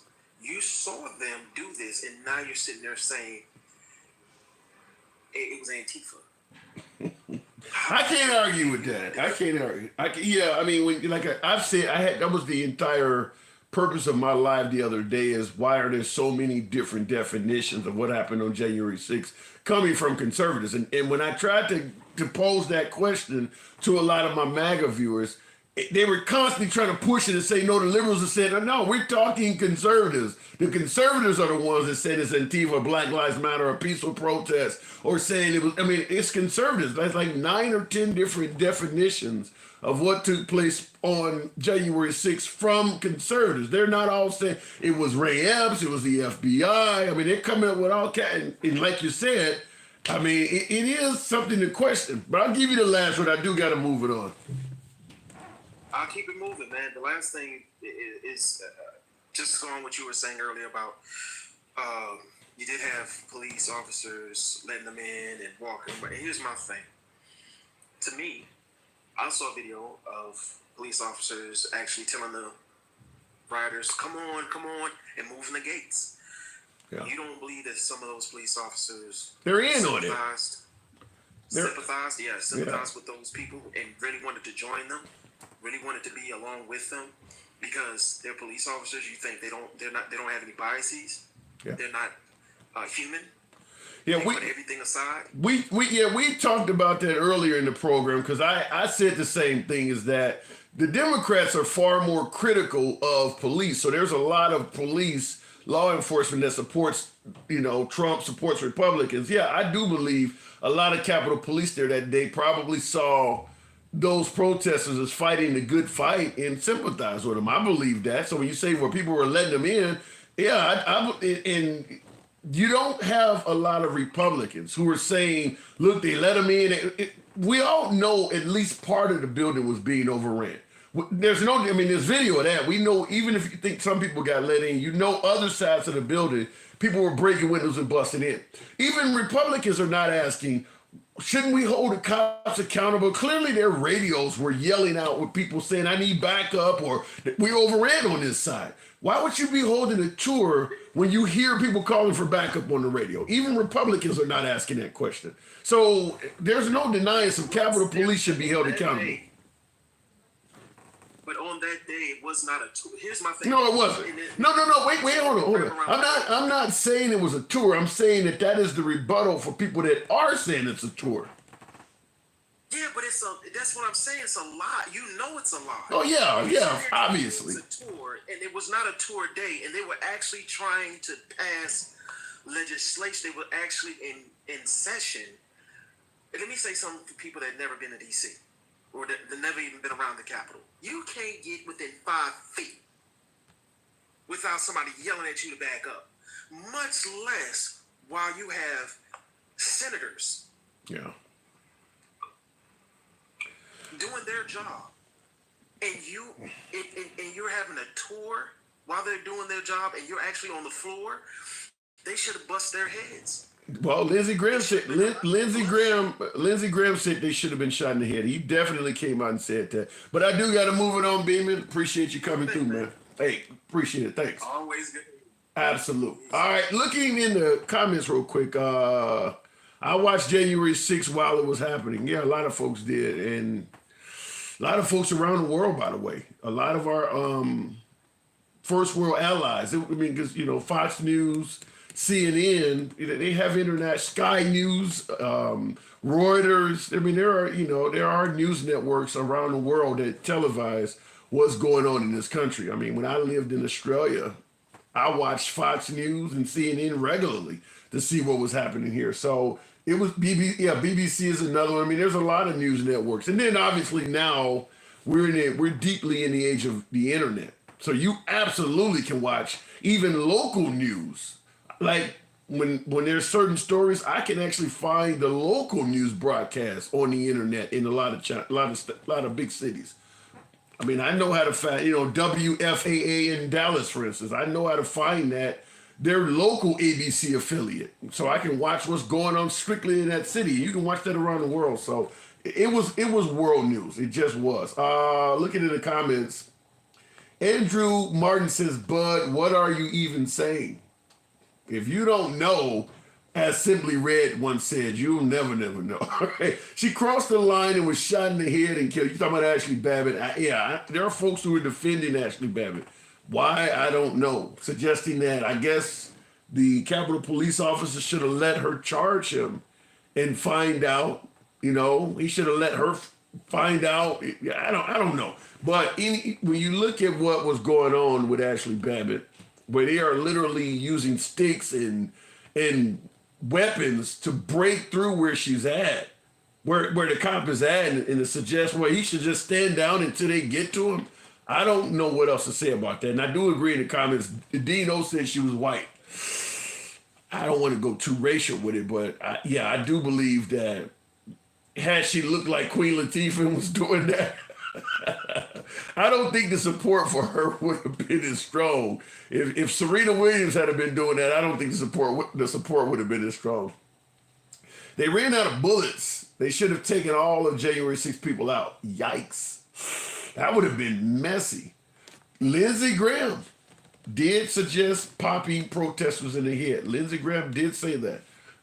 She was crawling through a window. Yeah. Please pray for my children and I. We are homeless and I haven't eaten in 2 days. Chosen One's Emporium. You're homeless. You and your children have not eaten in 2 days. And your name is Chosen One. What, he been chosen for starvation? Well, I don't get that. I mean, I don't know what to say. I don't know you, and you're in a different kind of forum. We're talking politics, but your name is chosen one, and you're in a forum talking about you haven't eaten in 2 days. I wouldn't worry about it. The food, I wouldn't worry about it. Food tastes the same. You guys are mean. I don't know about anyone else, but I would love to be able to pay my bills and could have some too. I don't quite get that. Ace, YouTube. Appreciate you coming through. Where are you? I don't see you, and I thought you were actually on. I would have brought you up. Well, we'll keep it going. JK, Tyreek. Good afternoon. JK, good afternoon. I've been up here before, but I've been trying to come up for a couple of weeks. But I would kind of change your name from the handsome liberal to the good-looking constitutionalist. Good-looking that's a long-ass name. All right, I can work with that. Give me your handsome man. I'll give you that. give me your reasoning. The good-looking constitutionalist. Elaborate. Why do you say that? Because I mean, you do follow what's in the Constitution. I mean, the 5 things the First Amendment are for. You know, Absolute. Freedom of speech, freedom of religion, petition, able to protest, and the print stuff. Okay, I like it. You're doing a good job. The 2A, I don't know what your stance is on that. I carry. I'm sure you like the 4th and 5th Amendment. You know, not the illegal search seizure, not to self-incriminate. And I know you're for the 13th Amendment, so you win. You win. I do support 2A. Not to the point of being outrageous, but I do. You know, I carry myself. But yeah, I don't think I should get my hands on anthrax or something like that. But I do carry. Let me ask you this. So January 6th is what we're talking about. What happened that day? Okay. All right, man. You are a reasonable, intellectual. Critical. There's got to be a butt coming. Nope. Okay. No buts. All right, we're doing good. All right, keep going. I was in a car wreck in 2010, ejected out of my car 7 feet, shattered my skull, breaking all my ribs, punctured both my lungs, dislocating my left arm, leaving me in a coma for 2 months. I had to learn how to walk, talk, eat, sleep, everything you do at birth. I've had 4 brain surgeries, 2 abdominal surgeries. I'm lacking 3.5 feet of my upper and lower intestine and my appendix, but nothing serious. But if you get 5,000 Americans, there's a butt coming in, sorry. But if you get 5,000 people in one area and they strongly are for somebody, do you not think at least 20 of those people are going to misconstrue and take out of context, fight like hell, instead of go down there and peacefully protest? They're going to go down there and show their ass, and there's about 2,000 other sheeple that are going to follow them in because they just want to be famous and be put on TV. So what you're saying is the violence on January 6th after Trump's insightful speech was predictable. But is he responsible for what happened? No, because you're always going to have 10,000 people. There's going to be 2,000 dipshits. How about the claim that it's illegal to yell fire in a crowded theater? Do you think it's wrong to incite folks stating something happened where to this day you can't prove it actually happened? I think he did say go down there, raise your voice and peacefully protest. He did say fight like hell, but he also did say, that's clipped out. That's, talking points. But JK, I don't disagree with you. You said go peacefully. My argument is he said he won the election by a landslide. There's no evidence to that. You're yelling fire in a crowded theater when there's no fire? Yes, that could be argued, but you're also got people that have their own agendas that are crazier than shithouse rats. I'm not defending January 6th at all. Those were dumbass peoples that should not have been going. What the? Yeah, but do you have this? But I guess what I'm trying to get out of you. Do you have no culpability for telling people democracy was taken from them and you have no evidence that it actually happened? He's saying he won by a landslide. Does he just get to be able to say that? He's just using the First Amendment to his point. You can say whatever you want. Now, it's dependent on whatever the people hear and how they interpret it. How do you interpret? Break into the Capitol. I don't think he saw it coming because he asked to have police but wait a back up minute. there, and Nancy Pelosi turned it down. But you said you're entitled to the First Amendment and it can be interpreted anyway. How do you interpret I won by a landslide and the Democrats have stole the election from me? How else do you interpret that? Me personally, I interpret it as I fucking lost and I got to make another excuse. And he should not be held accountable. If you interpreted it that way, that you're deliberately getting up here and lying to all these people, you don't think he should be held accountable at all for that? Yeah, he said it was taken from him, but he also said, "Go and peacefully process. You got to fight like protest your voice." But what are you? Go down there. But that's the We didn't say that. But that's the point I'm trying to make to you, JK. If it's a lie and you're sending them to the Capitol building to quote unquote peacefully protest, what are they protesting? A lie? In my opinion, yeah. And how is he not responsible for sending them to protest something that you admit didn't happen? Well, I mean, did he think that they were going to go break? I mean, I don't know what he was thinking. I mean, He was thinking I'm going to tell these. He was thinking I'm going to tell these people a lie. Well, I mean, shit, what else did in the 4 years he was president? What did he say? He said all kinds of crazy shit, man. Like, man, I've had 4 brain surgeries. I'm struggling to hang on here. I'm just giving my opinion to you the best way I can. You're doing good. You're doing fabulous. So at the end of the day, now that you admit he got up there and told a lie to literally tens of thousands of people, do you think he should be president again? Man, as a Republican, no. As an American, as a moral citizen, there are other Loving American, no, I do not think. Yeah, okay, because there are other I'm not saying vote for Biden. There are other Republican choices. Oh yeah, I would love him to bring up somebody else different the other day. And at the end of the day, brother, we're Americans. M-U-R-I-C-K, Americans. And I love you, brother. We both believe red. Thank you. And I heard these people talking to each other and talking down to each other. I mean, in the worst kind of, like, if they were standing in front of each other, there's no way somebody would be throwing hands. Yeah.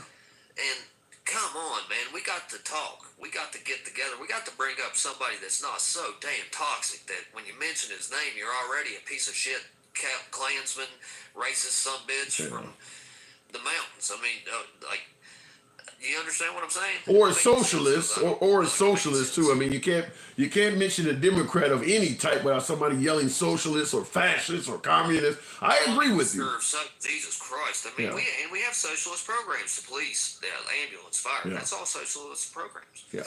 So at the end of the day, if you don't think Trump committed any issue with what happened on January 6th, you do believe he's at least at the very least qualified.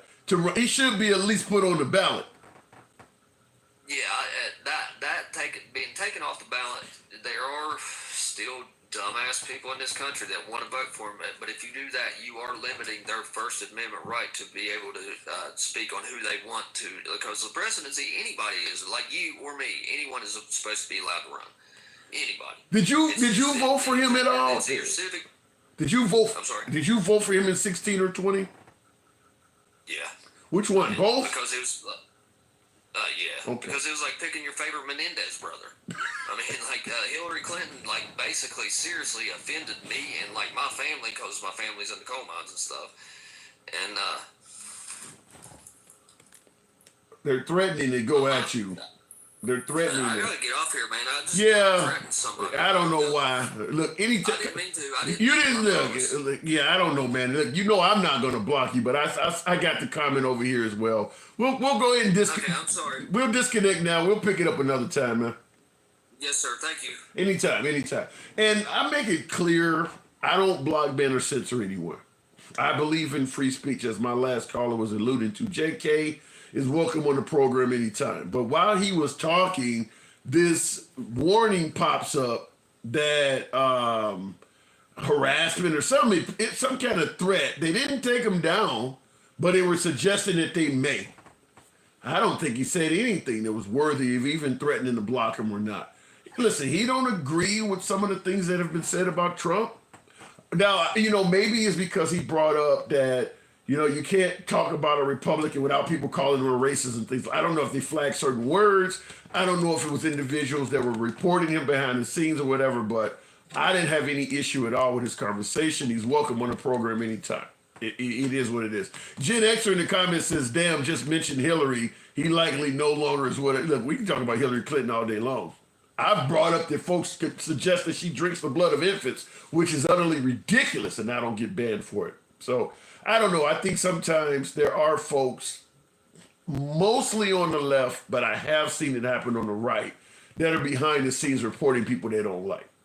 I do believe it happens more from folks on the left, but I have had some pretty far progressives get banned for things that I'm like, they had to be reported by somebody. That's the only, I mean, and I can look in the comments. I mean, there's a lot of people in the comments that are on the right that are saying insulting things, and vice versa. I see some comment, like I said, I don't ban anybody. So I don't even have a moderator for the program.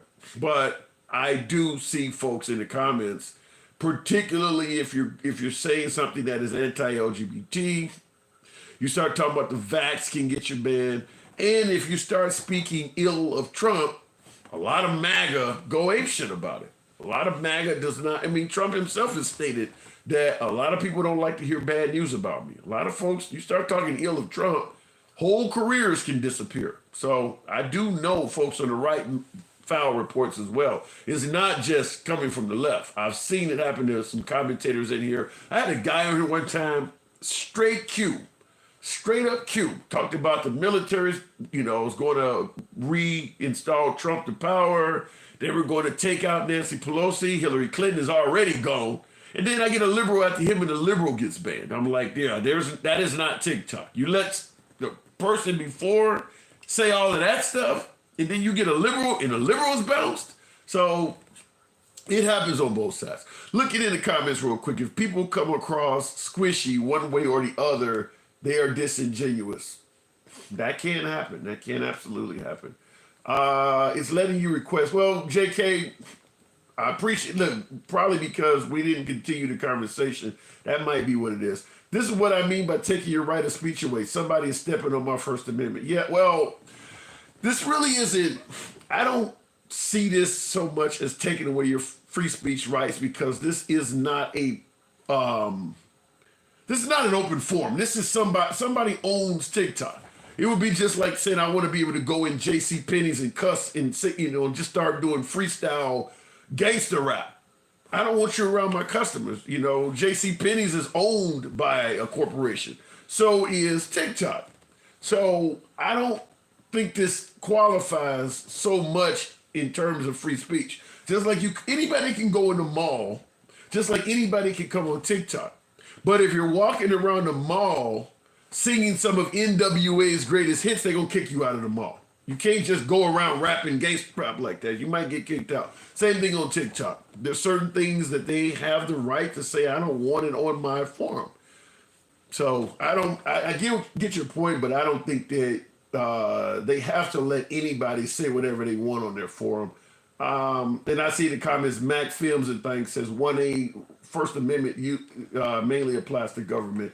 Or if you're in a public area, outside, for instance, if you're actually outside, but even then, there are some municipalities that can get you with disorderly conduct for cussing.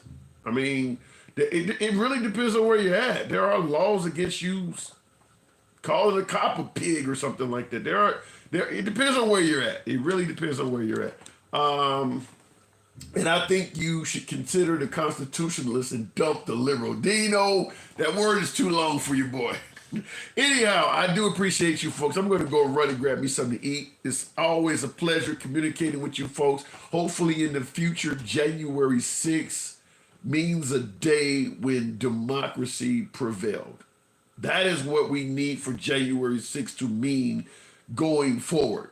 The day when democracy prevailed. We know what happened that day. Whether you think it was right or wrong, even folks on the right think that some people acted wrong. Even if you don't want to hold Trump accountable for it, that's fine. But we know on January 6th, a lot of wrongs took place. Maybe you think those wrongs are committed by the FBI or Ray Epps or Antifa or Black Lives Matter, whatever the case may be, you know wrongs were committed. Democracy held its ground that day. Ashley Babbitt didn't see the end of it, but democracy held its ground that day. And that's what I think it should mean. It's your boy Tim, the handsome liberal. Follow the program if you like civilized dialogue from both sides of the aisle. Until then, I'll see you guys later. And for you folks that are on YouTube that's been rolling with your boy for this extended Saturday live, I didn't see a lot of comments coming on YouTube because viewers, so I just want to look at yeah, there hasn't been a comment on YouTube for a minute. I already forgot about it till you mentioned it. I was looking on here. Ace actually came over from YouTube. Ace, I looked for you in the comments on YouTube. I was going to bring you up live. I actually saw Ace in the comments on TikTok saying, it's me from YouTube. I tried to bring you up, but you were gone. Anyway, we'll go ahead and cancel the live. I'll catch you guys later.